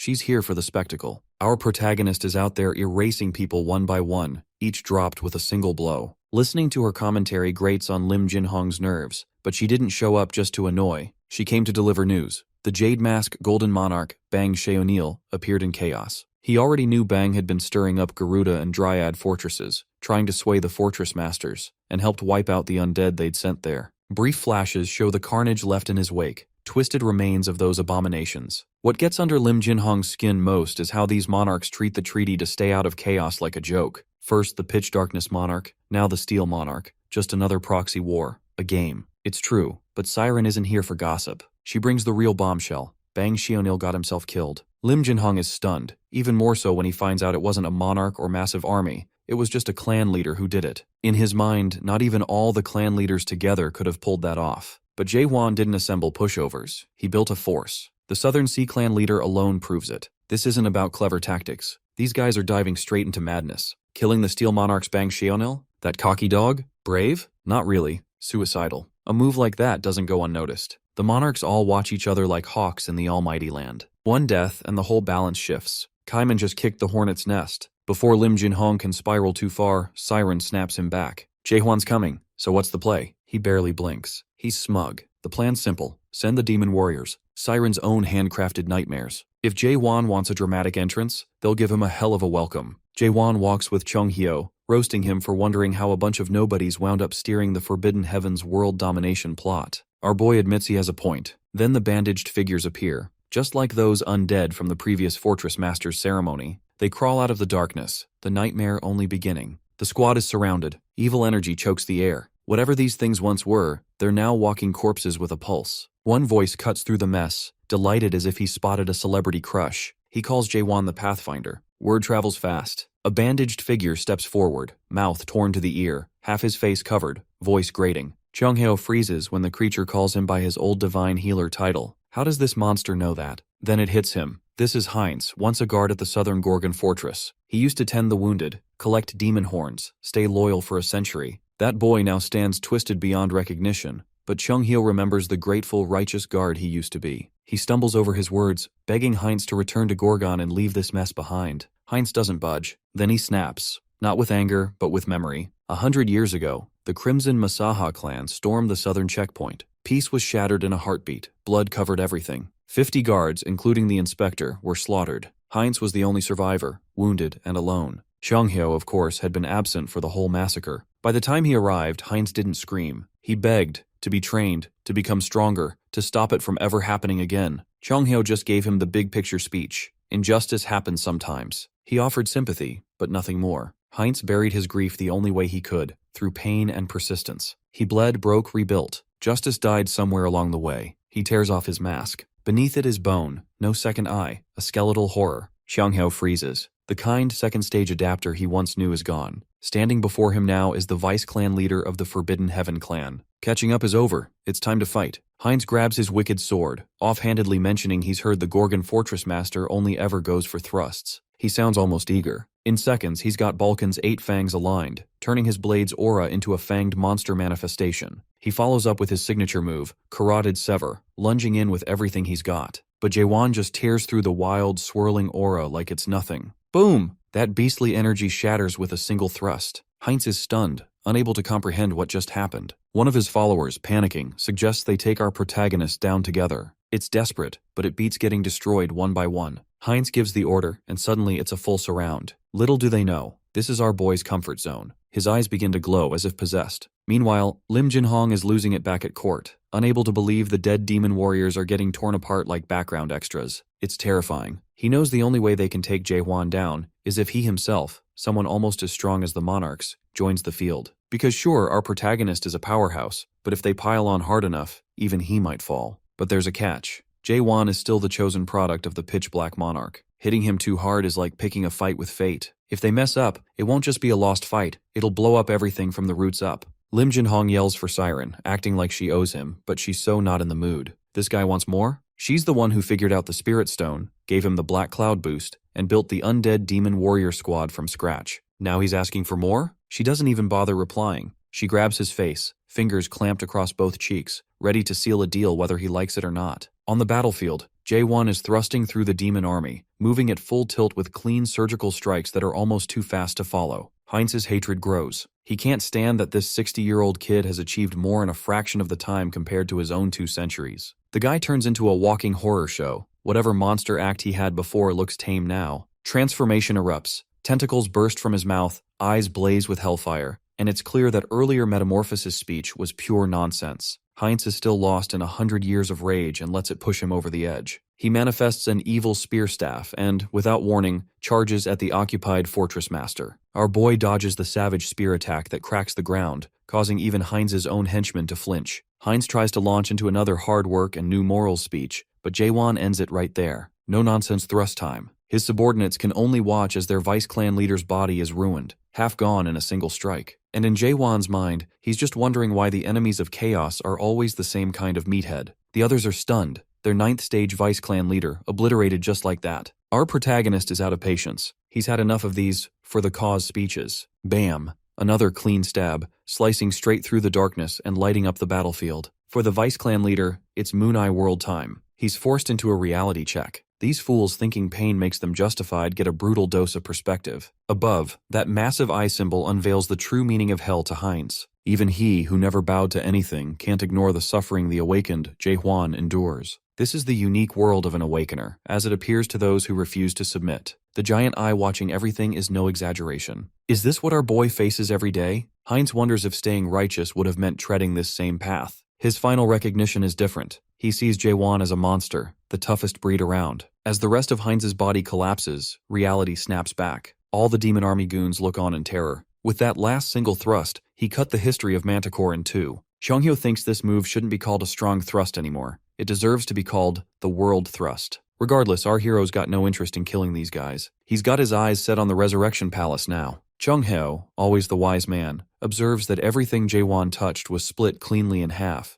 each piece stained by a hint of his unique world. How did he do it? Our boy just brushes it off, calls it another thrust. Cheonghyo suspects he might be close to surpassing the self-surrender stage of awakening. Suddenly, both sense the spiritual pressure of a lieutenant general rank monarch nearby. Before the conversation can go anywhere, the space-time around our heroes starts warping. The experienced one should know what's happening, but he's a bit slow catching on. He realizes it's a transcendent rank space teleportation skill, RAP, only as a cutie appears. It's Siren. She's impressed that whatever's left of the undead demon army actually fears Jaewon. He wants to know who this piece of work is. Siren, half offended and half amused, wonders if he lives under a rock. Doesn't he even watch this week's Top 10 or Tower of Tower specials? How can he not know Siren? Turns out she's a mare. Cheonghyo, red-faced, mutters that every man in chaos knows this woman. Even though she looks young, she calls him an old child with good eyes. She scolds them for not calling a mare by the proper race name. At least that's the standard. She teases him with his hat before introducing herself as Siren Armeld. Jaewon realizes she's the dream demon mare leading the Forbidden Heaven clan uprising. The fortress master could ask plenty, but he's got bigger priorities and tries to excuse himself. Siren, however, has orders. She's here to derail him and bring his advance to a halt. Jaewon grips his sword, fully resolved, but Siren isn't ready to let this devolve into a bloodbath. A flicker of panic flashes across her face as she tries to outmaneuver him, offering him a chance to become her product instead. It's a low move, breaking her words so quickly, but she clearly doesn't care about a lost cause. The man who asked her to stop him, Lim Jinhong, is already dying, if not dead, caught in the fallout from that manticore-splitting thrust. Jinhong sits slumped on his ruined throne, the court collapsed around him. Siren tells Jaewon that if he agrees to join her, she'll conveniently forget her promise. But before she can finish, his thrust almost takes her out. She dodges at the last second. Yet, our protagonist isn't charging in recklessly. He might seem like someone who doesn't listen, but his instincts are tuned in. He senses it now. Her spiritual pressure is wild, far more intense than when she was hiding before. This girl isn't some regular punk. He's starting to think she's actually Major General level. Her whole strategy is to talk sense into him, warning that if the pitch darkness monarchs are already hunting, he's in real trouble. If he just agrees to become her product, she'll pull strings, hide him away, and keep him safe. But our boy doesn't waste a thought on her offer or threats. She gets the message and snaps her fingers. Instantly, massive serpent monsters appear, summoned by classic mare authority magic. As the serpents lurch forward, Siren makes clear her offer still stands if he changes his mind. But before she can gloat, her summons get obliterated almost as soon as they appear. Cheonghyo warns that this can't continue. They need a new tactic. The mare has to go first. Our protagonist doesn't wait. He slams his sword into the ground, kicking up a sandstorm and vanishing into the rubble. Siren gives him credit, calling it clever, but says it won't last.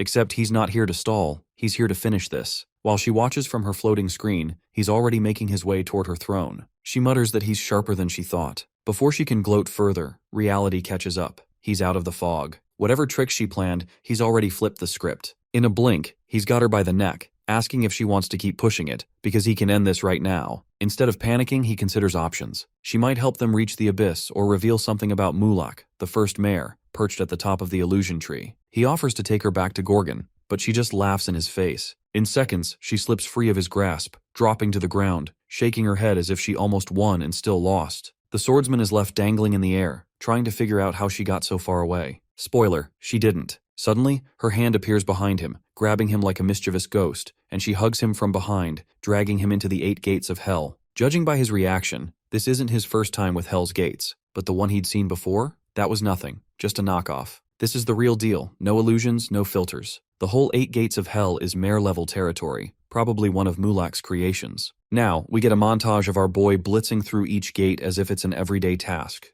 4th gate, Black Chain Hell, done. 6th gate, Frost Hell, done. He slices through each one like a speedrun. Siren watches, visibly rattled. She knew he was skilled, but not this kind of hell-breaking monster. She blurts out, asking if he's even human anymore. And Jaehwan? Calm as ever. He tells her to bring out every card she's got so they can end this. But this horror ride isn't over yet. Next up, a gate crawling with arms opens, revealing a massacre built from his own memories. Blood-soaked visions heavy with guilt and trauma. Siren makes it clear, no one has ever made it past the 7th gate. Even with all his fire, our protagonist is staring down the hardest trial of his life. Then, out of nowhere, a vision hits. Himself, younger, staring back and demanding to know who he really is. In an instant, he's plunged deep into a psychological nightmare, more dangerous than anything he's faced so far. Our boy finds himself dead center in a psychological circus, face to face with an army of himself, each pulled from a different era of his wrecked timeline. There's the young version, wide-eyed and raw. The soldier scarred and cold, one fresh out of the tower arc, blood still in his stare. And they're all talking. Not glitchy illusions,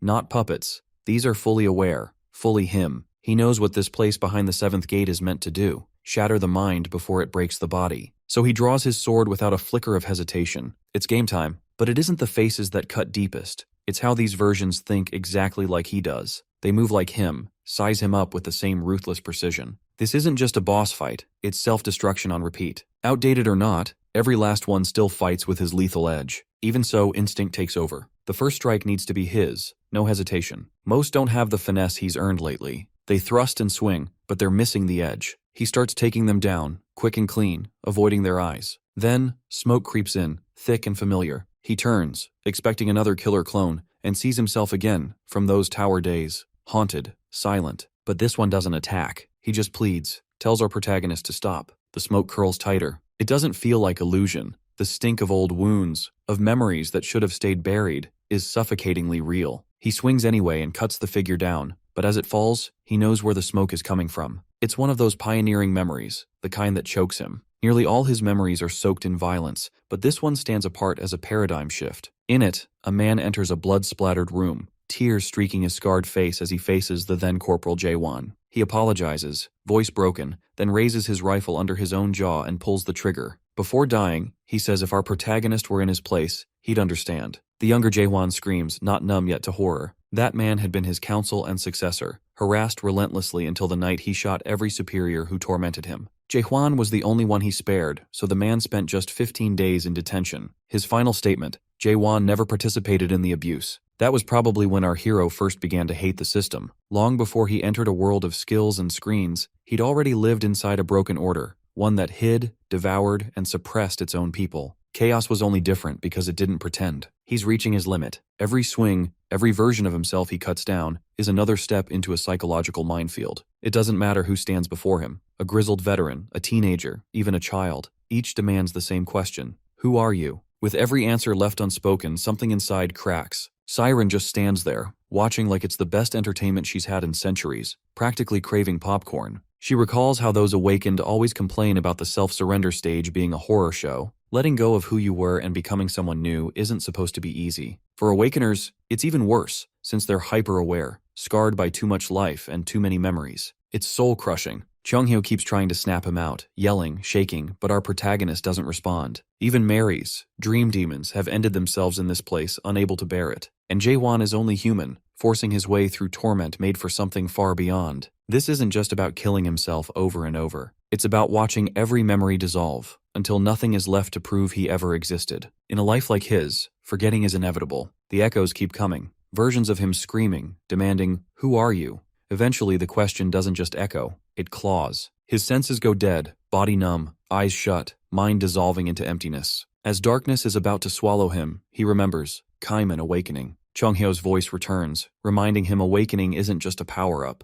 It's peeling the world open to see what actually holds it together. Values, particles, data no human could ever grasp. At the heart of it, self-surrender. It sounds noble, but it's a hidden trap. Neglect. After enough horrors and reliving all those memories, your mind starts to shut down. You stop noticing the pain. He spirals into that void where nothing matters. The older versions of himself look hollow, burnt out, no spark left. But then he says it quietly with certainty. It's okay to not be okay. And in that instant, the blankness breaks. Overhead, a sky erupts into a meteor shower of memories. Old Earth days, Yoon Hwan, Imal Grotesque, every tiny fragment of his past streaking by like a living cosmos. It's almost too much. The question remains, who is Jaewon really? He doesn't know. How could he, after 2,000 years of struggle and scars? Every pain, every bond, every scar is part of him. He's the whole mess, nothing left out. In front of him, all those points of light begin connecting, weaving a bright lattice that feels alive. Then something real shifts. His vision clears. The seventh gate crumbles, dissolving as if it waited for this moment. Siren can only stare, silent. No one's ever made it this far, especially not like this. Our boy's eyes are clear, unblinking. The mare is speechless. In 2,000 years, she's never seen anything like it. Then the gate shatters, falling away in shards of light. Jaewon stands, calm and steady, more alive than ever. He doesn't bother naming the moment. He's ready to break through the 8th gate and end it for good. Our boy charges for the 8th gate, and the moment he makes contact, the whole thing lights up like he's tripped a divine booby trap.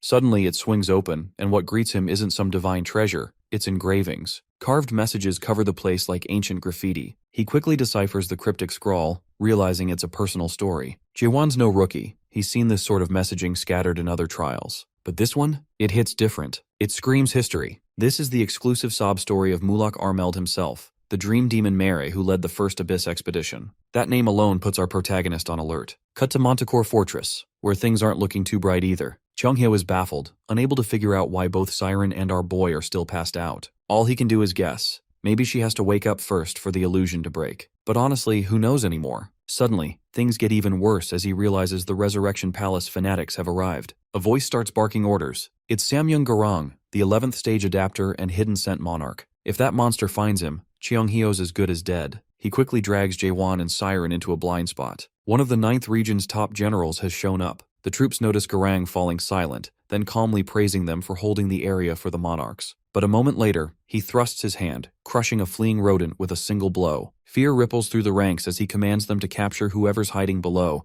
almost certainly our boy. Moments later, Old Man Chonghyo is totally losing it because, guess what? Siren is now conscious. The 7th gate must have been her Dreamflix subscription limit. Time to upgrade to premium. Still, he's fuming while she lounges, claiming she just saved their skins. What about him? Hiding their comatose bodies with that lunatic around. They agree it's mutual benefit, and right now, the only strategy is to get to Gorgon Fortress, the safest option left. Siren plays at surrender, but in truth she couldn't care less about strategy. All she wants now is unfinished business with Jaewon. Meanwhile, Chonghyo deserves a round of applause. He might not have predicted every twist, but he stayed sharp. He already sent a messenger eagle to Gorgon, meaning the awakened warriors have direct orders from the fortress master. Carpe Diem gets the green light to move toward Manticore, carrying the clear message. Manticore's fallen. Don't waste time. Take the Resurrection Palace down. Bury it if needed. Everyone's fired up. The palace is about to become a cautionary tale. Leaders like Kainan and Shin Muguk rally the charge. It's finally time for liberation. And this isn't just any army.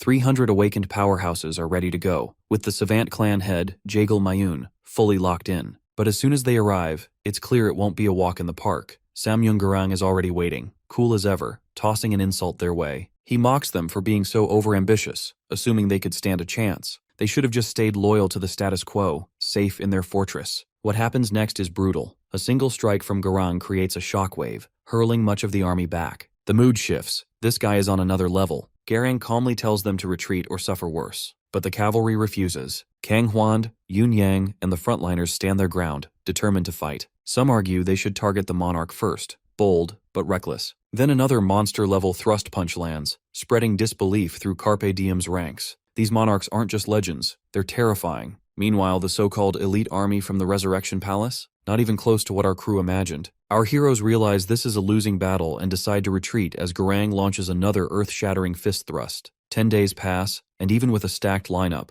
Sir Carlton Javier, now a third-stage awakened beast, plus the entire 9th Squadron led by the Limitless Clan's head, half the army is wiped out. Just like that. Jurgen Schiever's face back in Gorgon says it all. Pure stress, aging 5 years and 5 seconds. They lost 5 third-stage awakened fighters in that mess. But the worst part? The Resurrection Army has already reached Gorgon Fortress. If they so much as consider the palace's peace offer, it means surrendering not just the entire Artisan Tower, but also the Fortress Master Jae-won. Stakes have never been higher. Isa Landcroft sits silent in the inner fortress meeting, making it clear they're out of options. Kaiman reminds everyone that the Master had warned them about these kinds of shenanigans. Then Isa proposes something no one expected. If cornered, maybe they'll have to seek out Heoyu, Lord of Steel. Everyone knows the Pitch Darkness Lord is stirring trouble, and maybe that chaos could actually help. The Resurrection Squad is crawling in from the 9th region, and Heoyu's got a massive grudge against the guy who broke the treaty. So Isa figures, maybe it's time to use that rage. But Jurgen objects, pointing out the obvious. They killed Bang Shae O'Neill. Kaiman executed the Jade Mask Golden Monarch just days ago. That's not something anyone can ignore. Then again, with monarchs, death doesn't always stick. If someone dies in chaos after passing the narrow gate, they can respawn in their original body back in the Almighty Land. Kaiman concedes it's an option but draws a hard line. No help from those Almighty Land jerks. He wants Isa to be clear. Chaos has to defend chaos. There's no shortcut. Meanwhile, our protagonist is still deep in his epic slumber, while Siren, ever the watchful mare, keeps her eyes locked on him like a silent guardian. Someone really ought to keep quiet around the patient, but to be fair, the tension is thick enough to cut. They've spent days trying to wake Jae-won, yet nothing works. Chung-hyo is losing his mind, while Siren just sits back, doing nothing. He demands to know what she did to him and when she thinks he'll wake up. She brushes him off, telling him to be useful if he's so desperate. Really, Siren? 10 days of her spells and still no progress. And why is she even sticking around? He always figured she was loyal to the Pitch Darkness Lord. But she's over that now. She's seen something that changed everything. Our protagonist might actually break through the 8 gates of hell. No small feat since those gates were designed for mares, not humans. Chung-hyo doubts the gates will pose any real challenge for Jae-won,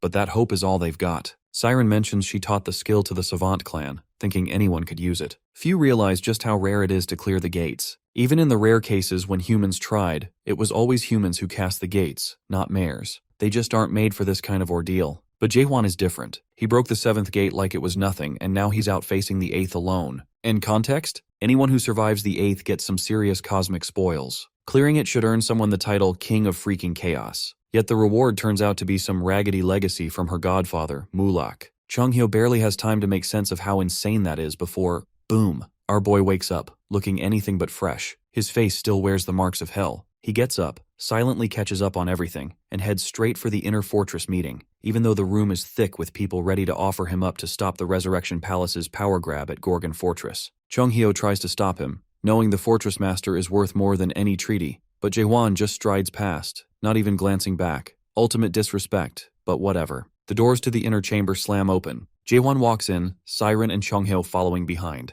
Kang Hwang, Kaiman, and Jurgen Schiever light up. Isa Landcroft sits with her timeless old hag expression. Kang Hwang and Kaiman are barely done celebrating when he drops the bomb. He's heading to the Resurrection Palace. Just like that, Yoon Young looks like he's been hit by a truck. Kaiman's instantly against it, and Kang Hwang can barely find words. It's drama hour at its peak. Jae-won tells them straight to quit with the pity faces. He's fine, and he knows what he's doing. Yoon Young steps forward, telling the Master that people died fighting the Resurrection Palace's Golden Boy. For hope, for something real, for him. The Carpe Diem army isn't just a force now, it's a belief. And then he confesses, he hates Jae-won. Hates him for giving everyone something to believe in, because now they can never forget. They can't go back. And yet they need him. He better understand, all anyone wants is for him to stay. They're ready to fight just to keep him from walking away. But they've missed the point. Our hero never asked to be sacrificed. He's only announcing that he's no lamb for slaughter. If it wasn't clear before, now it is. He's not going to the Resurrection Palace with his tail between his legs. He's marching in to flip the place inside out, and that's the whole plan.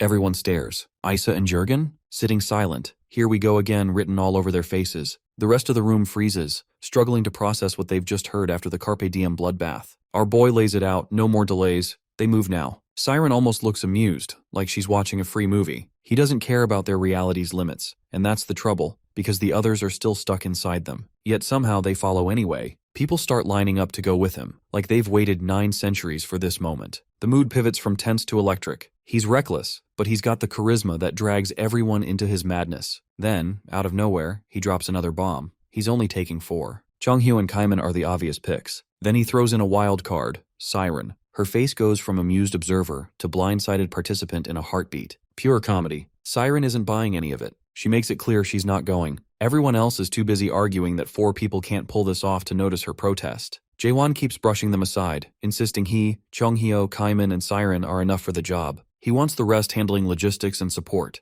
No matter how blunt she gets, ranting in her corner, he refuses to acknowledge her refusal. Isa Landcroft finally states the obvious. Will nuking the Resurrection Palace actually help chaos, or just unleash something even worse? No one really knows what keeps chaos together, and if the regime falls, countless factions might pop up out of the chaos and rip everything apart. Yoon Young cuts through the debate saying forget unity, burn the palace first and figure out the aftermath later. Most agree that destroying the narrow gate should be the main goal. The Fortress Master points out there are still ways into chaos, even if the gate gets closed off to the monarchs. Meanwhile, Chunghyo and Siren are mock-fighting like kids, oblivious to the apocalyptic stakes. Yoon Young, nearly losing it, can't believe monarchs might actually choose death just to return to Carpe Diem. Our boy raises the one question no one wants to face. What if this entire effort to crush the Resurrection Palace doesn't even affect the monarchs? He's not running from the possibility. He's ready for the worst. Just then, Siren's done playing around. She grabs him to make it clear she's not joining this madness. But our protagonist doesn't flinch. He's tuned out her refusals, because deep down, he knows he's got one ace she can't resist,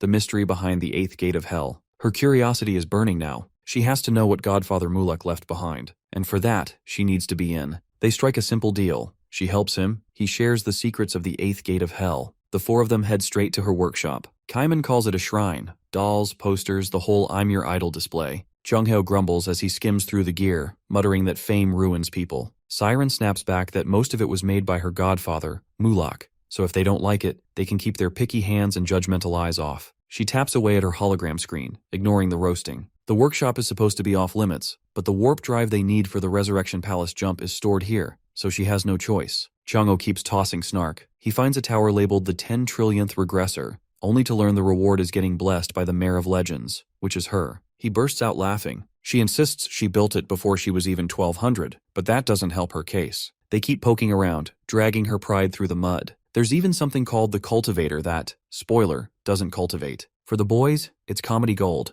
For her, it's a humiliation circus. She thinks that even dancing butt naked wouldn't be half as bad as this roast disguised as a tour. But the truth is, Chunghyo's nosiness isn't random. These guys were products once, sold and stuck like collectibles in the timeline. She gets it. Picking up one of her own figurines, the weight hits her. Each shiny little piece was a life, trapped, frozen, sold. The guys can joke, because the alternative is treating her like a monster. They're forming opinions about the towers, trading comments, rotating her. Then one of them stops and points at a specific tower. She glances over and calls out its cheesy name, The World After the End. It isn't finished, though. She started it after her first meeting with Mulak, and never got to show it to him. Standing there, she realizes she never thought of the products as people. She just built towers without thinking about their meaning. Maybe it's time to reconsider. Still, now's not the moment. They notice the portal in her lab, one leading straight to the Resurrection Palace. An uneasy feeling crawls up her spine, though she can't explain why. Maybe it's the same dread that made her godfather abandon everything at the end of the Abyss expedition. Flash forward, and suddenly the crew stands in a classy castle courtyard. It's stunning, but the admiration is cut short by guards yelling for people to line up, follow protocol, and stop acting like they own the place. Classic castle energy. Someone yawns mid-scene, bored with the degenerates lined up hoping for reincarnation. These fools don't get it. If they actually wanted a shot, they'd be after the fruit depository instead. Wasting half a year in line is madness. The man talking is none other than the 72nd Resurrection Palace Master, Fog Monarch Hichtmeyer. It's his 3rd year holding the title. One of his people tries to defend the crowd, saying they just want to keep serving him.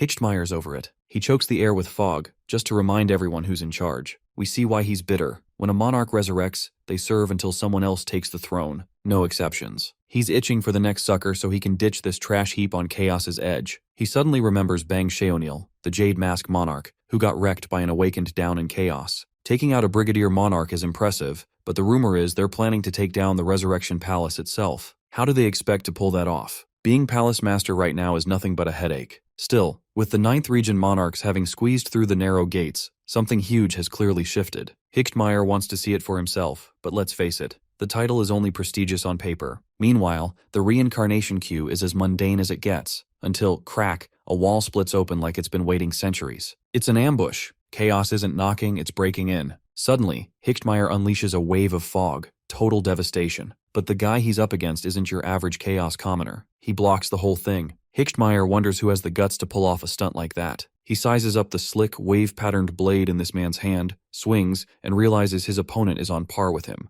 Hichtmeyer manifests his weapon, blocking the blow. Is this the Fortress Master himself? He sees the water-style quirks and knows it's not, which only makes it worse. If this is just one of the Gorgon Fortress Master's lackeys and he's this strong, then hell's waiting. The man greets him. Long time no see. Looks like the finally revealed Kaiman knows the Resurrection Palace Master. But there's no time for business cards now. Kaiman's here for one thing, to settle the score. 900 years ago, Abyss Expedition. History Hichtmeyer would rather forget, but Kaiman hasn't let a single detail go. Hichtmeyer doesn't waste a second. Out of nowhere, he vacuums the whole battlefield and launches an insane fog thrust attack. It's not just ridiculously strong, it blinds Kaiman too, cutting his vision to zero. The field is thick with fog. What's worse, Kaiman can't even sense the faintest trace of Hichtmeyer. For all his brutal tower training, his sensory skills are failing him. It's a setup for Doubt to sneak in and mess with his head. Meanwhile, our boy in the background isn't having any of that. Jaehwan steps up, tells him flat out to drop the defeatist attitude and actually believe in his own strength for once. That's when Kaiman shuts his eyes. It clicks.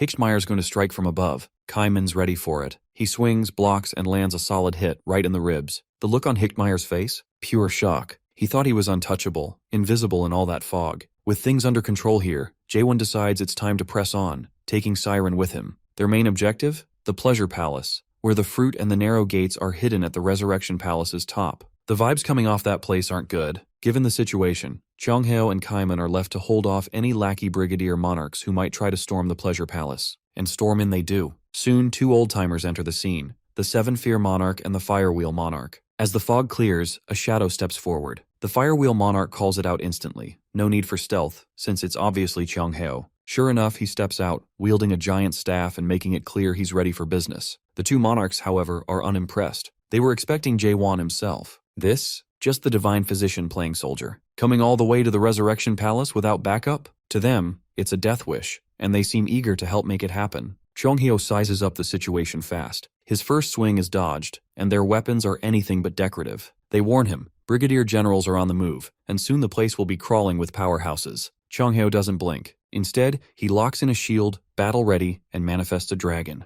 His message is clear, bring it on. We jump to the Pleasure Palace, and it's exactly what the name suggests. Monarchs lounging like they're on vacation, surrounded by beautiful women, each monarch being personally served in style. The whole scene is pure indulgence, as if nothing could possibly go wrong. But the timid monarch, Rika, who's more observant than bold, nervously points out that something outside is clearly brewing. Before chaos can fully break loose, Rika suggests they check it out. But who has time for that with all these chaos girls serving up pleasure? The second and fourth dragon monarchs just laugh, shrugging off the warning. They're too busy enjoying themselves to care about any outside threat. The third and fifth dragon monarchs are no different. Shameless, smug, and totally unconcerned with the looming disaster. To them, the only real danger is if the female monarch alliance back home finds out about their antics and delivers some royal consequences. But right now, that's tomorrow's problem. Chaos in their eyes is just a playground. The idea that anyone here might have a grudge? Not on their radar, even with the 900-year-old Abyss Expedition beef hanging in the air. Rika pushes again, worried they should investigate. The dragon monarchs just wave him off, certain that even if there's trouble, the Resurrection Palace Master will handle it.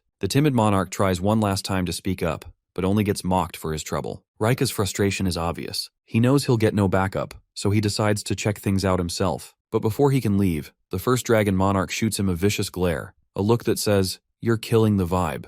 The poor guy nearly panics, bolting off while the others return to their bubble of wine, women, and delusion. The first dragon monarch thinks they're untouchable, and the rest are right there with him, still mocking the nervous monarch from before. Suddenly, a candle flickers out. A beat later, Jaehwan bams into the Pleasure Palace, Siren at his side. The room freezes. In an instant, everyone realizes the raid on the Resurrection Palace isn't just a rumor anymore. Our protagonist doesn't even need to draw his blade right away. Just standing there, calm and unbothered in the middle of their hedonistic playground, is enough to rip the smugness off the monarchs' faces. The first dragon monarch recognizes him immediately. Gorgon Fortress Master, live and in person, and tries to play it off like Jaewon's walking into his own funeral. Nice try, but that's never been our boy's style. No negotiations, no fake politeness, just pure, unmistakable I'm here to end you energy. He's already mentally mapping out how to turn the entire room into a dragon monarch graveyard. You can feel the shift. The monarchs grasp exactly what's changed here. The bottom line is deafeningly clear. Chaos isn't their playground anymore. Siren's dream demon senses tingle, attack incoming. But before she can warn him,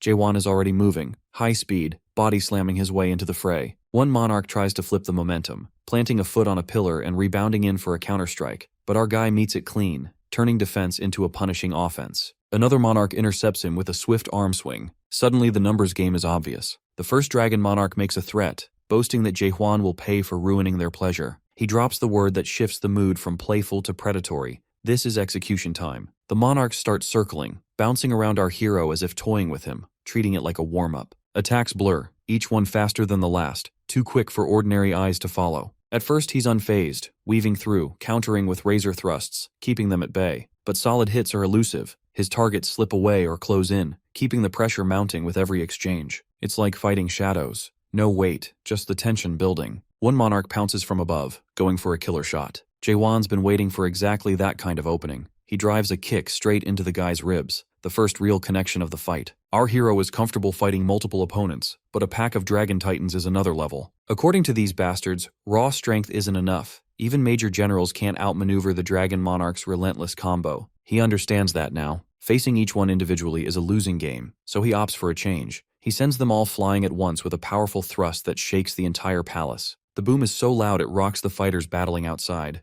Chonghyo, hearing the chaos, thinks it's about time the kid started letting loose, though he still can't catch a break with brigadier monarchs piling on. Back in the pleasure palace, we zoom in on Jaewon's face. No smirk, just wide-eyed focus. That epic strike? Incredibly, all the dragon monarchs are still standing. The monarchs can't help themselves. They start mocking Jaewon like it's open mic night. They call it pathetic, laughing at his attempt, acting like he really believed that thrust could do anything. Even Siren, who knows just how tough our boy is, looks dumbfounded. These guys are on another tier entirely. That last thrust didn't just fail, it bounced off like he'd flicked a pebble at them. To the monarchs, it's straight up insulting that he'd even try. That's when the first dragon monarch loses his cool. He's done letting the kid pretend. Now it's time to show the difference between so-called chaos pests and real monarchs. Suddenly their aura surges. The dragon monarch title isn't just for show. A massive dragon forms out of pure technique, looming overhead, ready to erase everything. It dives for our protagonist, fast and furious. He narrowly dodges, a miracle really. Instantly, he counterattacks with a solid thrust, the kind that would drop any regular foe on any other day. But against that dragon, not even a scratch. The monarchs laugh harder. The fact that he even thought it might work is a bigger joke to them than the attack itself. Situations like this can be misleading though. He seems to be in over his head as the dragon opens its mouth, ready to blast him away. Jaewon doesn't dodge. He goes for a stab, taking the bad mouth breath head on. The monarch thinks he's finished. That blast is no joke, probably uncontainable by a single thrust. In the chaos and smoke, it looks like our guy should have stayed down. Bad move. But that's not how he rolls. The rubble becomes his cloak. He rises through the dust, revealed on the dragon's nose, striking again. The monarch is shocked, but still running his mouth, taunting that Jaewon's arrogance will be his downfall, and he'll never leave a mark. But our boy isn't here for the banter. He channels all his energy into one deadly stab. That's when the monarch realizes, this isn't a bluff. The attack is dangerous. He retaliates, pins Jaewon to the ground, spits more insults, then pulls back. For once, our hero's done listening to these royal windbags. He tells the monarch he talks too much and does what he does best. He shuts him up with a god-world thrust. Boom. The pleasure palace is no more. It's a post-apocalyptic ruin. Kaiman and Cheonghyo just stand there, watching the fallout. It's official. Following Jaewon is risky business. Sure, you could die, but at least you'll witness something legendary. That's Cheonghyo's take on it. Back amid the wreckage, the once massive dragon aura fades. Siren, ducked behind cover, pieces it together. Showing up with just 4 people? That wasn't reckless. It was calculated. He wasn't bluffing. Meanwhile, the first dragon monarch looks like he crawled out of a blender. Clothes shredded, ego in tatters, face full of disbelief. These monarchs have massive egos, and getting rocked like this is not something they're used to. The first dragon monarch is the only thing left standing. He spits a threat, swearing he'll come back and rip Jaewon to pieces. He tries to drop the narrow gate bomb, as if it'll scare him. But surprise, our protagonist already knows. No matter, the monarch clings to the idea that as long as their soul and body are bound, he can't actually kill them. That's their trump card. It's all mind games. As long as the soul-body link stays intact, worst-case scenario is the dragon monarch's poof, respawn back in their cushy bodies in the almighty land, and return for revenge.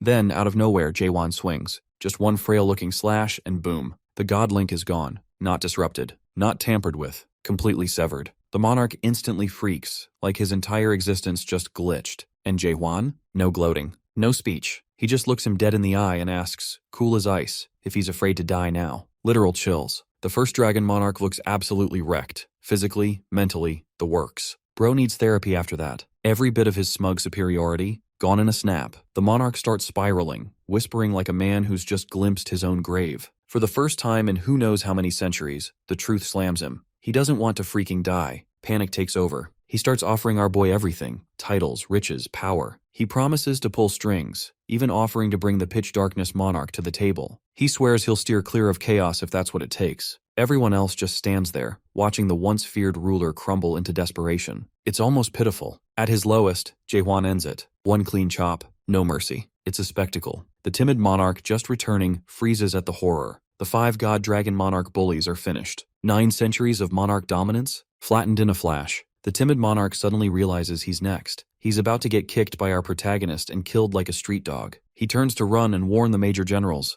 but Chonghyo catches him. And Chonghyo for once looks utterly terrifying. Everyone regroups as Kaiman reports to Jaewon. Chonghyo follows, dragging the scared monarch along. He reminds the team about our boy's order to bring the monarchs alive. Even though that nearly got them all killed, they somehow managed it. Then the question comes up, who's this rat Chonghyo picked up? Siren recognizes him as the timid monarch, a joke to his peers. He made brigadier level, but nobody took him seriously. The weakest of the bunch. Time for business. Chonghyo stresses again that Jaewon wanted these monarchs kept alive. They weren't told why, until now. He wants to truly end them by severing their brain link. Execution time? The timid monarch is practically losing control, begging to be spared from this death parade. Siren wonders aloud why Jaewon isn't treating this rat the same as the others. But our boy has a reason. In war, you leave certain witnesses behind to exaggerate your reputation for everyone else. Plus, odds are this guy will spill where the fruits are stashed. Sure enough, with a trembling finger, Rika points out the vault where the fruits are kept. But this isn't any ordinary vault. It was crafted by a mayor, and its passwords regenerate endlessly. Only an artisan-level mayor can crack it, and that means Siren. Finally, it's her time to shine. Before anyone can officially ask her for help,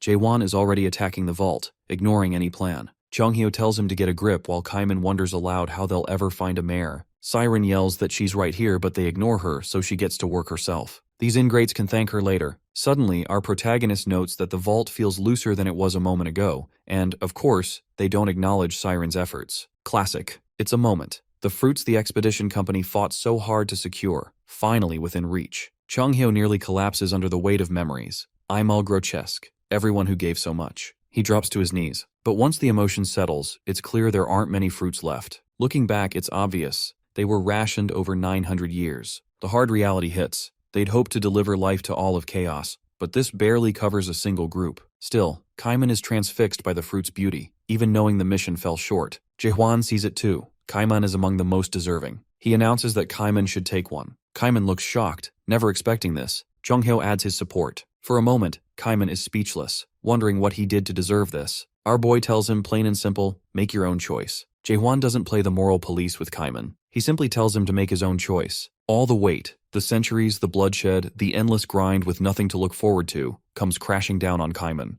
This isn't just about the tower, it's everything. The years, the pain, the sacrifice. When Kaiman stares at that fruit, he doesn't just see a reflection. It's like looking at a version of himself that still has hope. And even then, he doesn't hesitate. After all the carnage and all the pain behind chasing these mythical fruits, Kaiman just clenches his fist and crushes it. Chonghyo is speechless. The timid monarch looks ready to faint. Siren freezes. Even Jaewon, the unshakable veteran, can only stare, demanding to know what the hell Kaiman just did. But Kaiman didn't break. Something simply shifted inside when he took hold of the fruit. There are only 10 left now. A pitiful handful compared to what the fruits once represented. They're not symbols of hope anymore. They're the spark that will set off wars. In the current state of chaos, Kaiman's choice makes perfect sense. Everyone is fighting so a few can feel alive. That's not salvation, it's just another power game. For the first time, Jaewon smiles. That took real courage. And Kaiman isn't done. He turns to our boy and asks if they should destroy the rest. Jaewon nods. Absolutely the right call. He already understood the risks, but a disillusioned outsider shouldn't be the one to make that decision. It had to come from chaos itself, and that's exactly why he chose Kaiman. Chonghyo still can't wrap his head around how wild this is. If anyone saw what they just did, the world would lose its mind and come crashing down on them. It takes serious fortitude to make a call like that under pressure. Jaewon never doubted Kaiman for a second. He knew this guy would even choose despair if it was the right thing to do. He just made a choice between anarchy and personal salvation. They ask Kaiman if he regrets it. He just laughs like regret isn't even in his vocabulary. Right in the middle of that prideful moment, Jaewon suddenly screams Kaiman's name in panic. Bang! Out of nowhere, a blinding flash of light. Cheongho and the others freeze. In an instant, Kaiman's down in a crater, giving full Yamcha vibes. He could be dead. A voice cuts through the chaos, calling them all vermin. A feathered robe appears, revealing the full Storm Monarch. This is a level 10 adapter, a major monarch Kaniel. Cheongho is panicking, trying to wake Kaiman, but before he can do anything, someone grabs his head and slams him into a wall. That's the Silence Monarch Megiddo, another 10th stage adapter who isn't holding anything back. Jaewon watches it all, and it shows on his face. As the feathered and clawed duo make it look like things can't get worse, another voice rings out, accusing the heroes of overstepping by taking on monarchs. The timid monarch instantly panics. He knows who this is. Samyung Garang, one of the top 5 major generals in all the Almighty Land. While the timid monarch has a meltdown, Samyung Garang casually tells Kanail and Megito that he'll be the one to take Jaehwan's head. No hesitation, Jaewon orders Siren to get Kaiman and Cheongheo out before this turns into a massacre. The monarchs are amused. They tell the fortress master to worry about himself for once. In seconds, Megito's shadow dark arms crawl from the ground, wrapping around Jaewon like he's being dragged to hell. Kanail dives in, but our hero manages to dodge even while restrained. As Jaewon tries to catch his breath, Megito strikes with a nasty dust claw. Jaewon barely blocks it with Doc Bull, but it's obvious. These guys are on a whole different level. Absolute monsters. Kanail attacks again, and Samyung Garang, watching Jaewon on the defensive, is not impressed. The legends hyped up this fortress master, but he looks like another paper tiger. Jaewon is already gasping, worn out, and before long, he's restrained by shadow arms all over again. They smirk, taunting if he's finished, since they're just getting started. Maybe it's time to end things. But that's their mistake. Everyone underestimates Jaewon at first. Even as the darkness coils tighter, he lifts his head and locks eyes with the monarchs in pure defiance. That glare isn't a threat. It's a guarantee. They're about to learn what happens when they push our protagonist too far. Let's rewind for a moment to when Jaewon shattered Manticore's legacy with a single, devastating thrust. Earlier, Cheongheo had renamed the attack to World Thrust,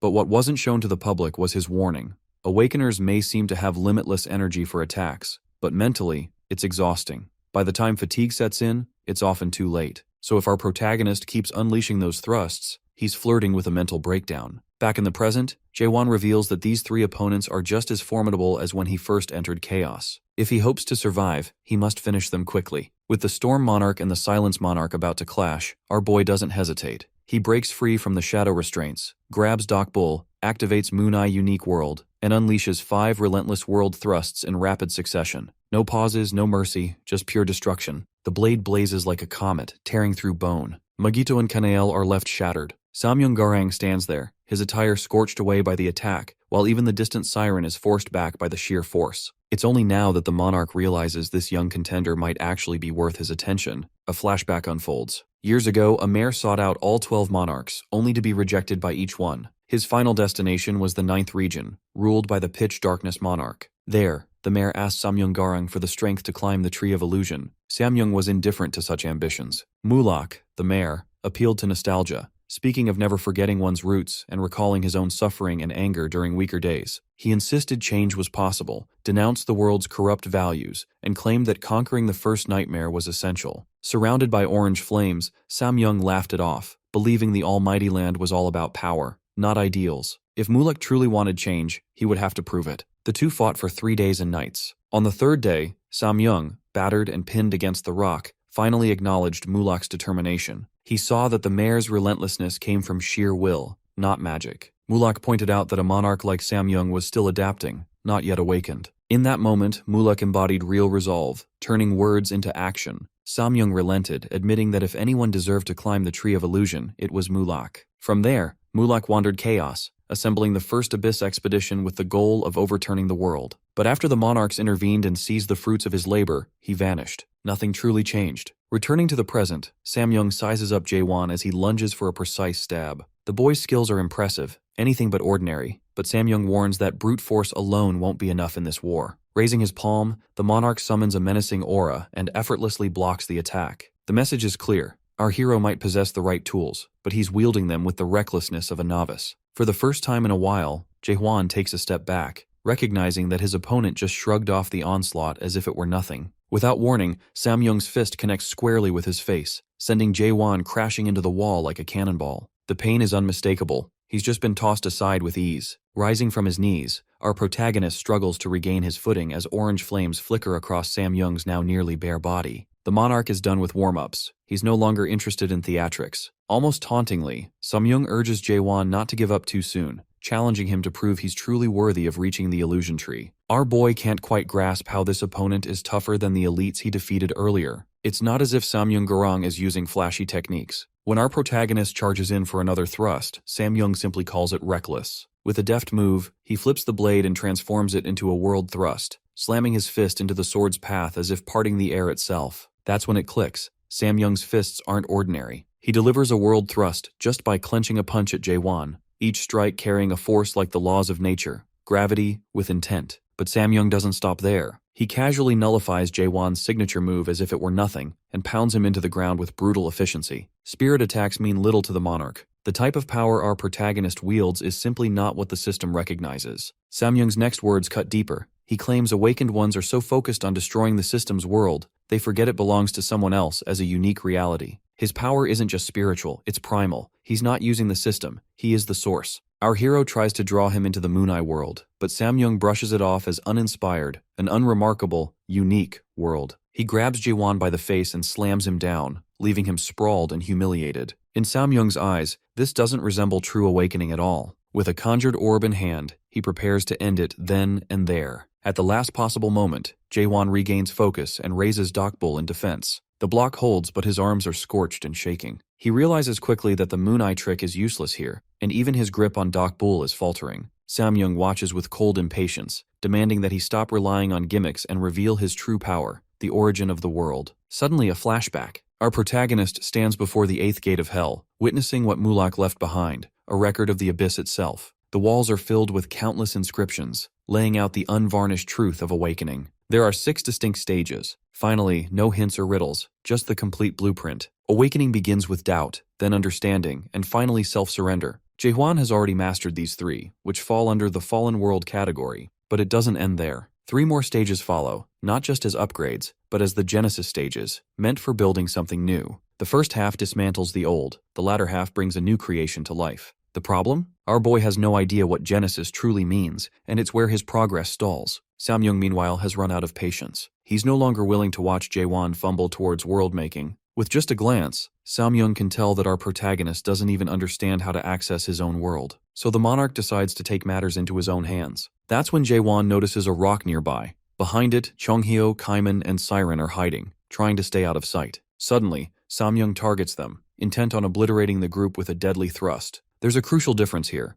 Jaehwan and Samyung can talk of unique worlds and second chances, but his friends hiding behind the rock don't get any resets. This is their only world. Samyung fires off the attack, and while Siren braces for the end, Jaehwan leaps in to protect them, taking the blow himself. The damage is severe, but he shields his friends. That's when clarity begins to dawn, not as a sudden revelation, but as a gradual, undeniable awareness. He thinks of his only world, growing up with his parents, school days, watching Yunhwan die. These moments shaped him, even if they now blur together. Back then, he never questioned reality. Things were simply as they were, and that certainty upheld the system. Now, as he approaches Genesis, he finally understands. The missing piece isn't some artifact or secret, but conviction. Belief was once enough, but now he needs a conviction that surpasses even belief to begin this Genesis. Yet, he knows he's not there yet. The scattered personalities of his memories and the burdens he carries make it clear, current conviction alone isn't enough. Every version of himself, past and present, must stand behind this resolve, and time is running out. Samyung readies his fist for the final blow. However, it's Jaehwan's own past selves who become the true obstacle. They stare back at him, doubting. To them, this new world seems like a mirage.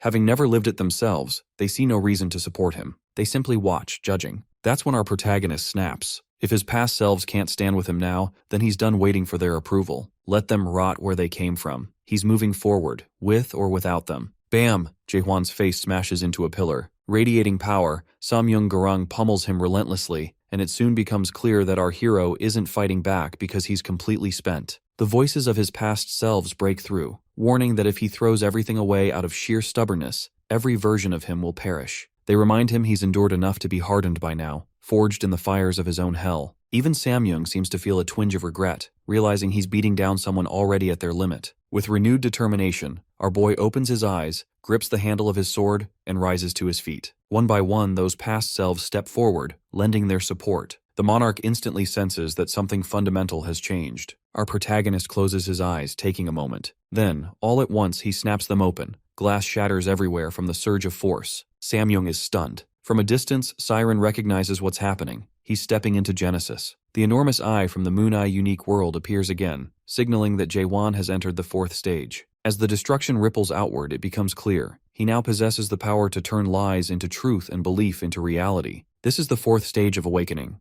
Theory. The sight makes Samyung grin with manic delight. The irony that this unique world was designed to erase others isn't lost on him. It's almost poetic. But evolution doesn't mean the monarch will go easy. He attacks again with a signature dust-laden punch. This time, when Dokbul meets the blow, our protagonist holds firm. That's the moment Samyung's excitement spikes. It's as if he's facing Mulak from 1,000 years ago. The thrill-seeker laughs, thanking Jaewon for the exhilarating battle. The tempo skyrockets as they exchange blows faster than the eye can follow. Still, beneath the energy and bravado, it's clear this fight can't last forever. Eventually, it will reach its end. The combatants spring back from the wreckage, then charge at each other with everything they have. Our hero lunges, eyes locked, driving his thrust forward. Samyung counters with his fist. When they collide, bam! An explosion erupts, shaking the battlefield. No matter how wild the chaos becomes, it's obvious the match isn't over yet. In the thick of battle, Jaewon slips into introspection, questioning what he's truly lived and fought for. But amid the relentless dodges and attacks, he pushes those thoughts aside. No questions, no hesitation, just keep thrusting forward. As the fight drags on, fleeting images of his younger self appear, carefree, clueless, swinging Dokbul like a child at play. Samyung's laughter echoes through the ruins, and for the first time, a genuine smile forms on our boy's lips. Across the swirling dust, the gladiator has gone fully unhinged, laughing with the abandon of a beast, reveling in the chaos. Jaehwan silently thanks him, recognizing Samyung as the perfect adversary he's always needed. They crash into each other over and over, exchanging blow after blow. The monarch refuses to relent, hammering back with merciless strength. Their battle evolves into a wordless ritual. Two warriors locked in a moment neither wants to end. Our protagonist leaps back, daring the system to show if that's all it has. Samyung counters with another crushing fist, playfully dismissing the challenge. During a brief pause, Jaewon thanks him aloud for finally giving him a worthy opponent after what feels like 1,000 years in chaos. He realizes he's not the only one who's wielded a weapon for centuries. The monarch has refined his power just as much. They trade a few words of respect before our hero brings up what's been weighing on his mind.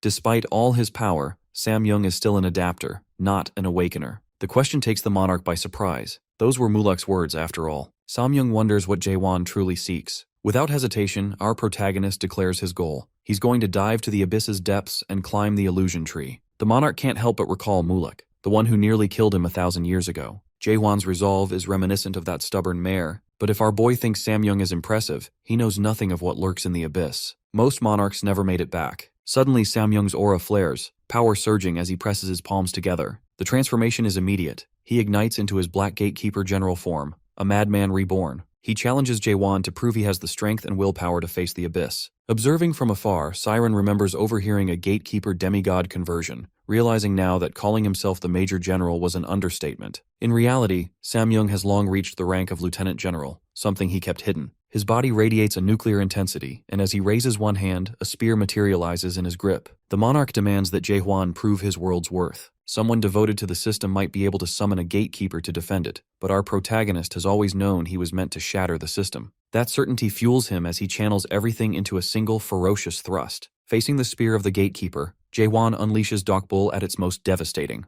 Samyung wonders whether this attack can withstand the weight of hundreds of lives behind it. The monarch's grin fades as he recognizes the thrust carries Jaehwan's entire existence. The blow tears straight through the black aura, obliterating what moments ago seemed unstoppable. Our hero sizes up the moment and strikes with unwavering resolve. Even Samyung accepts it's the end. There's no time to dodge or counter. He meets it with a final nod, acknowledging the battle as one worth every second. Jaehwan delivers the decisive strike. The barrier shatters, light rips through the sky, and it's finished. It was a battle neither will ever forget. Truly, it was fun while it lasted. There's no need for a spoiler, it worked. Samyung Garang is left utterly devastated, half his body torn apart, barely hanging on. Even so, he manages to ask if he truly lost. It's then he sees it, the moon eye, the force that observes and shapes everything. Clear as day, Samyung glimpses the illusion tree's peak, the place where the first nightmare awaits. He wonders if that's where Jaewon intends to lead everyone. But our boy's intention isn't to guide people there, it's to bring the whole thing down. The monarch understands. If this is the world Jaewon intends to create, it won't be some popular utopia. He wants to erase despair, but what he demands in return is extreme,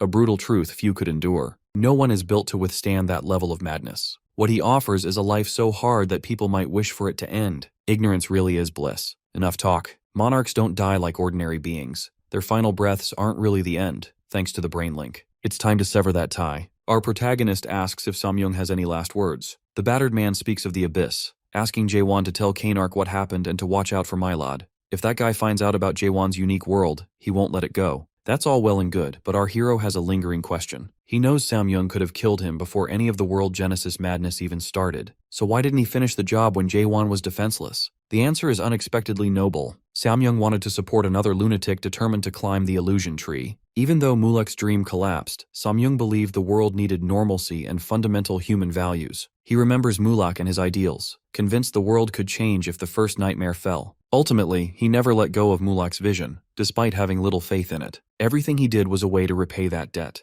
With that, he accepts the end of the link, free of regret. Exactly 917 years and 244 days after Mulek's Abyss expedition went up in smoke, Chaos is finally free of the Resurrection Palace. As the focus shifts to Samyung, Jagalmun and Jaewon agree he was a formidable monarch from the Almighty Land. Jagal knows plenty, given his own clan's downfall at the hands of the Samyung clan. The savants were exiled and replaced in the 5 great clans. Just like that, he gives Jaewon a warning. You took down one of theirs. Don't expect the rest to stay quiet. But the fortress master remains unfazed. He tells Jagal not to worry, his tone cool and edged with confidence, a sure sign that our protagonist now holds the narrow gate. He makes it clear, those guys can't step into chaos without dying. For now, things are under control. If any of them try to force their way back, he'll handle it personally. And if someone manages to slip through a loophole, they'll become his stress relief. Either way, he's not concerned. Jagal stands there, stunned. He can't understand how Jaewon makes things happen. Everything about the way our boy operates seems backwards, yet it works. With that, our protagonist heads out, pausing by the window in his office. He grows reflective, realizing how long it's been since he first arrived in Gorgon.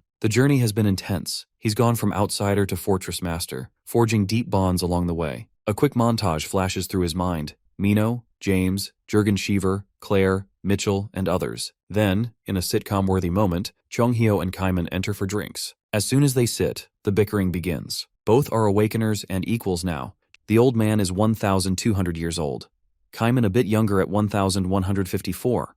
Their verbal sparring is something only immortals could perfect. It's moments like these that make life in Gorgon feel truly special. Yet beneath it all, a quiet longing tugs at him. Jaewon knows he has to move on. As attached as he is to this world and these people, chaos is just a chapter. Deep down, it's time to let go and outgrow it. We jump ahead to a later moment in the office. Rain pounds against the windows as Jaewon, dressed in a white shirt, sits quietly, lost in thought. Sir Carlton Javier talks beside him, launching into a discussion about seizing the day and the Tower of Nightmares, but our boy barely hears a word. The night has to repeat himself before it finally sinks in. The Nightmare Tower is becoming a death trap. The first floor alone is operating at 100 times normal intensity, and people are losing their lives trying to awaken. Carlton's concern is justified. Even our protagonist can see that things have gone too far. Still, he doesn't panic. Instead, he tells Carlton to relay a message to Kaiman, dial the magnification down a few notches. Awakening is traumatic. He knows that better than anyone. The tower can't be a place where people die just to get stronger. If some want to quit halfway, that's okay. Not everyone is meant to face their deepest fears and come out transformed. Some are better off as adapters rather than awakeners, and Jaewon has come to accept that. Carlton wants to confirm, maybe expecting some hesitation, but our hero is well past that. He's seen and lived enough to know this journey isn't one size fits all. Forcing everyone through the same door was never the point.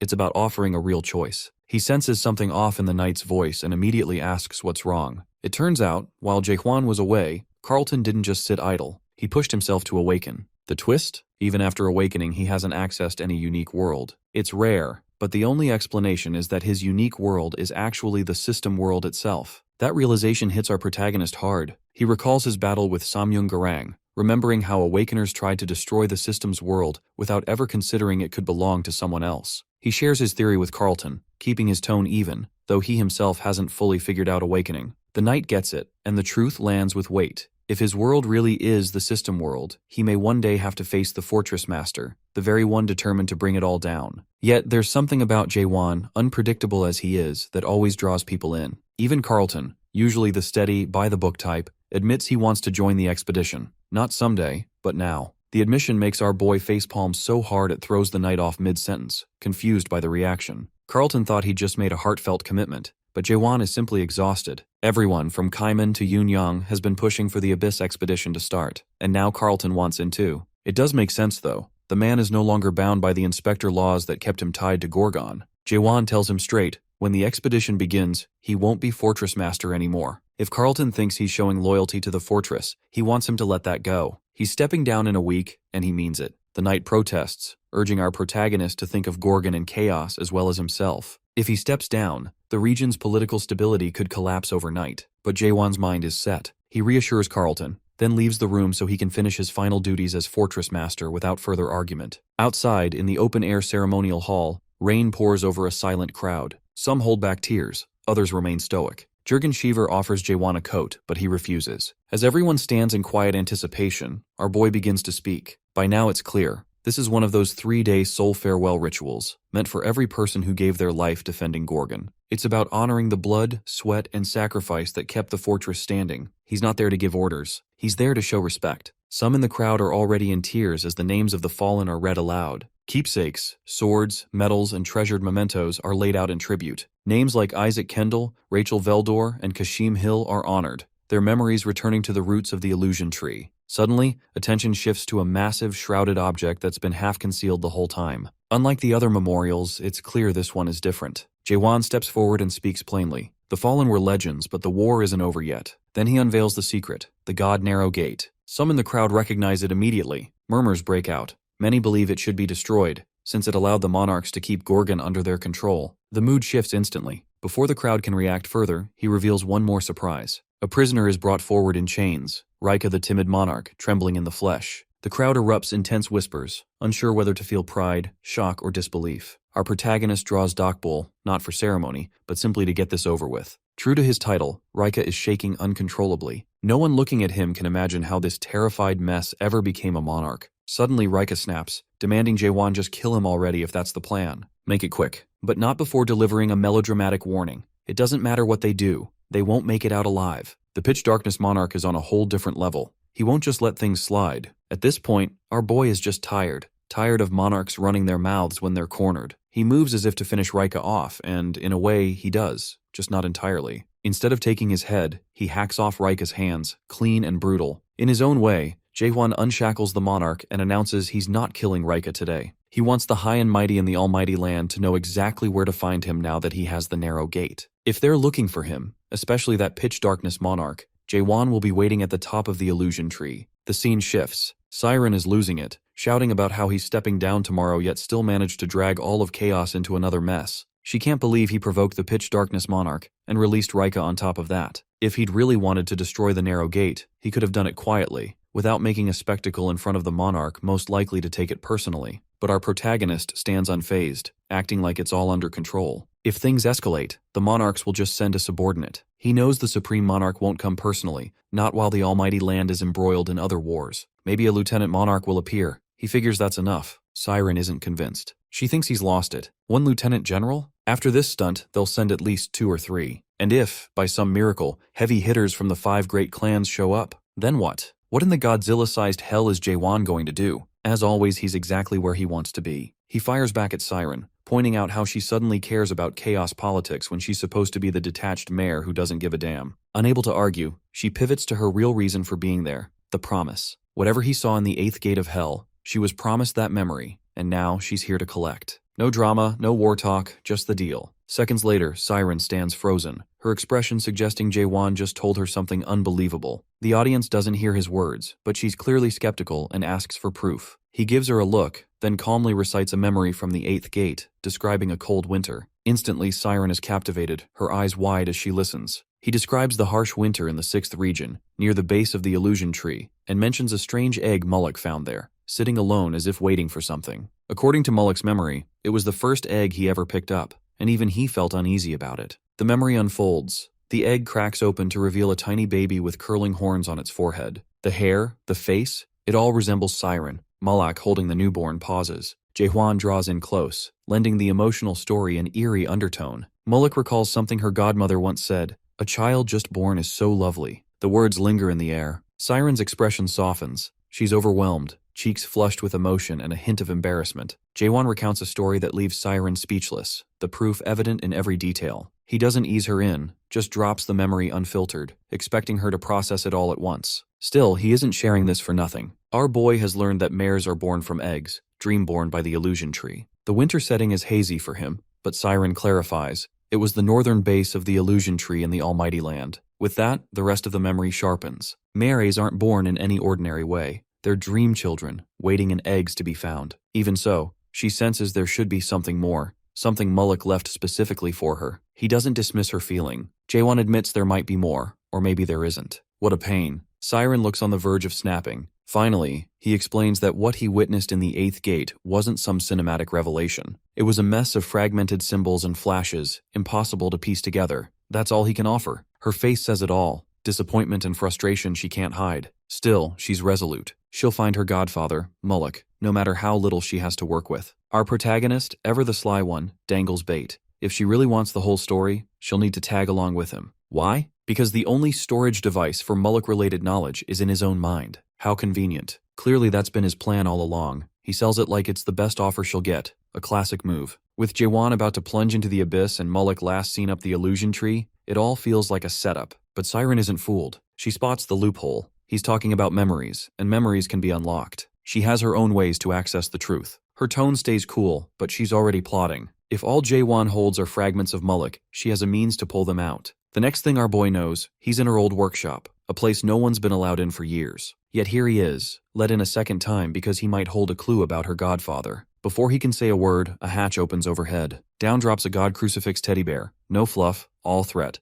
It radiates twisted science experiment vibes, and the test subject is the one who conquered the 8th gate. Siren announces, without blinking, that this bear isn't for comfort. It's for soul squeezing. She breaks down the process. A full soul link, syncing their essences, tearing through his mind to yank out the memory she wants. Usually it's something only mares do when they want to bottle up the full emotion and experience of a moment into a psychic crystal. But this time, she's going to dig through Jaehwan's mind like it's a secret archive, and she's got the God Pass. She decides he'll be her experimental guinea pig. Newsflash. Siren hasn't even tried this herself. She's only heard it's supposed to feel amazing, almost pleasurable. She insists it's not creepy, though her reassurance doesn't help. Once our protagonist is strapped in, she casually announces she's about to start. And it won't sting, it'll hurt like hell. As an extra note, only the target feels the pain. When she activates the process, strange bands of light swirl around them, and reality shifts. Judging by Jaehwan's calm expression, she quickly realizes she's the one getting overwhelmed by the feedback. She never expected his mind to be such a fortress. Suddenly, she's floating in a miniature galaxy, painted in cosmic colors. Spheres of light drift everywhere. Looking closer, she sees their memories, countless and scattered, like a surreal archive inside his head. The dive is stranger and denser than Siren imagined. Those mares weren't exaggerating. Jaehwan's mind holds a staggering volume of memories, not just detailed, but overwhelming. Now she floats above what feels like an endless plateau of memories, searching for one thing, the 8th gate of hell. The sight unnerves her. She imagined an awakener's mind would be human, maybe with a hint of magic, but not this infinite, layered consciousness. She thought it would be less cosmic, less vast. She has to focus before she gets lost inside. If she loses grip, she'll be stuck circling his subconscious forever. Staying focused is tough, but she has no choice. She just needs the memory of her godfather. Nothing else. Get in, grab it, and get out. Floating through endless memory threads isn't working, so Siren stops holding back and zips through them, confidently and unflinching. She sees him, Mulak, her godfather. She sees herself as a baby, then a toddler. She's found it, but it's short. Just Mulak calling her name and taking her inside. She can't take it. It hits harder than she expected.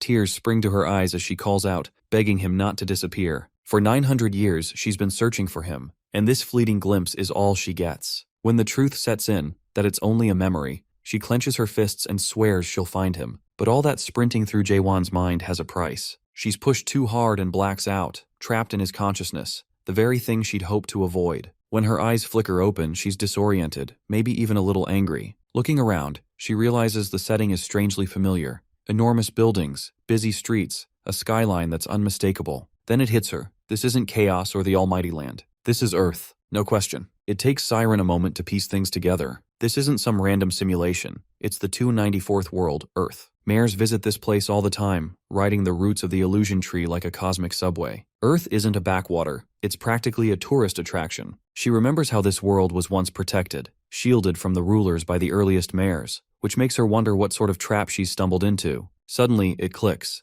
She's inside the uncanny, a mind structure built from Earth's blueprint, wrapped around Jaewon's psyche like a haunted memory palace. A memory of Mullick's surfaces, almost like an old instruction manual. He'd explained that every living being harbors a subconscious terrain called the uncanny. When someone attempts deep-level extraction, this inner space forms itself from the target's hometown, creating a warped version of it. All illusions and memory twists grow from that base. The uncanny is always home turf. Mullick's advice was clear. If you get lost in the uncanny, there's only one exit. Find the guide. In this surreal mindscape, the only fully conscious being is the guide. She barely has time to process this when chaos erupts. A boy darts past her, panting like he's fleeing for his life. Chasing him, a couple of furious cops shout threats, treating him like a hardened criminal. The kid's in a hoodie and cap, nothing fancy, but something about the way he moves unsettles her. He's cornered, but he's not surrendering, clutching a metal pipe like he's ready to fight back. One cop raises a hand, ready to strike, but Siren steps in, demanding to know what their problem is. Instead of backing down, the officers turn on her, warning it's not safe because the kid refuses to grow up, as if that's a crime. She's floored. What kind of law is that? Her outrage only makes them more suspicious. Trying to stay calm, she pretends she hasn't just dropped into the strangest legal system ever, but she stands out. Her clothes, her presence, her everything. One cop moves closer, asking for ID, then freezes when he sees the horns on her forehead. That's when Siren remembers Mullick's advice. Blend in. Never look like a mythological creature. If the uncanny recognizes an outsider, it acts fast. Too late, she's already been made. Cursing her luck, she realizes things are about to go downhill fast. But instead of panicking, she decides to go down swinging. Flames flare around her until they sputter out. Magic's blocked here. Bad timing. The cops drop all pretense, their forms morphing into system-backed monsters. A flat robotic voice declares, "Extermination." She doesn't get to run. They grab her face. Suddenly, the boy swings his pipe, cracking one of the monsters on the head, and she bolts. In the chaos, it hits her. This isn't just a random brat. He didn't freeze or wait for help. He acted. He must be the consciousness guiding the uncanny. Now that she gets a better look, his sharp features are familiar.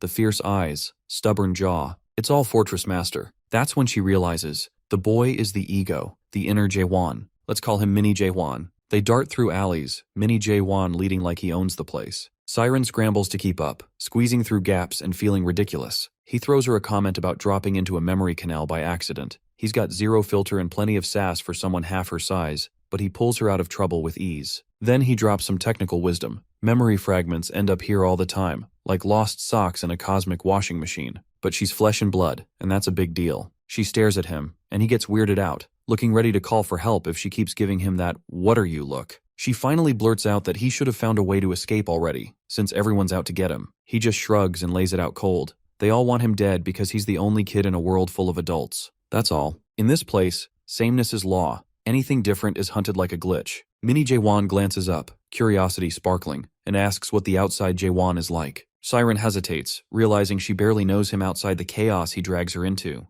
Still, she tells Mini Jaewon the truth. The real Jaewon's a lot like him. Still a kid at heart, playing dress-up in grown-up clothes, pretending to have it all figured out. The answer seems to comfort him, as if someone just told him he won't grow up to be a jerk. Well, not exactly what she said, but close enough. Suddenly, the kid focuses up. He insists they need to get her out, along with the memory fragment she's brought in. She's confused. What memory fragment? He points out something has been sticking in her hair like an accessory. She's amazed this Mini Jaewon knows what he's doing, and of course he does. It's his job. His core purpose is to catch stray memories and put them back where they belong. Siren's convinced now. This guide kid isn't just along for the ride. He's literally the getaway plan. What she didn't expect was how effortlessly he'd handle everything. The boy doesn't waste a second. He points out the shard stuck to her and immediately calls a red alert. It's glowing, which according to him means it's top priority. He gives her a crash course. White, green, blue, and red. White is least important. Red means time is running out. If this fragment isn't returned soon, outside Jaewon will be in real danger. The memory's tied to the monarchs of the 12 regions, and that's not something you want slipping out of place. She tells Mini Jaewon to send her back with the fragment, but he can't just snap his fingers.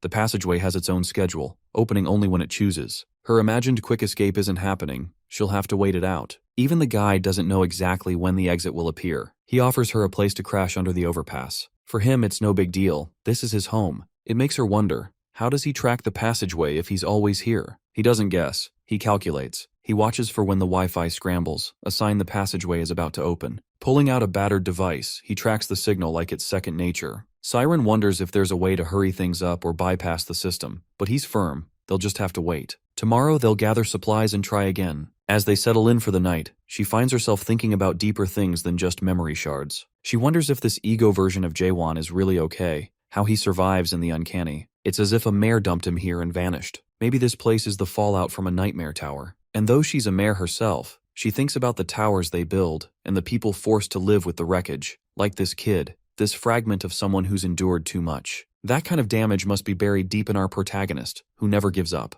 A week passes without a single passageway opening. Now they sit on an old bridge, legs dangling over the edge, talking about how Mini Jaewon does his work. The kid treats returning memories as a sacred duty, even with the cops closing in on him more each day. Siren raises an eyebrow. This cop chase stuff isn't exactly normal. Sure, it's been happening more often lately, but it's still rare. To the guide, it's just another phase, luck flipping between sweet and sour. She asks what he does on the bad days. His answer? Watching other memories, like binging Netflix. Siren blinks, unsure what he means. He explains that not all memories are sent back. Some of the white ones he keeps, arguing there's no point returning fragments of uneventful days. What would outside Jaewon do with them anyway? She has no idea how to reply. Whether it's right or wrong isn't for her to judge, so she lets it go. The kid pulls out a memory crystal and demonstrates how it works. With a quick twist, the memory replays itself. It's wild. As soon as he activates one, the space around them lights up like a movie theater. Old-style reels whirring to life. These memories are from Earth. One shows a mother reading to her toddler, but another catches Siren's attention.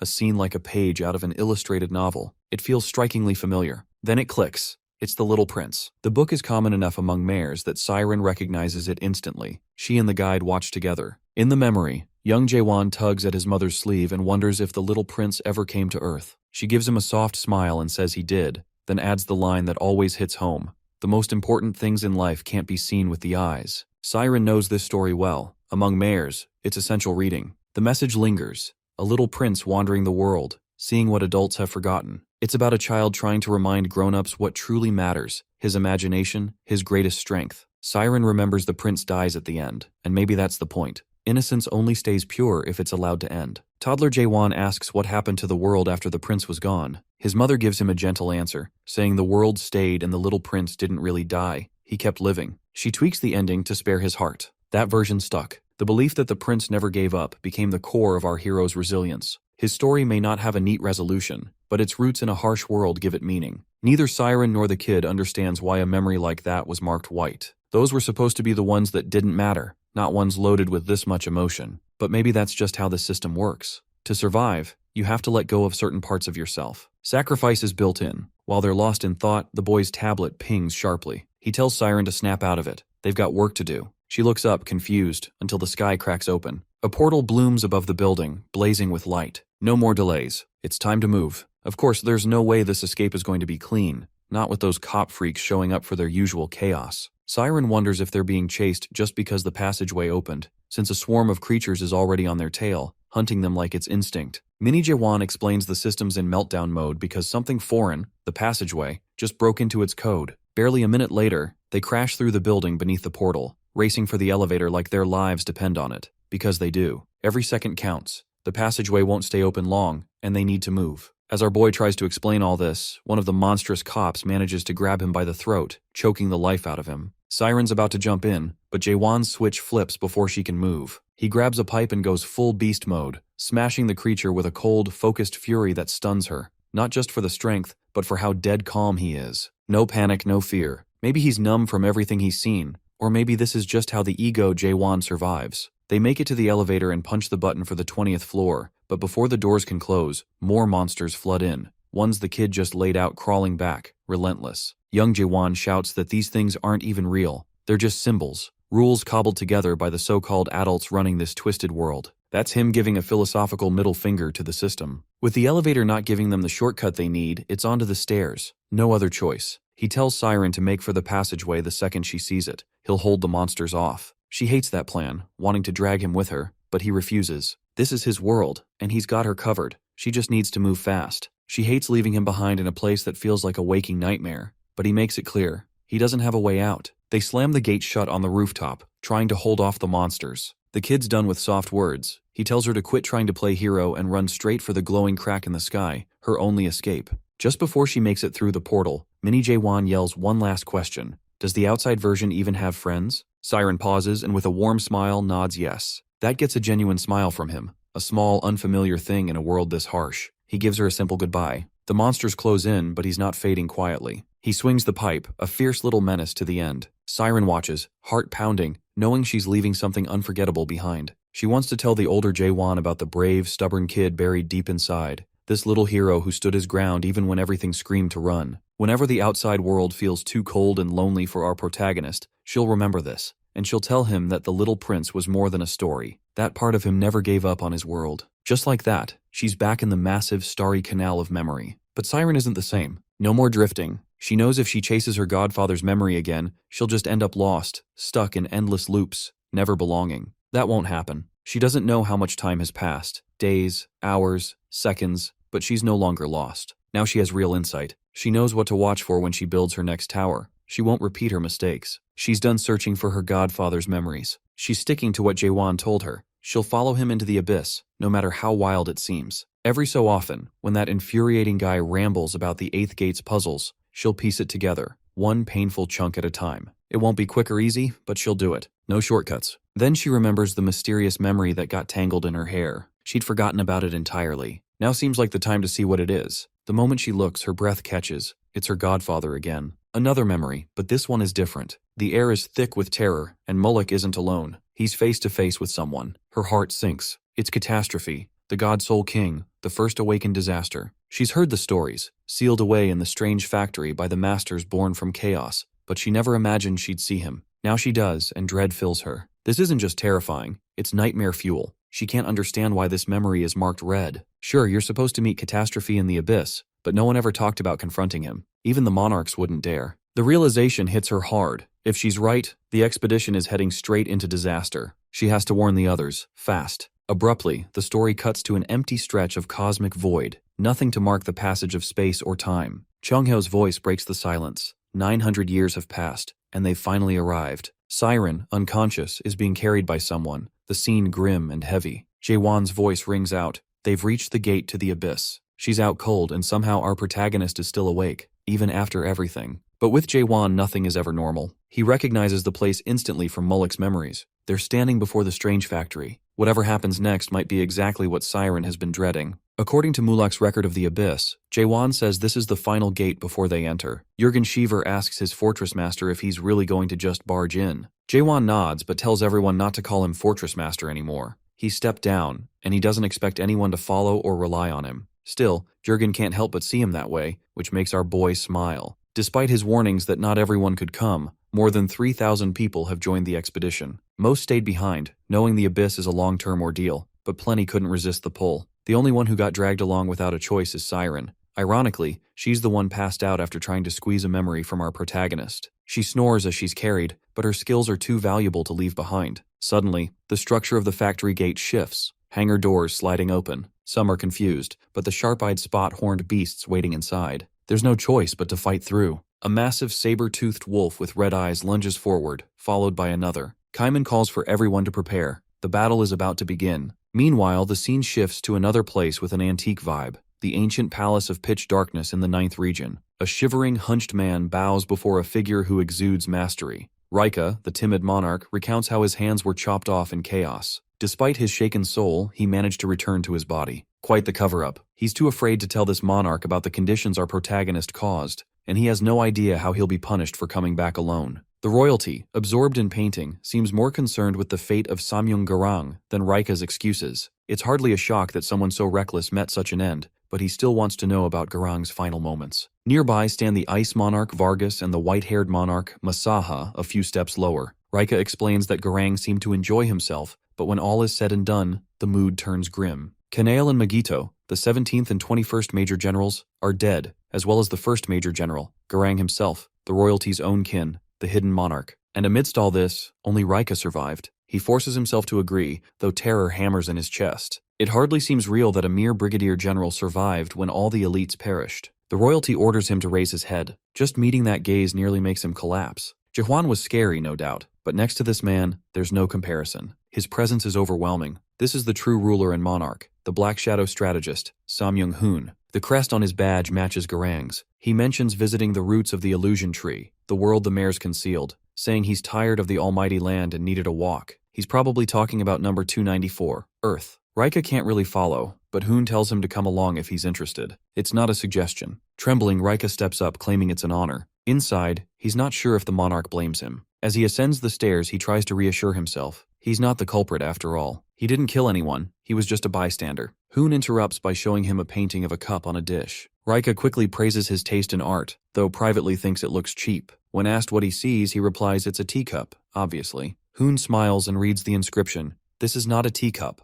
Rika can't make sense of it. The strategist explains that the artist drew something that looks exactly like a teacup, then insisted it wasn't, calling the contradiction beautiful. He asks if Rika still thinks it's a teacup. Rika hesitates, then nods. Hoon suddenly grips his cheeks and insists it's only an image pretending to be a teacup. His eyes gleam with intensity as he stares into Rika's soul, declaring it strange anyone calls it a teacup at all. Rika, voice trembling, repeats after him. Hoon releases his grip, remarking that it's not just this painting that's strange. There are countless teacups in the world, all different, all labeled the same. Then he poses the real question. What truly is a teacup? Does it even exist? He's gone full philosopher. Hoon boils it down for Rika. The heart of the matter is what the essence of existence really means. He's amazed that even an adapter from the system could come up with such a profound idea, and it came from a mere earthling. Still carrying that intensity, Hoon asks if Rika gets it. The man has no choice but to nod. The monarch praises him and moves on, posing another analogy based on the painting. What is a monarch? Without waiting for an answer, Hoon explains.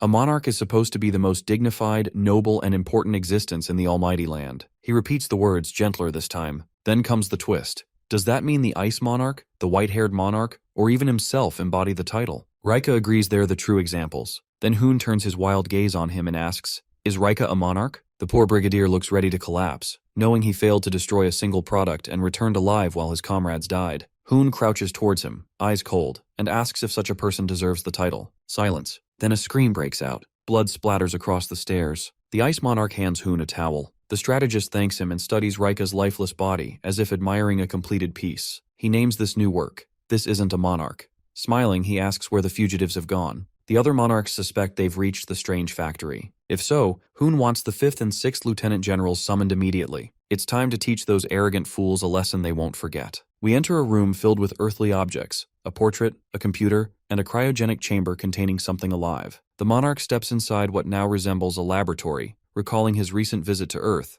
world number 294, a place he has grown strangely fond of. But that wasn't the real reason for his trip. In the center of the room hangs a man, bound tightly from every angle and suspended midair. The monarch remembers Rika's message from Jaehwan, questioning whether monarchs truly have the courage to die. That's the only way to get their royal hands on him, and Samyung-hoon intends to find out. He addresses the unconscious prisoner, whose face is disturbingly familiar, wondering aloud if Jaehwan is ready to test his own courage to stop the monarchs. A knock interrupts him. Annoyed, Samyung-hoon reminds the visitor he didn't want to be disturbed. It's the ice monarch, who brings an urgent question. Now that the narrow gate has closed, how are they supposed to deal with the chaos insurgents? A sinister smile spreads across Hoon's face. He proposes they follow Jaehwan's idea to the letter. If the enemy wants to see whether they have the courage to die, then the monarchs will show them. The ice monarch realizes, horrified, that Hoon intends to carry out that threat himself and wants the ice monarch to go first. Back at the Abyss Gate, battle has erupted. Kaiman and Kang Huang discuss how the strange factory's true products are horned beasts, creatures they haven't faced in ages. Around them, many adapters struggle under the onslaught, while others fight back. That is, until our protagonist charges in and clears a path with ease. Nearby, Kaiman and Xianghao watch, impressed. Xianghao glances at Kaiman and catches the uncertainty in his eyes. He suspects Kaiman fears he won't be chosen to enter the abyss, but he knows Jaehwan would never leave him behind. Meanwhile, our hero moves forward with Dokbul, slicing through the beasts. Even so, the weapon starts showing signs of wear. It can't heal as fast as the damage piles up, no matter how many horns he feeds it. Jaehwan recalls all the brutal battles Dokbul has endured. He could try forging a replacement, but spirited weapons can't simply be swapped out, and this one isn't evolving either. Mitchell once explained that spirited weapons evolve in grand leaps, their strength multiplying exponentially. A deafening roar interrupts his thoughts. Even Jurgen Shiver and the rear fighters are thrown off for a moment. From the shadows emerges a massive beast, its jaws lined with fangs, an octahorned monster, a rarity even among veterans. They know that a heptahorned beast demands at least a 7th stage adapter to kill, but an octahorn requires someone of brigadier general strength or higher. The creature fixes its single eye on our boy, determined to avenge the fallen. As it draws breath for a colossal shockwave attack, Kaiman yells for him to take cover, but Chonghyo just shakes his head. Kaiman still doesn't get that Jaehwan operates on a whole other level. With a flash in his eyes, our protagonist raises Dokbul and meets the shockwave head-on. The impact hurls lesser beasts aside, and even the other fighters feel the aftershocks. Then they realize he's become even stronger. This Genesis-powered Jaehwan is not the same man they knew before his battle with Samyung Garang. The octahorn lunges again, but our boy covers the distance in a blink, thanking the beast for its horns as he attacks. Suddenly, a cry to stop rings out from the hangar, grabbing everyone's attention, including his. Among the group, only Chonghyo recognizes that whoever's in charge has finally shown themselves. Metallic-limbed creatures announce that Garnak got cocky because it had beaten a product before. One of these newcomers has a halo and small horns. They comment that it's been a long time since anyone but monarchs gave Garnak such trouble. To everyone's shock, these are the rulers of all horned beasts, the Decahorns. This is the Strange Factory's true welcoming committee, only now making their entrance. And it's not just one Decahorn, but 3. Seeing them brings a genuine smile to Jaehwan's face. 3 will provide a much better fight than just 1. Among the 3 factory leaders, Edsak comments that he's heard someone was trying to enter the abyss, probably this group. Joniak, the one with the halo, offers some praise, while Is, the sarcastic 3rd, seems genuinely surprised they're still human. Our boy quickly uses his question ability to size them up. They aren't as formidable as Samyung Garang or the Scent Monarch, but they're clearly stronger than Magito and Kanael, the Storm and Silence monarchs. Although the Awakener usually craves a fight, he knows better than to challenge all 3 at once. Chonghyo interrupts the ex-Fortress Master's thoughts, muttering that he doesn't like the mechanical trio either. Despite the tension though, these leaders aren't enemies. Recognizing Chonghyo, Is can't believe he's returned, remembering what happened the last time, during the previous Abyss expedition. Edsak nudges his companion for being too harsh, but Joniak and the others want to invite Jaehwan inside. Apparently the great factory head is waiting. Inside, the vast hall feels like another world. Chonghyo notes the horned beasts being repaired, including the octahorn our protagonist just defeated. He and Sir Carlton were only able to enter because Jaehwan insisted on keeping his group together. One of the smaller factory masters explains that Garnak products are created only once every 10 years, so the Awakener should think twice before destroying them again so recklessly. Many were lost fighting the dead demon warriors, he adds, which catches Jaehwan's interest. These leaders had survived battles against the strange palace invaders. Meanwhile, Carlton Javier expresses his pleasure at meeting the apostles of the machine god Deus. When asked if he's familiar with them, the knight confirms he's heard of Deus's apostles. Is finally remarks that people from Chaos aren't all classless delinquents. At least Sir Carlton Javier has some class and respect. They soon arrive at the factory leader's gate. Pushing open the massive doors, they step into an enormous surveillance room centered around a main machine that looks like a huge CPU. Someone addresses Jaehwan as the awakened warrior. This is the main factory leader, Aniak. Seeing the machine's name, Jaehwan immediately senses something familiar. In fact, all these names, Edzak, Joniak, Is, Aniak, sound more like machine product names from Earth than real names. Our protagonist brings this up, mentioning Earth. World number 294. Aniak pauses, curious why he'd ask. Jaehwan explains that their names remind him of machines from home. Aniak only knows they're creations of a god from a world of change. If that world is Earth, Jaehwan could be right. Although he's familiar with the idea of gods, no one in Chaos mentioned them before now. Aniak can tell Jaehwan doesn't fully understand the Abyss yet, so he simplifies. Monarchs rule the almighty land, and similarly, gods control the Abyss. Like monarchs, these gods vie for dominance. But unlike them, gods aren't adapters of any system. Throughout the conversation, machinery hums and blinks steadily. Chonghyo is intrigued by the idea of Abyss gods. Then Aniak clarifies that while their roles are similar, gods are fundamentally different from monarchs. The concept is still foreign to the Awakener. Where he comes from, gods are almighty. But Aniak describes something else. The gods of the Abyss are not all-knowing, not even close. Sure, some approach that level, but most don't. Admitting his understanding is limited as a created being, Aniak nonetheless offers insight. Jaehwan himself would qualify as a god, or at least goddish. Our protagonist hadn't expected that, but Aniak's logic makes sense. As an Awakener who's unlocked Genesis, the power of creation, he embodies his own unique world, putting him on par with the gods of the Abyss, maybe even surpassing them. Unlike Jaehwan, these gods can't act alone. They need representatives. Their power comes from channeling their worlds into followers.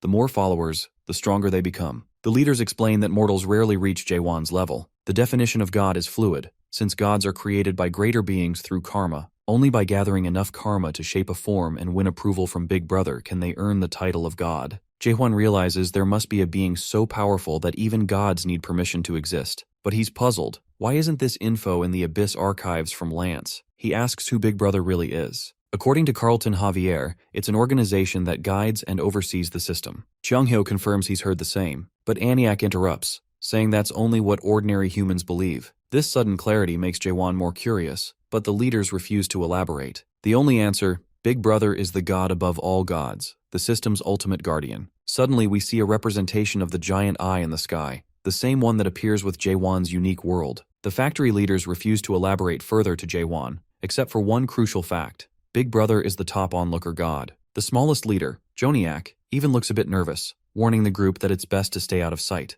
Suddenly our protagonist drops a bombshell. He asks if Big Brother killed their god. The factory trio is stunned, realizing he knows much more than he should. The death of Deus is precisely why they were exiled from the Abyss. The Awakened One is clearly learning plenty from Mullock's records. From visions of the past, Jaehwan learns that these leaders made a contract with Big Brother after he destroyed Deus, and were only allowed to remain at the factory because of their abilities. Frustrated but out of options, they had to comply to survive. The records also reveal they'd asked Lance to venture through the Abyss and retrieve their Titan warrior, Deus Ex Machina. Aniak finally explains why Jaehwan was summoned. They want him to promise not to enter the Abyss. Cheonghyo, however, knows that's impossible. The leaders aren't going to make decisions for their group. Ayas bristles, urging the humans to check their arrogance, though Aniak holds her back. The reality is, these leaders aren't the true decision-makers. The only being who can decide if the Chaosians enter the Abyss doesn't want them there either. Jaehwan realizes Aniak is talking about the Soul King, Catastrophe. The Soul King is furious with him for killing the mega undead pet, Magritte, one of the king's loyal and strangely treasured servants. In truth, this is just a warning for our boy. He's momentarily confused by the scenario.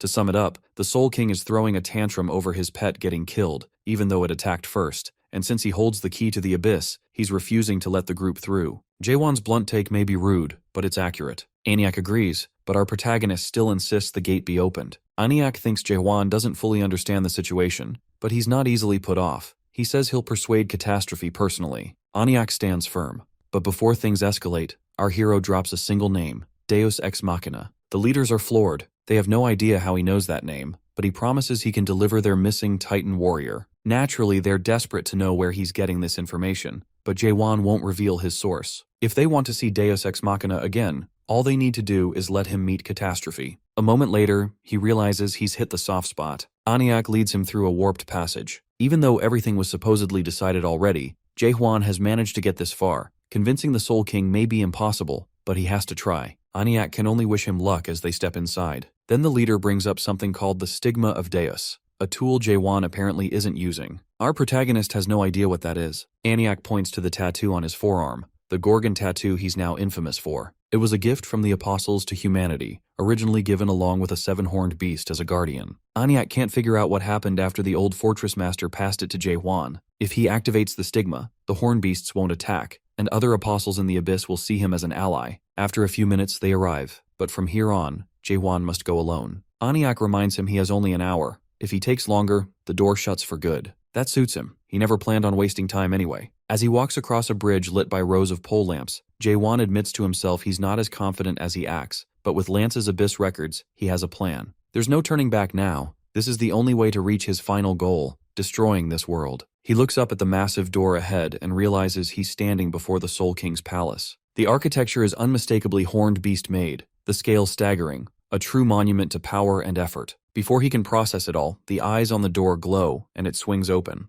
A voice taunts him. The awakened human has arrived to die. This time, Jaehwan takes the threat seriously. This isn't a copy. It's the real Soul King. He knows he cannot afford to underestimate this opponent. Even the king's voice feels like it's tearing at his very being. Before Catastrophe can unleash his fury over Magritte's death, Jaehwan jumps straight to a proposal. The Soul King scoffs. This pitiful human can't even cross the threshold properly, yet dares to negotiate? The arrogance disgusts him, but our boy fires back. He points out that Catastrophe, once the first awakened and king of chaos, has been reduced to little more than a glorified gatekeeper. From ruler of all to doorman, if that's the best the Soul King can manage, it's pathetic. It's hard to say whether Jaehwan is being reckless or crafty, but he offers Catastrophe a chance for revenge, even as he has to rely on Draco's support just to stand under the pressure. His words cut through, and for a moment, the king falls silent. curiosity piqued by such unexpected arrogance. For now, Catastrophe decides to listen, but warns that if Jaewon has nothing worthwhile to offer, the price will be severe. The perspective pans out, revealing the staggering scale of the Soul King's domain,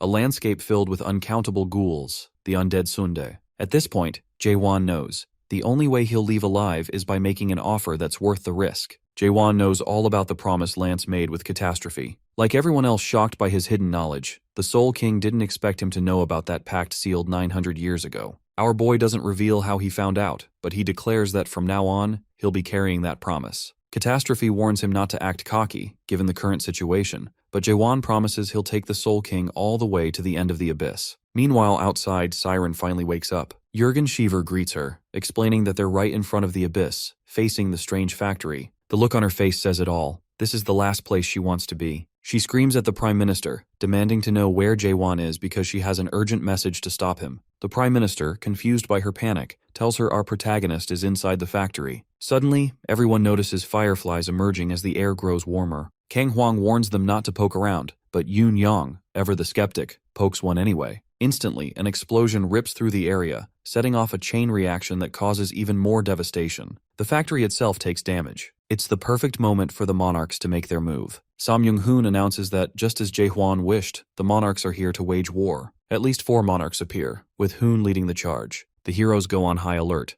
The orders are ruthless. Kill everyone without hesitation, except for second-stage adapters or higher. Amidst the chaos and ambush, someone mutters that it doesn't matter what Hoon plans for the others. He has to get rid of Jaewon as soon as he spots him. This is Nakmyeong Cheondo, the Poison Monarch and second lieutenant of the Emerald Bug family. His grudge is personal. Our protagonist killed the caravan of his clan. Meanwhile, tension simmers among the monarchs. Some in the Samyung family realize Hoon isn't just avenging his little brother, Samyung Garang. He has another agenda entirely. Among them are the Samyung family's 4th general monarch, Samyung Yuha, and the 7th region's first major general, the white artist monarch, Nishimoto. Yuha tells Nishimoto to keep an eye on the 9th region's people, curious about their movements. She finds it ironic that a single product managed to outmaneuver 100 monarchs, giving her a rough estimate of Jaewon's strength. Yuha knows she would have died after 3,000 years if Hoon hadn't claimed the fruits and chaos would be enough for everyone. If not, there's an obvious impasse for Hoon. If the fruits are divided among the families, it'll create a dangerous conflict between his duties as the 9th region's strategist and as the firstborn of the Samyung family. He's clearly amused by these alliances and rivalries. What's even funnier is how many believe him. If he kept that promise, he'd have to feed nearly 50 monarchs, 20 from the Emerald, 10 from the 7th region, and 20 more from his own house. But it's not surprising they've fallen for the lie, especially since Hoon showed up on the battlefield himself. To him, lies aren't lies if the promises are kept. The top of the illusion tree isn't the only place to find those fruits. There are other ways. The 7 highest gods who govern the abyss have plenty of fruit, and, based on old dealings with the monarchs, know how to strike a bargain. They had nearly everything, until they grew greedy for the one thing they couldn't seize directly, the awakened representatives. It's well known the gods need proxies to manifest their will. Now, nothing else works as a bargaining chip except these awakened. With them, any new world can be accessed. The monarchs can curse Jaewon all they want, but he's the missing piece. Hoon orders Vargas, the Ice Monarch, to lead the troops and track down the product. The game is simple. Monarchs aren't peaceful. If they discover the true value of the tower, the awakened, or the product itself, they'll turn on each other to claim it. That's why Hoon must ensure his side gets their share first. He already envisions the artisan tower built to protect chaos becoming its nightmare. His plan is clear. Use the tower as an awakened factory to supply the gods. Whoever controls more fruits will dominate, and the 9th region will automatically become the top faction. Hoon laughs at his own sinister vision, imagining a future where his region holds all the power and the almighty land becomes an extension of his domain. His scheming is suddenly disrupted by a strike from below. Shocked that anyone would dare attack him, he sees it's Kaiman, surrounded by other clan leaders, all determined to stand together. Everyone from Kang Hwang to Siren shares the same goal: hold the line until Jaehwan finishes his task. As they unleash strikes, cast magic, and hurl lightning, Hoon simply watches, amused. But it's clear, he's decided. The time has come to eliminate all of them, once and for all. The Emerald Bug Monarch, Nakmyeong Cheondo, wreaks havoc across the field with his giant centipede-like forms, cursing at the stubborn defenders who refuse to retreat. His true target, of course, is Jaewon. Meanwhile, Samyung-hoon, who had been floating above the chaos, drops down to join the fray. His attention zeroes in on Siren, standing among our heroes, the so-called foolish and selfish mare girl, now branded a traitor to the pitch darkness. The expedition squad senses the danger instantly. There's something unnatural about the aura radiating from this monarch. Hoon tells the poison monarch to stand down for a moment. Nakmyong Cheondo bristles, not wanting to give up all the fun, but it's clear Hoon wants him to witness what's about to unfold. Suddenly, Hoon spots an awakened opponent and springs into action. Kaiman readies himself for the attack, but the monarch's sword swing releases a force so heavy it flings Kang Huang and Siren aside like rag dolls. Kaiman can hardly believe such a massive shockwave could come from a simple swing. The dust settles, and Hoon stands calmly over the aftermath, declaring that he'll crush these low lives so thoroughly they'll never dare look up again. Kang Huang, still reeling from the blow, burns with rage and vows to tear Hoon apart. Shin Manguk and Yun Yong share that fury, but the monarch just laughs, openly mocking their passion. He admits he doesn't take any of them seriously, but intends to savor crushing them nonetheless. Meanwhile, inside the strange factory's vast surveillance room, alarms blare. Cheonghyo is startled but realizes the apostles are just as confused. IS, still suspicious of the humans, insists they must be behind the disturbance, though Edsak isn't convinced. Aniak orders Joniak to check the situation. Joniak activates the glowing halo above his head, projecting live footage of the chaos outside. The truth is plain to see, the monarchs are the culprits. Cheonghyo bolts for the exit, recalling how Jaewon had accurately predicted they'd face the monarchs here. He wonders how they managed to reconstruct another narrow gate so quickly. Was it new technology, or were they insane enough to have killed themselves just to get here? Memories from the last traumatic expedition flood his mind. He recalls a loved one, dying and pleading for resurrection fruits, clutching one in his final moments. Even as the expedition failed, Cheonghyo kept telling everyone they'd succeeded, that they brought back the fruits, hoping to give them a sliver of hope. The lie became so ingrained, he even debated it with Jaewon over drinks, insisting on their success until it almost felt real. Now facing old enemies once again, Cheonghyo's resolve wavers. As he and Carlton Javier step into the chaos, everything feels painfully familiar. Cheonghyo trembles, but Sir Carlton urges him to hold it together. Instead, he charges forward, blade flashing, shouting that he won't let history repeat itself. He lands a clean strike on one of the monarchs, yelling for his friends Shin Manguk and Kaiman as he surges through the battlefield. Then, he sees it. Kaiman, the strongest among them, at the mercy of Samyong-hoon. All around, Frank, Prime Minister Jürgen Schiever, and others are in dire straits. Cheonghyo barely knows where to begin. The worst is seeing Kaiman, half-burned and barely standing, facing Hoon's blade. The monarch recognizes Cheonghyo as the divine physician, and seems almost pleased to find another awakened, a fresh test subject. Hoon declares he's finished with Kaiman, whose willpower was impressive but ultimately futile. He wants to make an example of him, to end him on the spot, while Cheonghyo screams in protest. As the monarch's blade surges with overwhelming power, Kaiman stands frozen, silently apologizing to Jaewon, his fortress master, for not being able to hold the line. Just as Kaiman is about to be cut down, a hand reaches from the chaos and yanks him back. At the same moment, Samyong-hoon is struck from both sides by Sir Carlton Javier and Cheonghyo. It's Siren who saves Kaiman, though she knows Cheonghyo and Sir Carlton can't land their attacks without serious risk to themselves. The monarch handles both effortlessly, knocking them back with a single swing. He looks amused, almost delighted, to see there are still a few awakeners left willing to challenge him. Cheonghyo finally realizes that poor Kaiman was running on nothing but muscle memory. He was just barely holding on.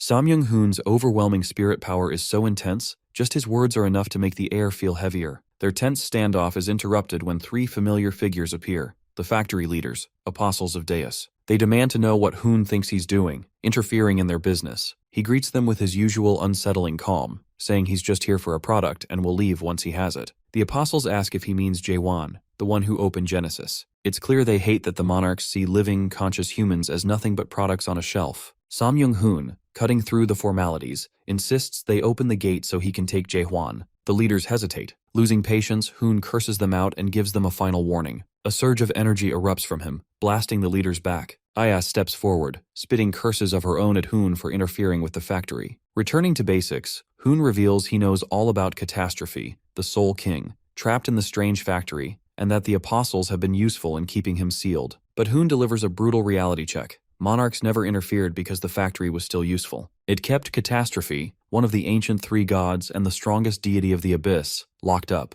Things have changed. Hoon couldn't care less how strong Catastrophe is now. To him, the Soul King is just another fallen god clinging to the respect of the undead. Samyong-hoon boasts he's now stronger than the 12 supreme monarchs were 1,000 years ago, and he's not waiting any longer. The apostles warn him to reconsider, but Hoon is done pretending the monarchs are on good terms with the factory. Is lunges at him, her companions trying to hold her back. The monarch conjures a magical seal above his head, a massive dragon aura taking shape. Only now does Is realize she's in real danger. Onlookers freeze as she braces for impact. There's a blinding blast, For a moment, it feels like the end of everything. While Chonghyo reels, powerless, a voice calls out to him, asking if he's the divine physician and begging for a battlefield report. He turns to see Yun Yang, waiting for hope. Only now does Chonghyo notice Yun Yang's mutilated, blinded eyes. He grits his teeth, heartbreaking for the Lightning God clan leader. All he can say is that if Yun Yang still had his sight, he wouldn't have the heart to answer. They can't win like this. Suddenly, a memory of Siola's words cuts in, asking if he plans to run away again, just like last time. Chonghyo freezes, fear washing over him, but memories of Jaehwan ignite a spark. Our boy, charging into every fight as if victory was inevitable, never backed down, even against the Soul King. When Yun Yang asks if their fortress master has returned, something steals inside Cheonghyo. Maybe Jaehwan is already gone, but even so, he would never have bowed to the Soul King. He tells Yun Yang the fortress master hasn't returned, but that doesn't mean they've already lost. Yun Yang laughs, understanding the meaning beneath those words. Even if the fight looks hopeless, surrender isn't an option. The sky clears, and Chonghyo, Yun Yang, and the others stand ready, weapons raised, determined to fight to the end. For the first time, Samyung-hoon is unsettled. Their defiance is a direct challenge to his power. Uncertainty flickers across his face. He realizes this is what nobility looks like, the will to choose their own fate. He briefly wonders if all awakened are like this, if he'll ever be able to sell them to the gods of the abyss. He calls out to Vargas, ordering him to change plans. Every last awakened must die. The massive dragon gathers energy, preparing to unleash devastation. Just as it seems like the end for everyone, a sudden whoosh tears through the air. The explosion doesn't come. Samyung-hoon realizes what's happened. Standing there, calm and unshaken in his mission armor with Dokbul in hand, is Jaehwan. Our protagonist glances at the others and simply apologizes for the delay. Jaehwan, his face marked by strange scars, arrives late and apologizes, prompting the company to sigh with relief. He quickly orders them to clear the area, expressing gratitude for their endurance against the formidable Samyung-hoon. The monarch, radiating royal arrogance, refuses to believe that this ragged man is actually the fortress master. He scoffs at our protagonist's tattered appearance and lack of decorum, doubting anyone would come this far for a nobody. Still, his curiosity is piqued. Impure energy escapes from Jaehwan, carrying the faint traces of catastrophe, the Soul King himself, suggesting that catastrophe allowed someone this unremarkable to survive. The monarchs mock the Chaos followers, incredulous that they would risk everything for someone with such a beggar's appearance. They cannot fathom sacrificing so much for a product like our hero. Suddenly, new figures appear. The 9th Region 5th Lieutenant General, Black Cloud Monarch Magada, and the 6th Lieutenant General, Dragon Leg Monarch Serim. Serim's impatience grows, but Samyung-hoon explains that their main obstacle remains Jaehwan. Our boy, already out of patience with these self-satisfied monarchs, wonders if they plan to stand around making small talk all day. With a single swing of his sword, he signals that conversation is over. He then activates his moon eye. The poison monarch, Nakmyeong Cheondo, is intrigued that this man has created a world with such a unique perspective. They note the massive eye on the twisted tree structure, identical to the one near the first nightmare. That grotesque eye is meant to represent the big brother Yuha, though she remains unimpressed. Regardless of how Jaehwan shapes this world, she sees only emptiness, no real substance. Meanwhile, Chonghyo, who has always believed most in his own strength, starts to question what our protagonist is planning. He knows Jaehwan cannot possibly take on all these lieutenant generals alone. Samyung-hoon admits that the fortress master possesses a unique worldview, something unlike anything he's seen before, though still inferior to those he encountered in Crack. Is this really all Jaehwan has to offer? Clearly not. Our protagonist charges forward, swinging Dokbul at one of the monarchs. Before the blade can land, Serim intervenes, kicking Dokbul aside and mocking him for such a reckless move. She demands to face him alone, but her wish is immediately denied. The Poison Monarch notices the Black Pitch strategist's eagerness to claim the fight. The Emerald Bug Clan monarch still craves revenge for the caravan incident, yet Samyung-hoon is baffled that they waste time arguing over who gets to battle Jaehwan. Tired of the squabbling, Hoon snaps his fingers, conjuring a massive cuboid structure to lock himself and our boy inside. The Bugface Monarch is stunned by Hoon's bold action, pounding at the barrier. Though the Emerald Bug Clan seeks vengeance, Hoon remains unfazed. His hair begins to glow, radiating the same energy Samyung Garang displayed in his fight with Jaehwan. Within the enclosure, our hero is uncertain what these monarchs are plotting. Hoon claims to want a fair one-on-one duel, promising no interruptions this time. He encourages Jaehwan to attack with everything he has, confident that the Fortress Master's strikes won't even leave a scratch. Hoon's blade and body pulse with power, even brighter than Garang's ever did. Yet Jaehwan is not without resources. The monarch remarks that he has observed numerous awakenings in the past 10 days. Some reached stage 3, a few prodigies stage 4. Charging forward, he strikes Dokbul directly, sneering that Jaewon is the weakest stage 4 awakener he's seen. In that instant, our protagonist realizes that Garang's brother is far stronger than Garang ever was. The difference is overwhelming. He can sense that Hoon channels the system's power to a much higher degree and knows that small, measured attacks will not suffice. To survive, he must go all out. Summoning his dragon, the monarch taunts Jaewon, who has opened a genesis and achieved materialization, warning him not to repeat the same predictable tactics. That's fine. Our hero is prepared to adapt. His next thrust seems ordinary, but before Hoon can react, it transforms into one of those world thrusts. Cheonghyo is stunned, while the other monarchs are amused. Finally, something worth watching. Hoon acknowledges that he now understands how Garang could have fallen to this man, but warns that if Jaewon holds back, thinking Hoon is equal to Garang, he will die quickly. Opening the Genesis will not be enough. Hoon waits to see if the Fortress Master wants to finish things now or reveal any other tricks before it ends. Jaewon, however, is determined not to leave unanswered the question he withheld from Garang. He demands to know why Hoon has not killed him yet, despite having the chance. He presses for Hoon's true intentions. This directness impresses Hoon, who explains that he wants Jaewon to join the 9th region and bring the Tower of Awakening. As expected, our boy asks what happens if he refuses. Hoon simply laughs. There is no real choice. With a snap of his fingers, he reveals a vision of artifacts taken from Earth, including a computer. When Jaewon reacts with shock, Hoon realizes he's grasped that something greater is at stake. The monarch unveils his real gift, Jaewon's original body from Earth, chained as a trophy. What Hoon offers is the chance for our protagonist to reclaim the life he lost. It's as simple as this. Wandering around in chaos ends here. Jaewon now has the chance to restart his life. Samyung-hoon even sweetens the deal, offering the position of 8th Lieutenant General. Yet the true temptation lies in the promise of returning to Earth, not just at any moment, but with all the years lost in chaos restored. A full rewind. Despite this, our boy doesn't waver. He refuses to go back, least of all on Hoon's terms. The monarch's smile remains. He expected this answer. It fits Jaewon's entire identity, always resisting any return to his core. So why make the offer at all if rejection was certain? Because, in truth, it was never about turning back or erasing everything our protagonist has endured.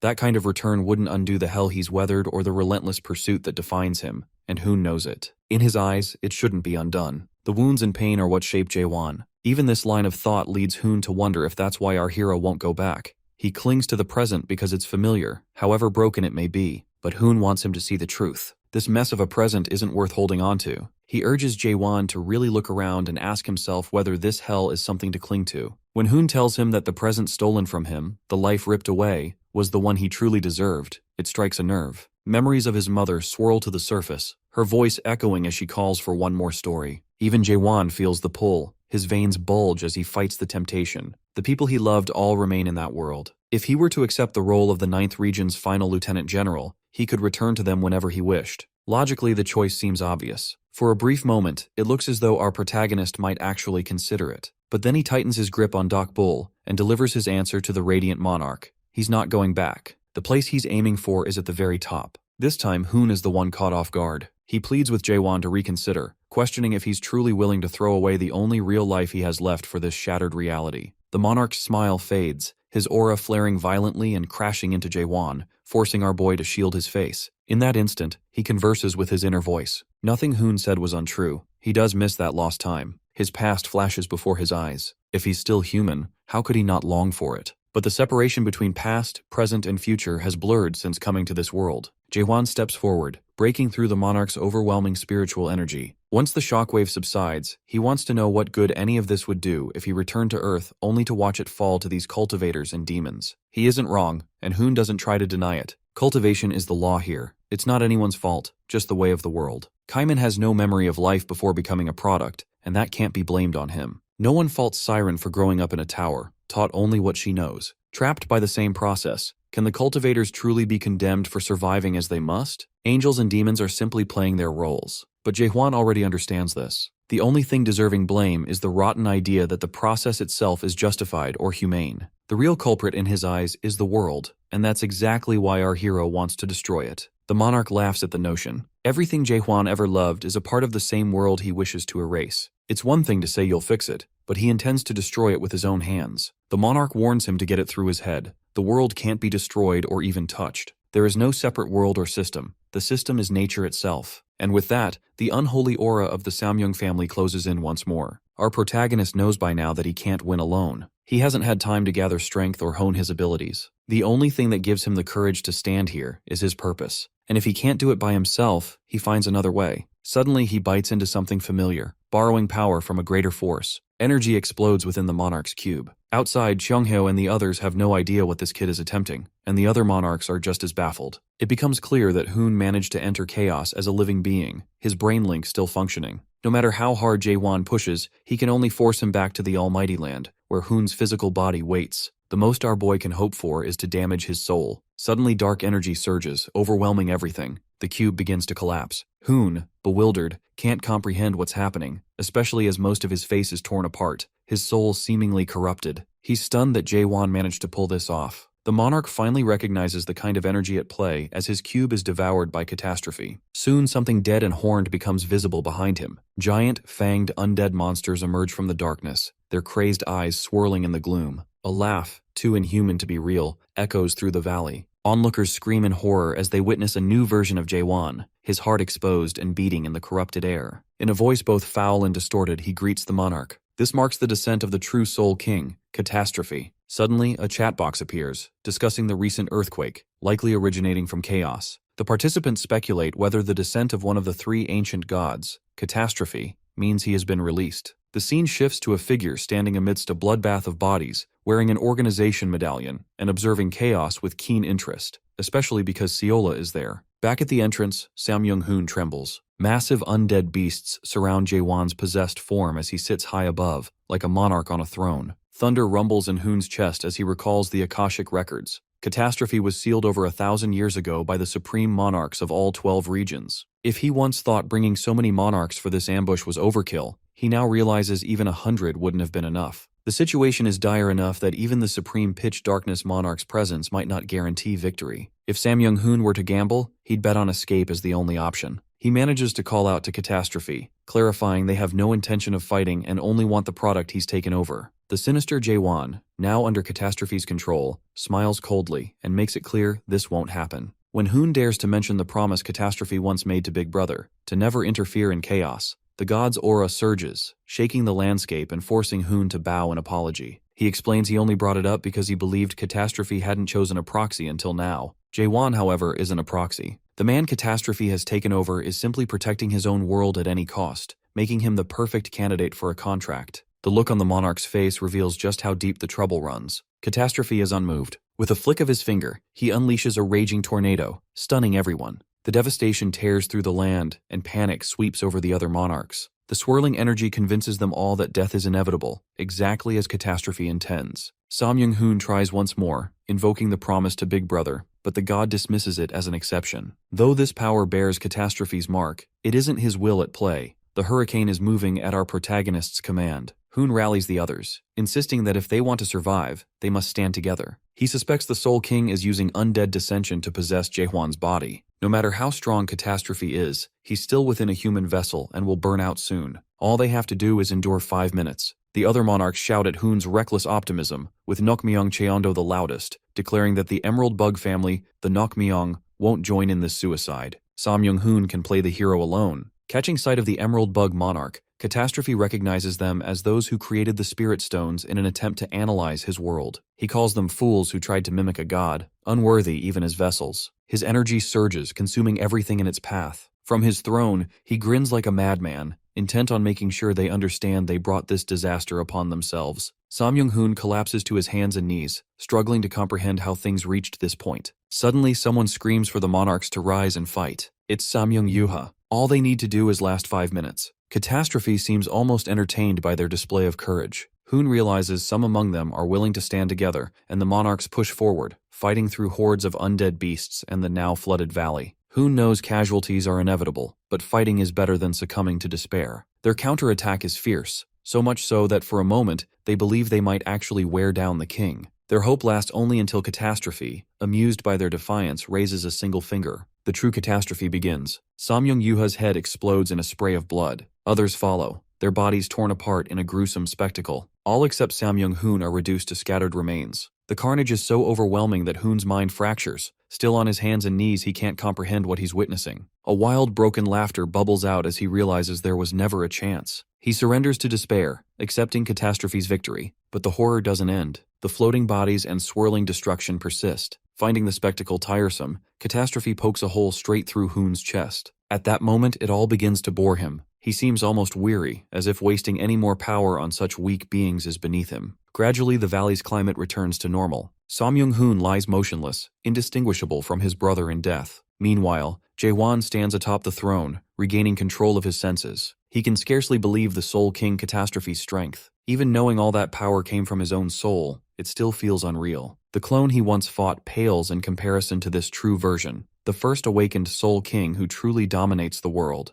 Our protagonist understands this is the power he has always longed for, but now sees the risk involved in becoming someone like Catastrophe. He would have to stake his life for it. The realization that even the Soul King was once sealed away by Big Brother weighs heavily on him, meaning he must surpass Catastrophe as well. The king's voice interrupts his thoughts, mocking his body for barely lasting 5 minutes. Instead of arguing, our boy asks how many more times he can summon Catastrophe. He learns that using undead dissension without becoming a proxy, he has 3 chances in total, 1 already spent, leaving 2. Since he'll need Catastrophe's help against Big Brother, only 1 free summoning remains. The risks are real. Each use pushes his soul to its limit. That's the harsh reality. Undeadification is merciless. If the Fortress Master wants to move forward on his own, he must do it without any safety net. The Soul King withdraws control, reminding him not to forget the promise made in exchange for this power. The connection snaps, and the pain buried beneath possession tears through our hero. As the undeadification process unfolds, his memories begin to fade. Losing memories is losing himself. If it continues, he'll become nothing more than a hollow shell, another undead.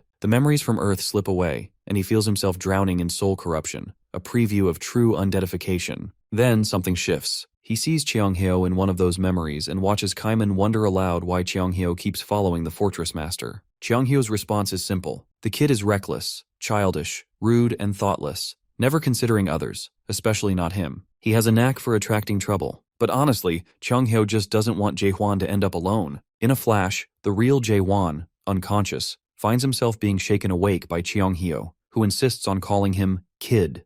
Our boy is tired of it. The age gap between them is almost gone. When Cheonghyo notices he's awake, he immediately starts scolding him for choosing a path that could have left him a mindless undead. He demands to know what our hero was thinking. Jae-hwan, though, isn't bothered. He expected the divine physician to intervene with his anti-undeadification trick. Cheonghyo mutters about his recklessness, but at least everything seems to be over for now. There were losses, but some of the expedition squad survived. This revolution for power that Jae-hwan set in motion means there will always be strong awakeners around. At least now, the monarchs won't be able to interfere in chaos so easily, since the balance has shifted. For a moment, our protagonist thinks chaos has never come this close to real freedom. That hope, however, is short-lived. Others begin to gather, their expressions grave. Cheonghyo can hardly believe what he's seeing. A flashback shows the monarch's earlier promise to Jae-hwan not to let things go his way. Now the people of Chaos, having learned he's alive, seem ready to confront him. They demand to know if he genuinely expects them to believe he never took the resurrection fruits from the Resurrection Palace.